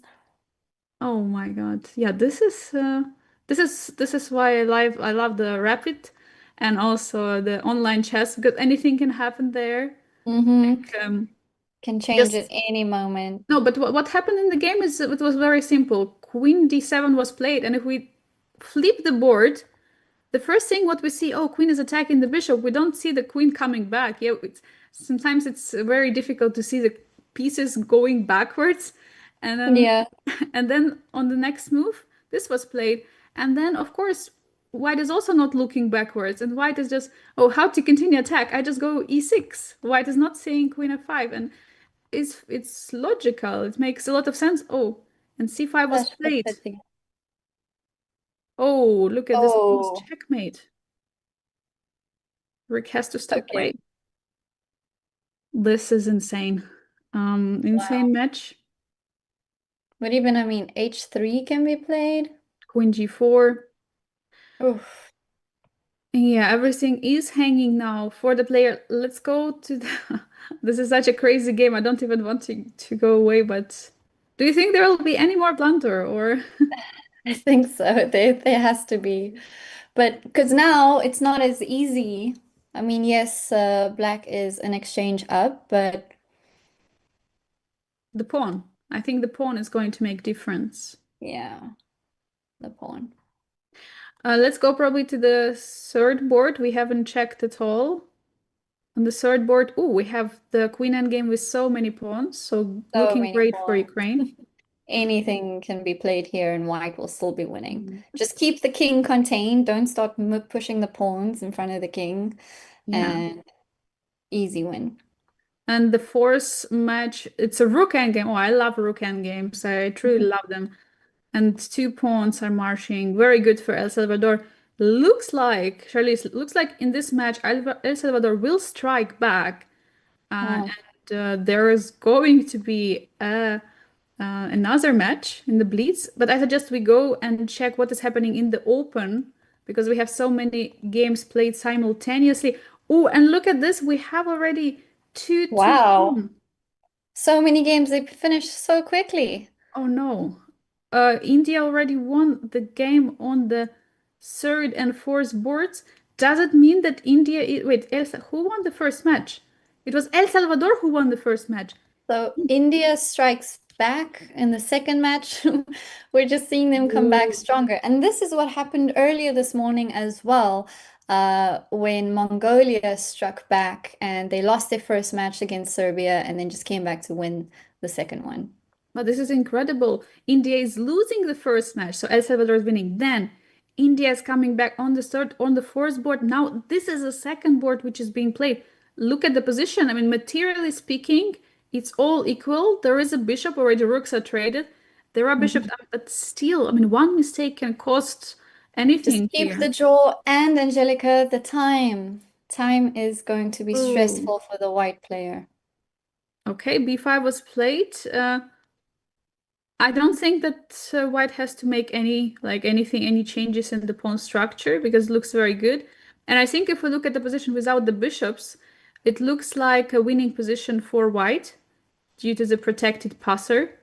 So black should not trade the bishops. That's what I think. Yeah. But that's what's going to happen on the next move. Let's say I play bishop, g4. If I go back, then bishop c8. Something like this. Let's go back to the current position. Bishop f3 was played. Oh, the threat could be e5. But I think after e5 there could be a very equal position because there will be no way to enter the position with a king. I believe both players are a bit scared of the pawn endgame. You know, it's like pawn endgame is either winning or losing. Yeah, and every move matters. I mean, one misstep and the game is gone. Very quickly, let's take a look at the youth section. What is happening between India and Ecuador? So we had in earlier match, India won. So that means that right now, Ecuador has to strike back. Although I see India won 1 game already. Here, India is playing black. Looks like India is doing bets on every board, it seems. I think they've got the youth. Let's go. This is a third board. Yeah, this looks great. This is just an extra exchange for black. And the fourth board, oh, it looks like India will be at third place because we had already champion. It's Iran. And yeah, look at this position. Wow, the knight on d5 is so great. Although there is no material advantage, but the pawn on f5 and knight on d5, they're just amazing. All the space white has. Black is so passive and sitting back with just nothing to do. Just shortly, let's take a look at the third place of women just to see what is happening there. By the way, it's not happening just yet. So let's go back maybe to the Open to see if India will be able to strike back. Oh, white declines. The bishop trade. Was it not just capture?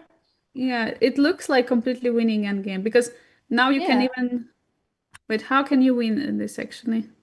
E5, bring the king over, then d4. And then d4, yeah. Maybe like this, and then move away, and then so they try to play a little bit of triangulation. Yeah, with the king in the endgame. It's a little bit tricky. So bishop g2 was played, bishop d7, bishop f3, some repetition. What's important right now for Indian player knows if he draws, then they're going to win the match, and there is going to be another match in the playoffs, in the blitz. Yeah. So this is of course so important. all they have to do is not lose. Now, it's, I don't think it's so. I mean, okay, the only thing how white can lose if bishop is getting activated here. Yeah. So maybe just kick it, like just attack the bishop, not to allow it to come. Okay, e5 is interesting move. Oh, e5. Okay, and now this would be just great, I think. Although bishop f1. King e3. Many moves are still holding the position fine. Bishop f3, bishop f1, bishop f4. Probably this is the idea, to keep pressure on this. But I'm just afraid that if bishop f1 and bishop f4 will be played, the bishop will come forward to somehow go here. Start capturing very sure slow either. though, but possible. So bishop goes back now. Apparently completely winning position now. Okay, I understand why, because bishop g4 and trade of the bishops again is not possible, but player white doesn't know what is going to be happening in the pawn endgame, and I think that's why white is worried a bit. Also time, right? We were talking about the time. Okay, maybe there'll be a repetition again.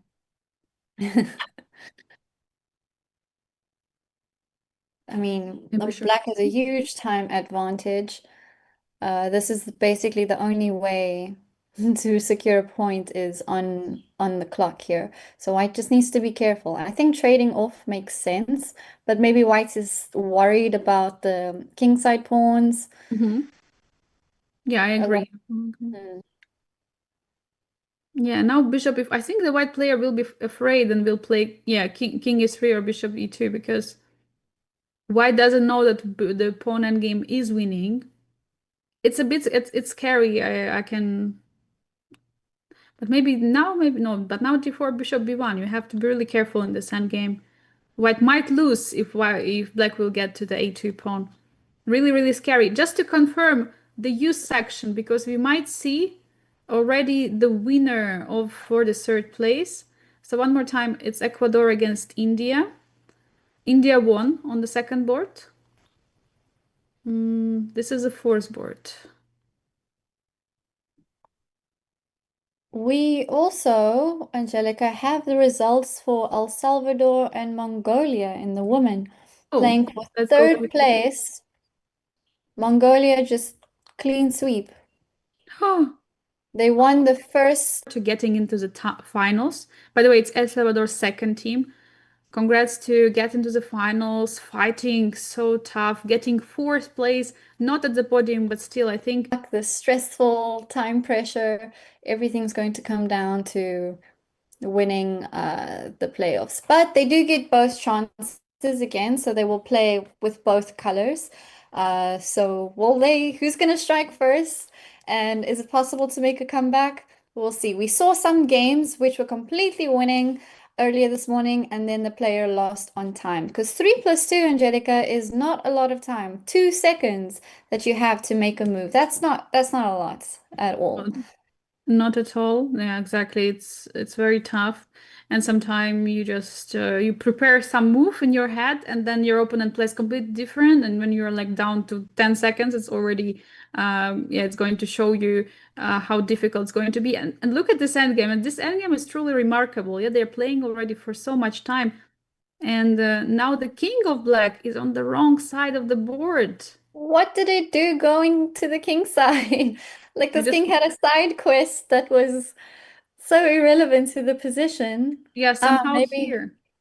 Yeah, he was planning to push the h pawn or something. Oh.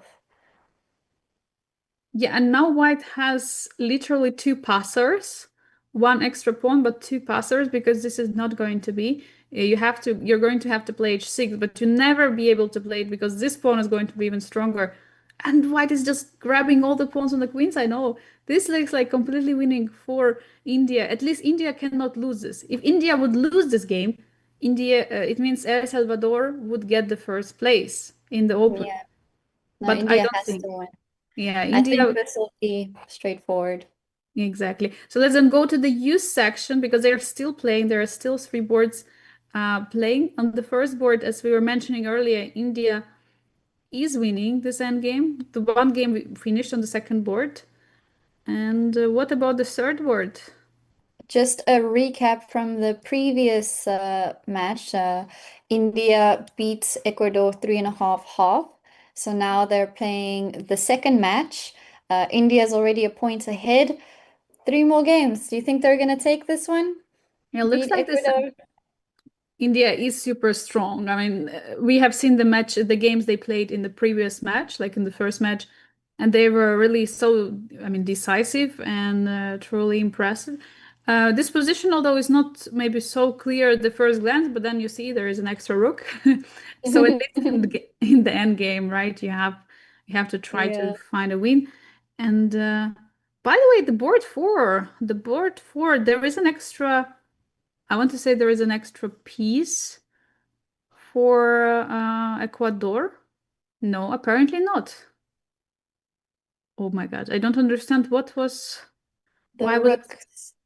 Yeah, White's got the extra exchange.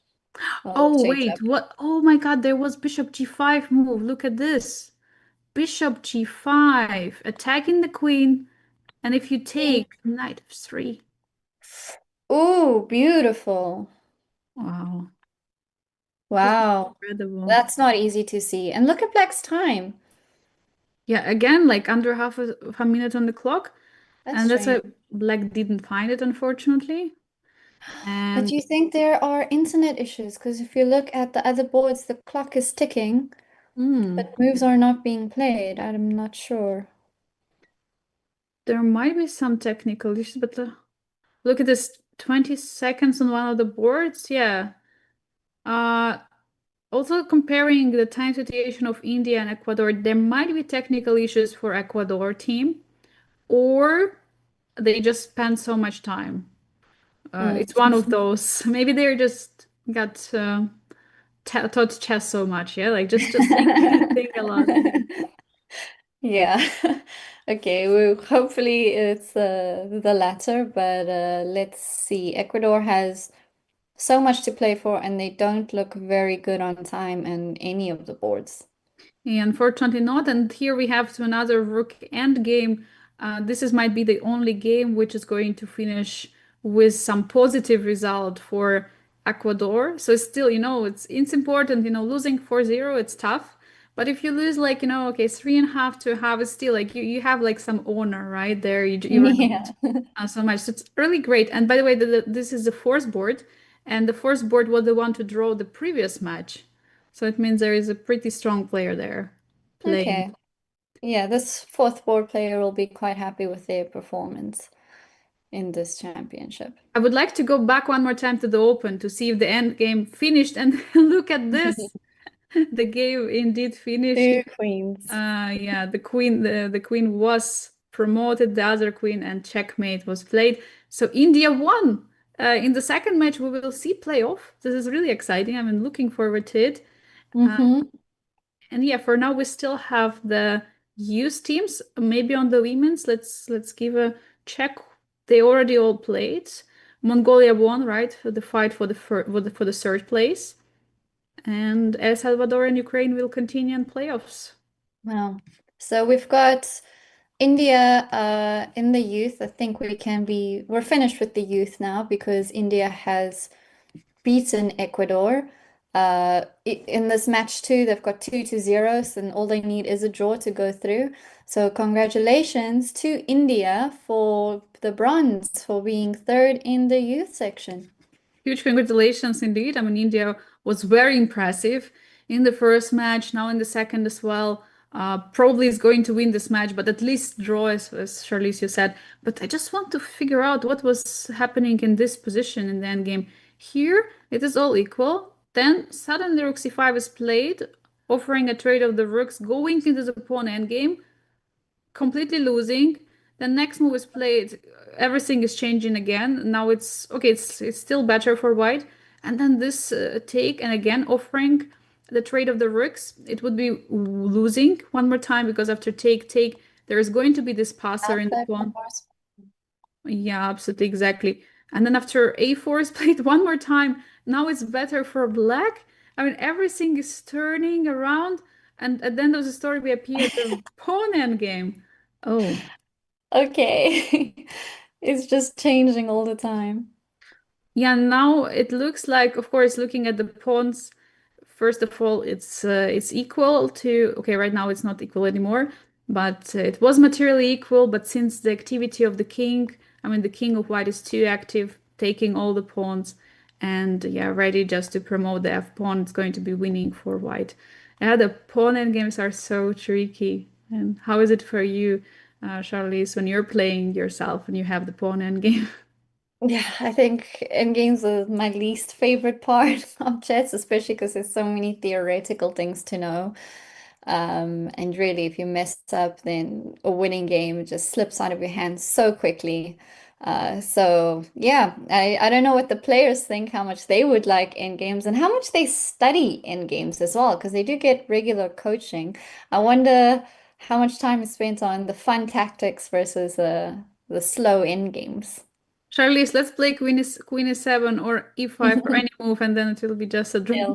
But okay, of course, there is just checkmate and two on the board. But let's see. India has also not so much time. Okay, of course, India finds it.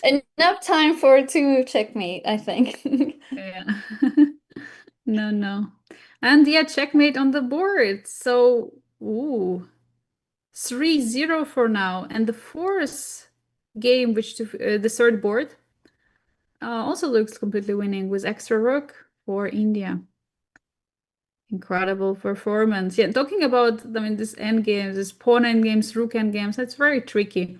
And yeah, studying the endgames is really very difficult because, I mean, as you know, the endgame manual and such a huge amount of material you have to study to be so good in the endgame. So I didn't really study endgames so much, but sometimes you just don't even get to the end game, so you have to survive the opening.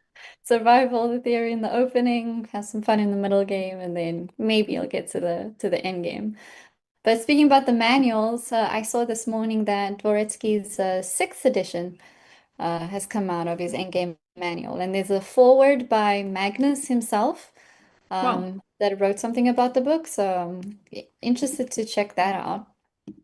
Oh, very, very nice. Yeah, and also the recent news from yesterday about the title, the Absolute World Champion or Combined World Champion. This is really exciting, and the way the chess is proceeding in all of the ways. Like we see so much of the new projects happening right now, and so many projects like this one for people who are in need, who are need to help. And really exciting that there is so much effort is done to make it all happen.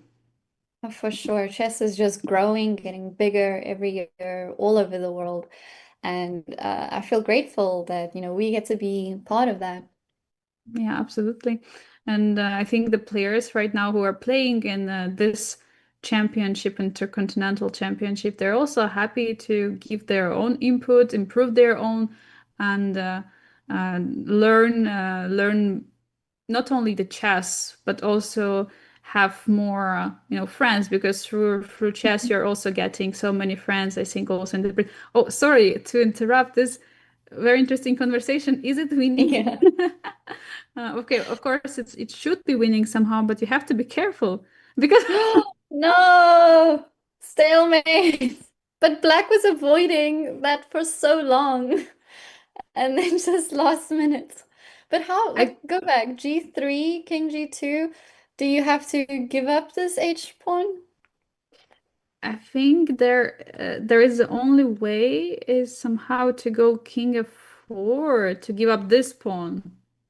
Like, or you have to give up this pawn right now, like this. Like, what if you play G6, King H? So in this position, this. Yeah. And the only problem is that you will have King F3. King G1, Yeah. G2. No, it's still with bishop. So you have to go here, check, and then after moving, then you're ready to promote. Yeah. Because this would be another beautiful stalemate.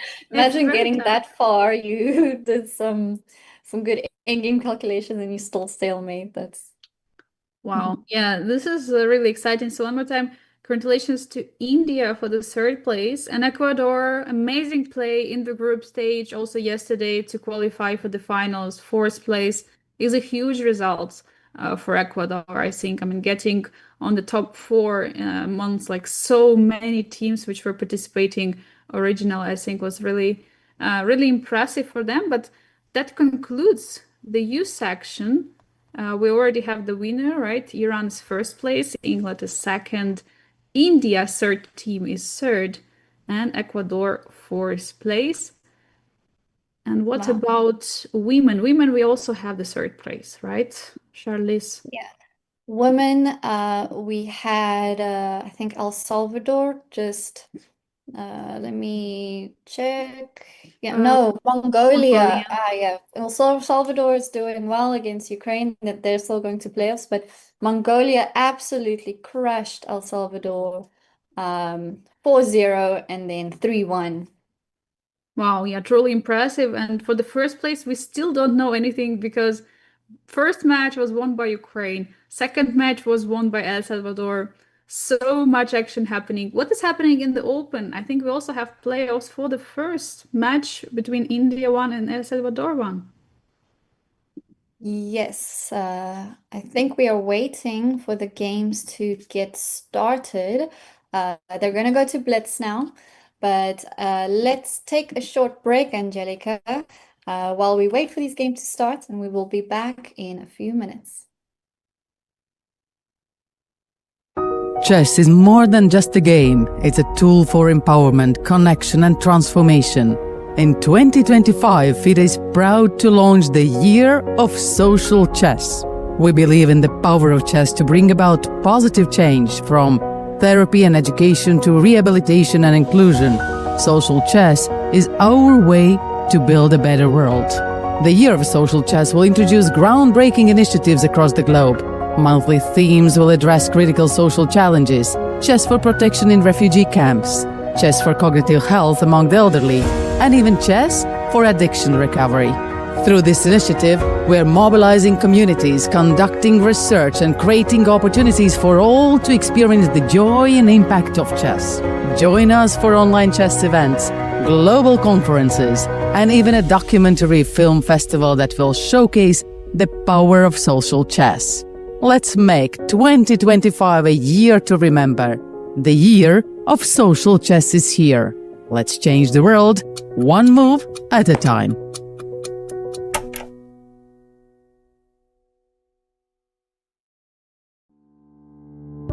Chess is more than just a game. It's a tool for empowerment, connection, and transformation.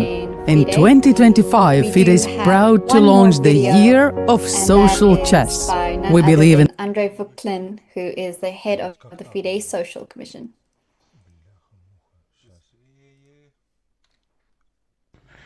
Dear chess friends, I greet you here from Batumi, Georgia, and wish you a wonderful Chess for Freedom World Championship.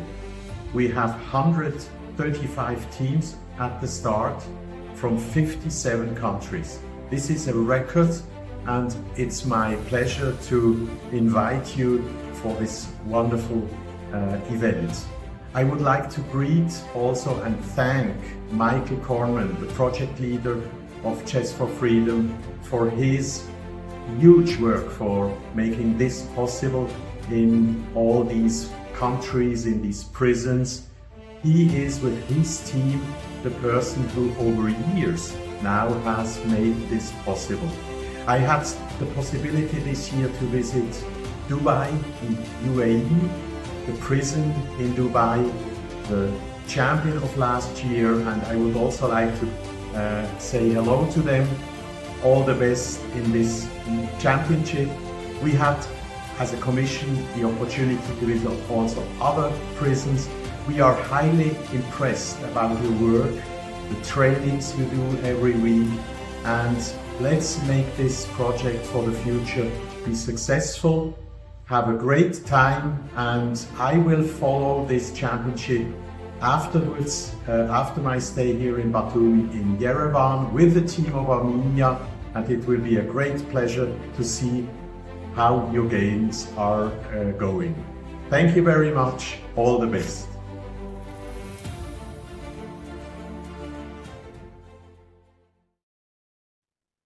We are back and things are heating up as we have gone to the playoffs. They are now playing 3+2 in the opens and the women's section. Yeah, I mean, truly remarkable day so far we had for the finals of the FIDE Intercontinental Online Chess Championship for prisoners. We've had use to become, first of all, we have the first place, Iran, second place, England, and we also had the match for the third place, which was won by, was it Mongolia, Charlize? Or Yes, Mongolia yeah. and a crushing Oh. victory over El Salvador. Absolutely remarkable. And now we have the playoffs, as you're saying, in already blitz. So the time is going to be speed up. The games will be speed up. It's India against El Salvador in the open. And also we will have the fight for the first place in the women as well in the playoffs. So let's jump in immediately into the game. We see, wow, what a center white has. So many pawns. And this king, the black king, is on d7 for some reason.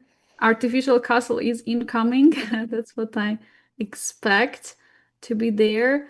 But yeah, white's already finished the development. King is in safety. The pieces are all developed.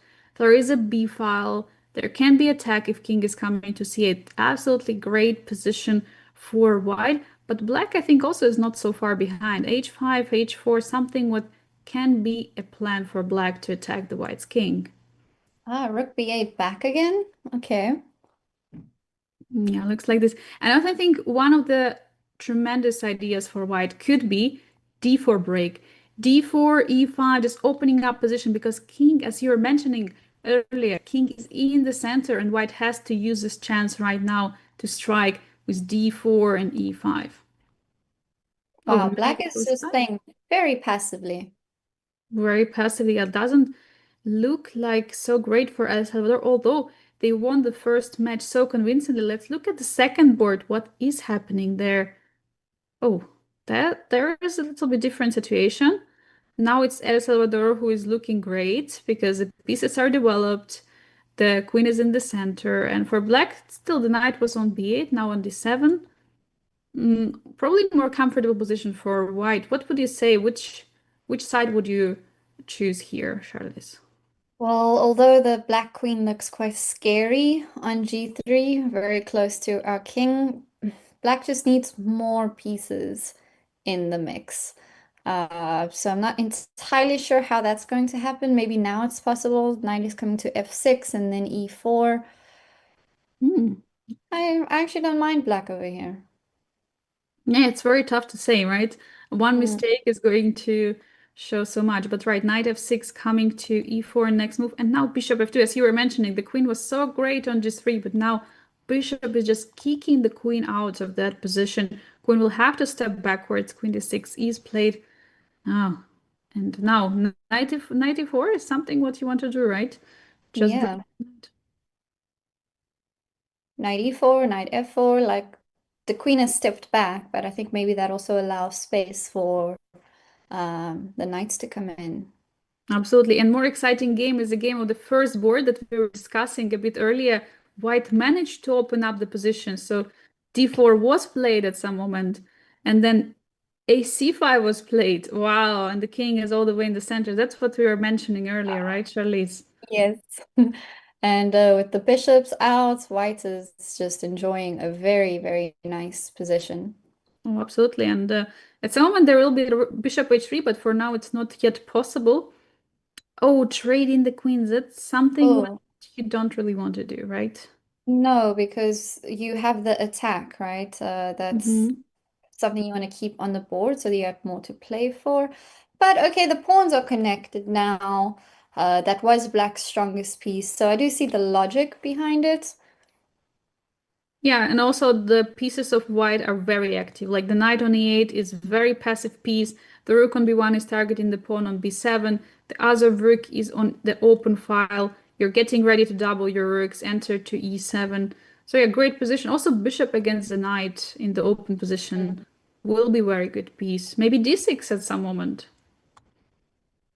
White would just have to be careful because those pawns, although they are strong, they're also quite weak, right? They're easy to attack if left for too long. Like for now, do you trade or? This is a very nice move, by the way. Look at this. I do like that a lot. Using the fact that there is no f6 possible due to the knight. Because if white would first take on e8 and then play this, then there would be f6 defending. F6, very nice. But now there is no f6, and now rook is attacking the knight. Okay, still around equal position. So this is the first board. Somehow it's out of very, very sharp position, got into this endgame. So one more time, the second board where the queen was on g3. Now we see that everything changed a bit. By the way, whether the black rook, Yeah, so the exchange was just lost. What happened? Can we go back a few moves? Yeah, of course. What happened there? Oh, wait a second. So the knight jumped to e5, and here black took. But after take, there is going to be a fork. So that was a big mistake to take on e5. And then black was forced to take back on e5 with the rook. But bishop g3, oh, look at this. If the rook from f1 would be on a1, right? There would be a check, like rook takes on e1 is a check.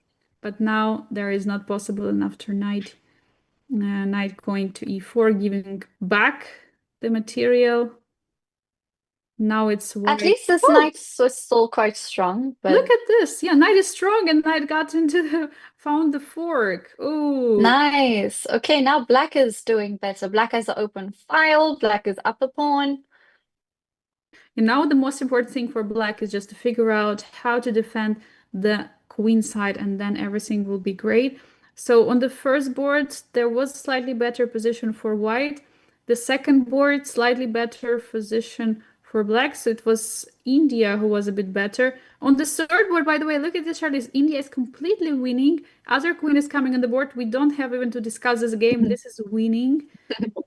Maybe there will be some. I love it when they get two queens. It's because I think you and I would just try to win the game with the queen, get it done. But we've seen a few times that let's just follow up to the checkmate. Yeah, very nice. Nice. So it means India wins the first game. India wins from the board 3. Now this is the fourth board. And look at this. India is creating some mating threats as well. Oh my God. Wow. I love black's position. I mean, India any day would take it. India might win this match, and then also the fourth match already. Wow, incredible, incredible. Shall we take a look at the women's section to see what is going on there? Because I'm interested. Oh, there is nothing happening. Then let's go. No, they haven't started just yet. I am keeping an eye on that, so I'll let you know.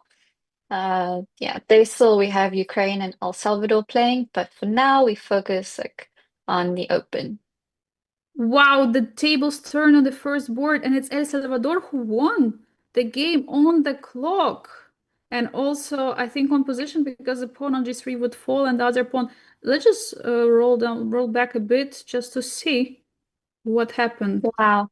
So we had around this position approximately. This endgame. King came forward, some trade of the pawns. And we were discussing this position. We were saying, okay, bishop, such a beautiful piece in this endgames. And then suddenly, this weak pawn. No. White needed to be way more careful with those kingside pawns. Oh, and also here also losing on the clock.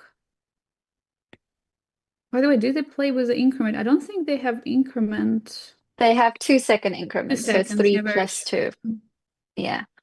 So currently it's 1.5. And 1.5. Okay. So it's all up to this game. This is completely if it's not stalemate, yeah, we've seen some. Okay, there the pawn runs, get another queen. There might be, if a stalemate, it means that it will be a draw between India and El Salvador. But look at this in next move. We have checkmate. India is Wow. winning. Wow, incredible. I mean, let's rewind back a bit. I mean, first match, it was El Salvador who won. Second, India strikes back. Now, third one, India is taking, I mean, a whole situation under control. And this is exactly what happened this morning with Mongolia and Serbia. It looked like we even saw the window of how relaxed the Serbian players looked, and then next thing you know, Mongolia just comes back and then wins every consecutive match to Oh, yeah. take them. So is India going to do the same? Yeah, that's a big question. I believe like the spirit with which they are playing, the spirit with which like we see every game, even the game that they lost. The player with white pieces on the first board, he was trying to win that game. I mean, he was trying to give his best to win the game. So I think that's something what will make a difference. And yeah, I mean, India. By the way, talking about India winning this championship, I believe India won a couple of years back in open section. It was in 2023. So it would be nice for India to win one more time. And the youth, they've been dominating for the last 2 years, of course.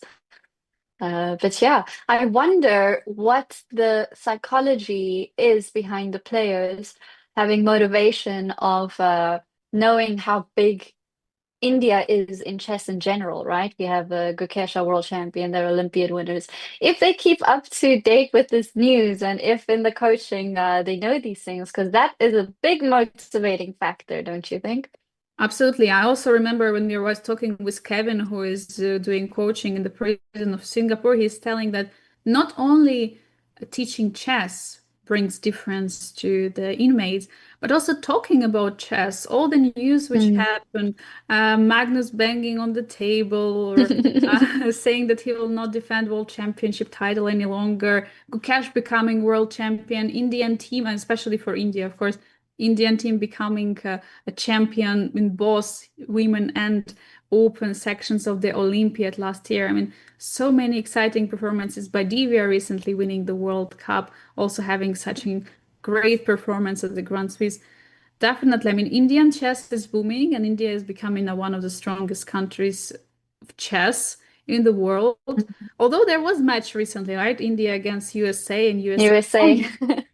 But okay, that match was really like more of the. It was not classical chess. It was a short time But the control. spectacle, yeah. Absolutely. And all the USA boards had white and the white pieces. So yeah, I think we weren't too happy about that as fans, but I think they'll come back next year. But looking on the horizon, we've got the World Cup in India coming up in a couple of weeks. Yeah, absolutely. Yeah, so soon and so much what will happen definitely.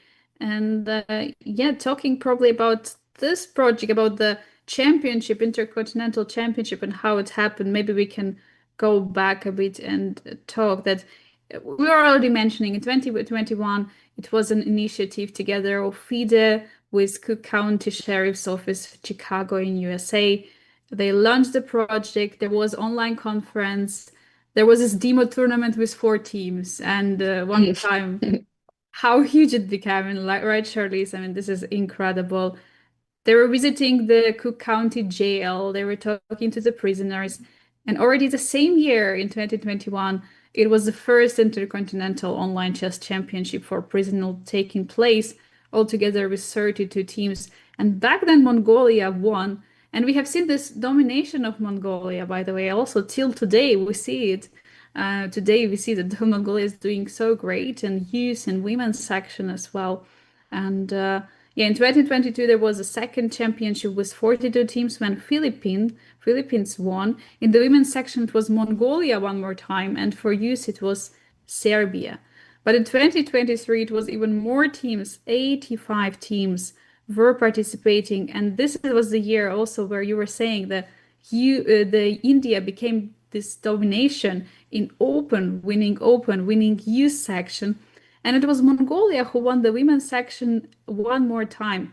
And the last year, Mongolia brought to hat trick, winning the 3 championships in a row. So 2022, 23, and 24. Wow.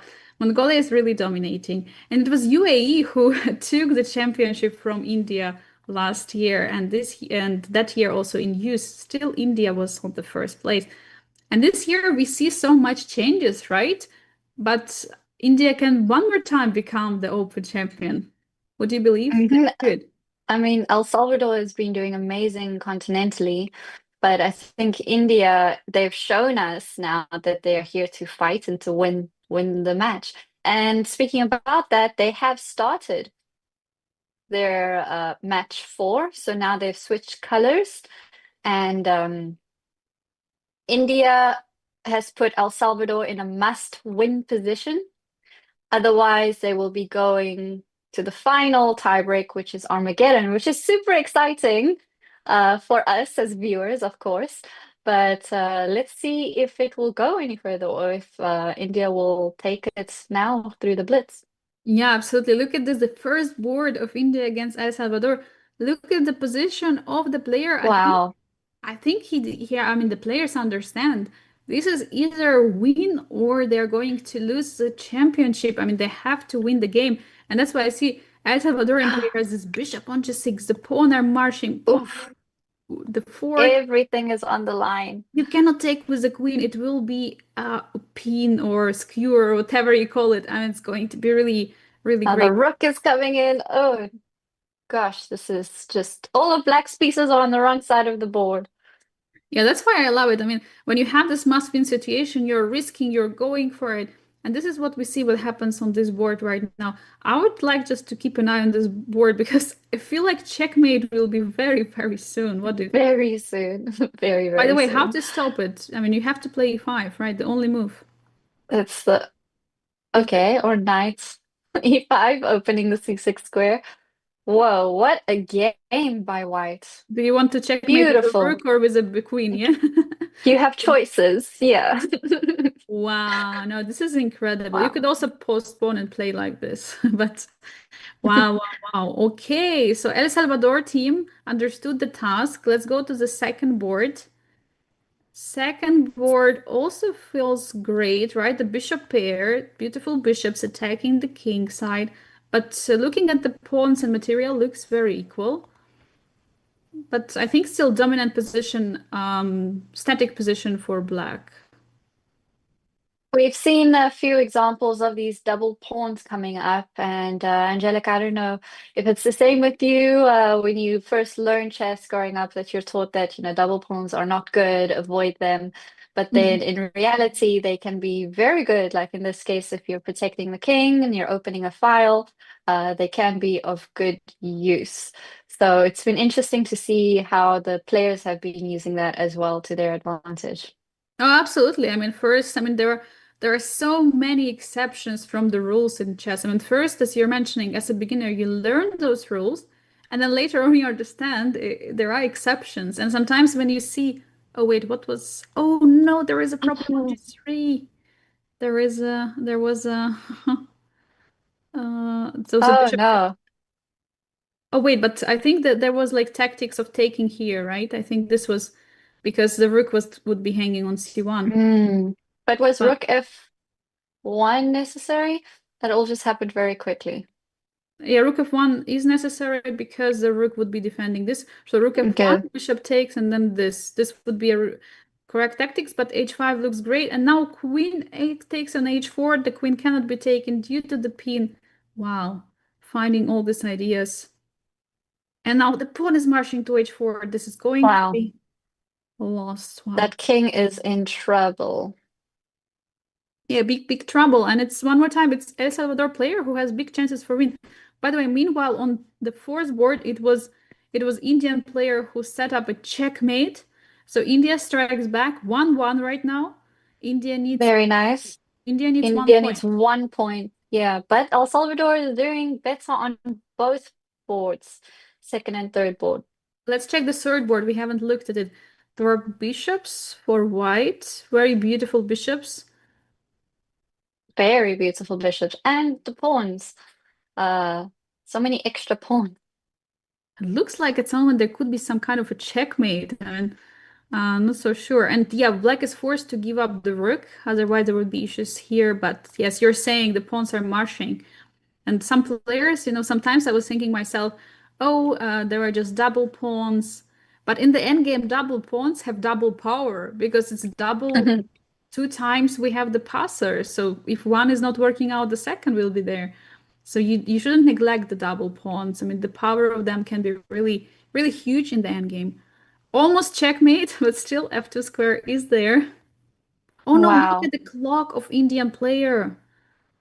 But India's, I mean, with this discover check waiting to happen, I think it's either way. El This is Salvador not player good. won on the second board. Sorry to interrupt. 2-1 right now.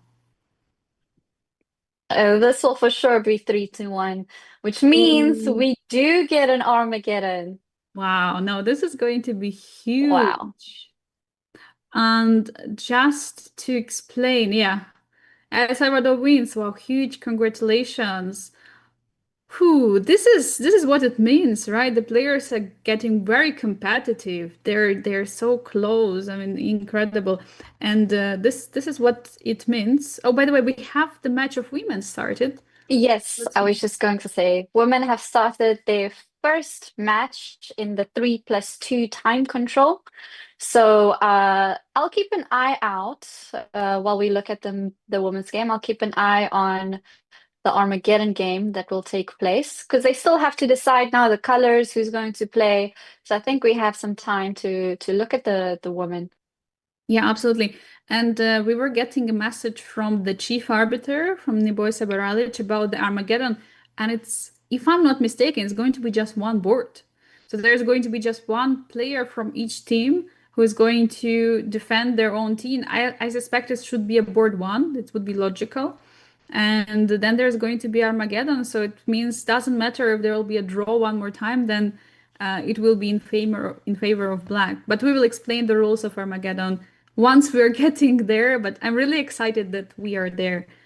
But probably let's take a look at the first board of women. And we also have a footage from the women's from Ukraine. What is happening? Black looks like has a great center, but this pawns on the queen side, king side for white. There could be some push, although I would be worried about the white's king to open. I think that's what white was also worried about. I like this idea of g3 bishop f4 to kind of neutralize that attack. Yeah, looks very good. Now the trade of the bishop is very logical. The strong bishop on c7 has to be traded. Yeah, I was going to ask, would you take the bishop or the knight in this position if you were black before? I think the problem what could be here is that this pawn might, I mean, it looks very beautiful, but it might be a weakness.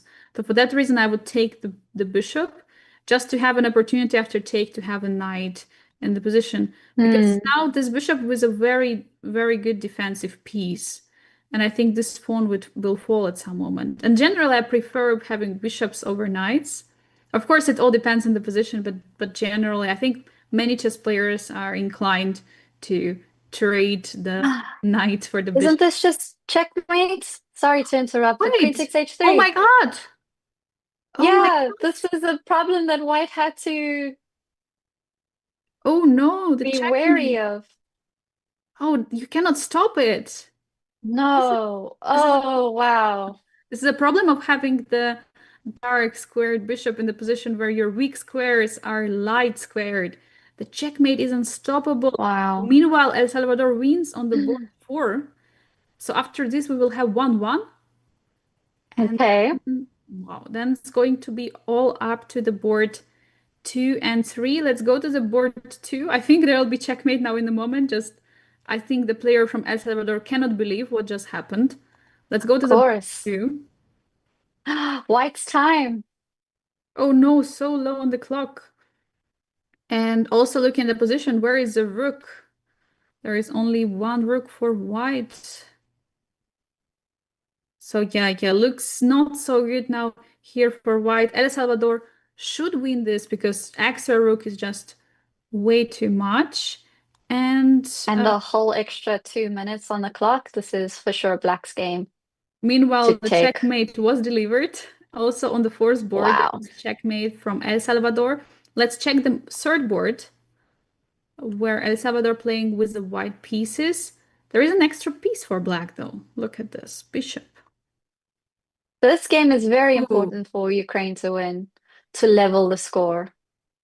Yeah, definitely. And the current score is 1-1, but the other game is completely winning. Like the board number 2, El Salvador is winning, and now this game looks like a big chance because of an extra bishop for Ukraine. But as we saw, so many blunders have happened, so many pieces were just blundered, and so much changes of the evaluation. And blunders of the checkmate. So this is really incredible what is going on. We get also footage. Players are getting, some players are playing, some players are standing watching the others. Oh, by the way, look at Yeah, it's a nerve-wracking time right now, especially for everyone looking at what's happening on this board 3. You were saying? Yeah, I was saying that look at this, like very, Black is trying to play very, very carefully, but look at the clock, 23 minutes for white, 6 seconds for white, 26 for Black. Time is getting lower and lower. And I think it's going to come to the time situation. There might be someone running out of the time. But as Black with the extra piece and the bishop, do you not want to open the position? That's a good question. I mean, you really want to, but I think that also player of Black is a bit scared. And we see that there is a repetition of the moves, 14 seconds. White is playing on the clock, playing fast. I think Black has to open up, and Black is doing it. No, White is trying to stop. Okay, so Queen. I think White is playing really well on the clock right now. Big chance right now. Big chance for El Salvador. Wow, incredible speed by White. Will Black lose on time? Oh no, El Salvador wins this game. Oh, Wow. 3-1, they win match 3. Wow, that is unfortunate. And there is a saying that the time is also a piece. So it's very important, right? To have a very good time situation. But it's tough to play online, right? You have to play with the mouse. There can be sometimes some issues with the mouse. But yeah, congratulations on El Salvador for winning the third match. It means now Ukraine is in a must-win situation for the fourth match, by the way. So absolute must win. But like we saw previously, the Armageddon game has started. Yeah, let's go back to the open section. We see that the first board, as we were mentioning, first board is being played. Armageddon. I'm trying. India's got the black pieces, which is a huge advantage, since all Black needs to do is to draw this game. But as we remember, I mean, Charlize, I think there have been not so many draws overall. So games finished in the decisive result. And I think also it's a big question usually on the top level as well. Like, would you prefer black or white pieces in the Armageddon? Because generally, okay, of course, there is an advantage of the draw in case you take black. But for whites, I mean, it's much easier to attack. You know, you get maybe a bit more comfortable position. So many times also players get choosing white piece to go for an attack and try to win. What is your opinion about this approach? Like, what would you choose if you had to play a match from Armageddon? For sure, black. I think black has a little less pressure, but I would not approach the game, and I think most players shouldn't do this, but don't approach the game wanting a draw, right? Because then you're playing for 2 results. So instead, play as black, but wanting to win, which is totally possible. All you have is less time on the clock. But like we see in this game now, black has more time than white. Yeah, and I wanted to say, you have to play exactly like black is playing right now. And look what it resulted. There's going to be a win of exchange after bishop b5. Black is playing very active this game. Already up a material. And that brings huge chances now for India to win. Knight f6 trying to get activity and get some weak dark squares for black. I mean, this is also good. Yeah, this pawn on f6 might be helpful for white. But material, the rook, the exchange, it's tough. It's definitely tough. Oh, can you jump forward? Can you jump? It's a lot, to especially with the psychology of knowing you have to win. Of course, but now I'm a bit worried for the king of black. There might be c4 moves, there might be knight g5, knight e5. You have to look out for all those knight jumps. It's getting scary, getting very Yeah, I scary. didn't like black's knight c6. I think knight c4 even would have been made more sense, right? To just be more active. Yeah. And also attack the pawn on b2. But okay, we have already this position where black is trying to escape with the king to the queen side. And I think next moves will be something like king b7 and king a8. But this pawn on f6, I really like perspectives of white here because the pawn on h7 is getting very weak. And as we see, queen h6 is played immediately attacking it. So there are still chances, and still 3.5 minutes for black, 3 minutes 7 seconds for white. Oof. Oh, queen comes back to e3, attacking the pawn on c5.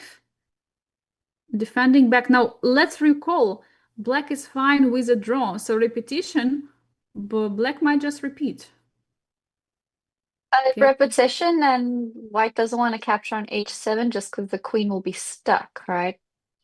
I think the queen could have escaped, like takes, go here, and then, oops, sorry, go out.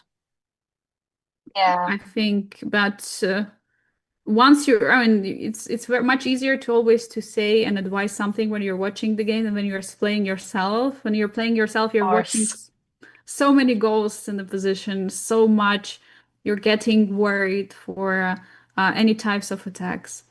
And again, El Salvador, yeah, sorry. Like you're playing alone, you're representing your whole team. Everyone is depending on you for like representing your country. This is for first place. And we can see the live feed now of the player from El Salvador sitting there alone. Looks super stressed. Yeah, he looks very focused, very stressed at the same time, finding the checks. There might be, by the way, I believe there might be a way to find perpetual. Once again, there is an extra exchange for black, but if we look at the position, again, there are no open files. So it means there could be still attack from white ongoing, and bishop can be a very strong piece. So we might see some perpetual because queen a6, king is coming out, queen d6, but the draw is not enough. That's the biggest problem for white. Oh, okay. Getting some material back. Okay. There could be a check.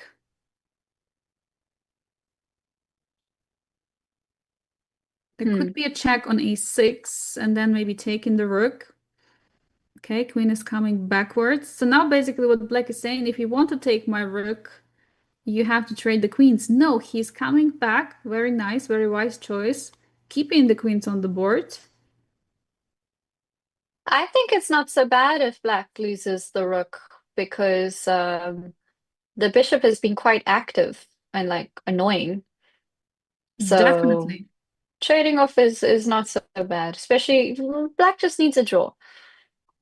I think the only chance for white to win is somehow to get the pawn on f7, which is very tough. I mean, you have to bring your queen one more time somewhere to the queen side. Okay, we see this is happening, but at the same time, there is this a pawn, and queen b3, queen a3 is much easier to be played. I'm not sure. I mean, we might see marathon of the pawns, and at the end of the story, it will be either some perpetual repetition or draw. But queen c3 just in the previous move. Why king c7? Yeah, queen c3. Queen. You're attacking the rook. You're hitting f6. And now in this position, I think wasn't it queen f8 just coming in the position? Because now if rook d7, there is rook b1, and it's checkmate. Ooh. Wait, what happened? Rook b1 was played, and now there is no this move, but there is queen g7. Okay, attacking another pawn. But as you're saying, exactly like queen c3 looks like a great move. It would have been much better. But yeah, very tough position when you have king like this in the open. It's very difficult to find the ways to continue. Although now we see black stabilized, defending the pawn, also attacking the pawn on g4. Getting some space. Yeah, I wonder why white started pushing kingside pawns, maybe unsure of what to do. Yeah, probably it was not really clear and trying to open up the position against the king because king is in the center. By the way, Shali, is 42 minutes, seconds for El Salvador, and for India, 45 seconds. Very, Wow. very low. This is getting so nerve-wracking because as everything's happening on the board, they can also just lose on time. Oh, definitely. Are they playing without increments? No, there is. I believe there is no increment. Armageddon games are usually played without increment. Yeah. There is, in some cases, an increment starting from move 60, but I don't think this is the case. It's usually in some super tournaments. I don't think this is the case. And oh wow, look at this. Now this is a black who is attacking. E4 is such a sneaky Very move. nice. Setting up a little mating attack. So F4 But is now is this not just winning? Queen C3. and it's almost a checkmate there. Oh, how do you stop it? Yeah, how do you continue it? Cool. Rook was hanging on E1, by the way. Oh, with the check. Ay, ay, ay. Still with the check. Okay. There was a checkmate with two moves, Rook H2 and then Queen F6. 3 seconds for Ah. mate. No! What's 2 happening? seconds. 2 seconds. Okay. 2 seconds. And El King G. Salvador is losing on the clock. Ooh. Wow. Wow, congratulations to India. Wow, the FIDE, fifth FIDE Intercontinental champions. Yeah, Wow. so incredible. Huge congratulations, winning the open section already. Previously, they already were winning the open section in 2023. The youth section dominating for 2 years in a row. Now continuing winning in the open. Truly impressive seeing so many teams from India and getting a victory. It would be great to see them their happy faces. Look, we see some of the players. Yes. I mean, the feeling they must have right now is incredible. The women are still going on. Ukraine is playing against El Salvador, but just to wrap up, congratulations to India, but also congratulations to El Salvador, who played amazingly, taking it all the way to Armageddon. Wow. Of course, no, that was truly impressive. I mean, the way they played, and yeah, one more time we had the match for the third place. It was Mongolia who won in the open. We can see the celebration. Look at this; their happy faces. They're They making look so photos. happy. They're making photos. Now, these are the feelings which chess brings to people, no matter of where they come from, or if they made a mistake in their life. I mean, chess is definitely helping us to become better humans. And after, I mean, we had already many discussions about the people who are part of the program, who were having these lessons of chess, playing in the championship. They came out of the prison, they continued pursuing chess, and said that it was definitely an important part in their rehabilitation process, bringing them much better, like making them the better people as they are. Look at the photos, so very, very nice. Smiling. They're so happy. And they're wow, clapping. congratulations one more time to India. Wow. And very while we are now giving congratulations, we can at the same time congratulate El Salvador for winning the women's section. Yeah, El Salvador already scored 2 victories on the board 2 and board 4. We can see it, and Ukraine won on the first board, but it doesn't matter because previous match was won by El Salvador, and it's the third board which happening right now, which El Salvador is winning again on the clock, I Wow. believe. Wow. Yeah, Another 3-1, clock. 3-1. Wow. Incredible. Wow, very nice. I mean, we didn't see much of the match. Maybe just to sum up, just very quickly go and see a couple of positions. So the first game, there was attack ongoing. There was a checkmate, as we can see here. Just a few moves, the last moves. It was won by Ukraine. The second board, there was some big attack one more time ongoing from El Salvador's team. And Black had to give up a queen with a checkmate. The third board, we were following, by the way, just last moments of it.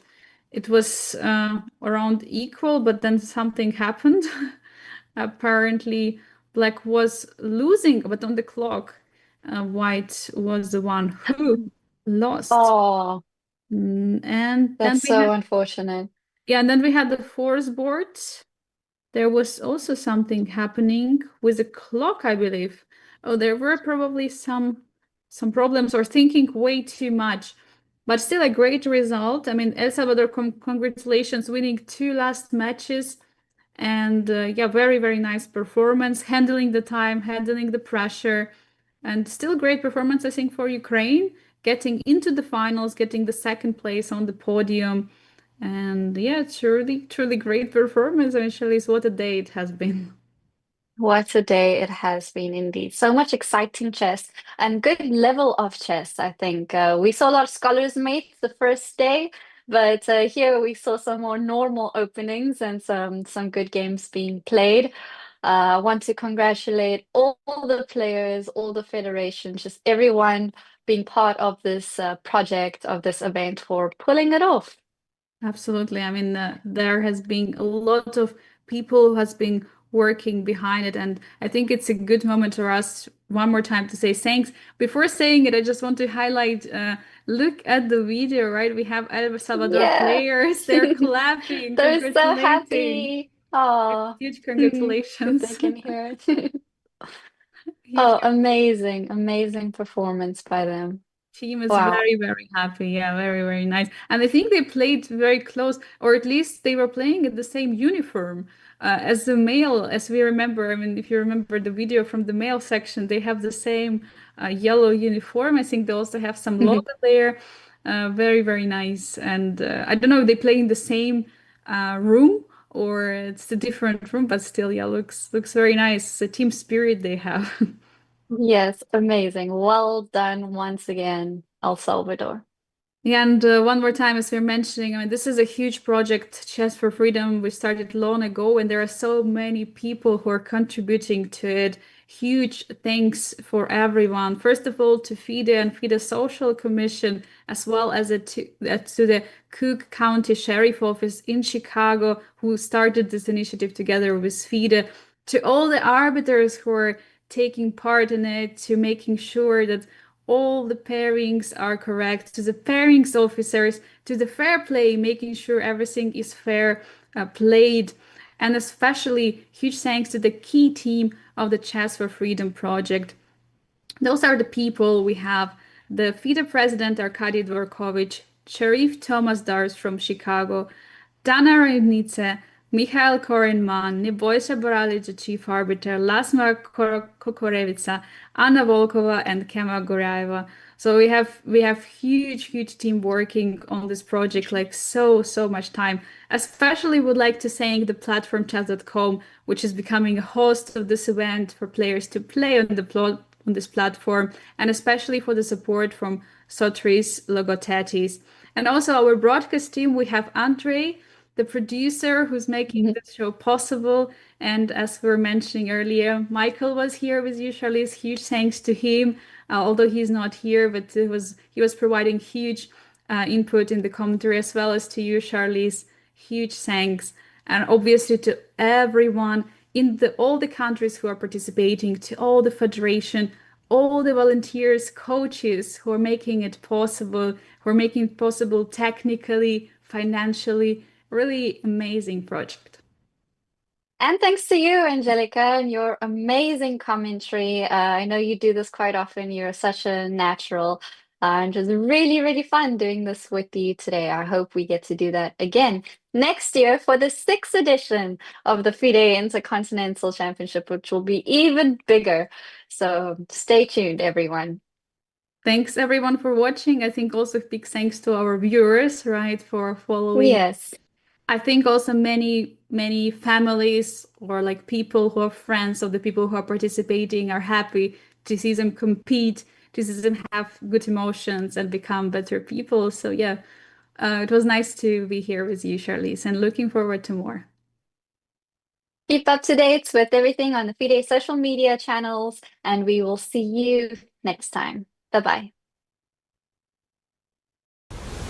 Focus, discipline, empowerment. From October 14 to 16th, the 5th FIDE Intercontinental Championship for Prisoners unites teams from more than 50 countries in an online competition. With record participation, inspiring stories, and a global stage, this year's event once again proves that the 64 squares can transform lives, no matter the circumstances. Join the broadcast live on the FIDE YouTube channel.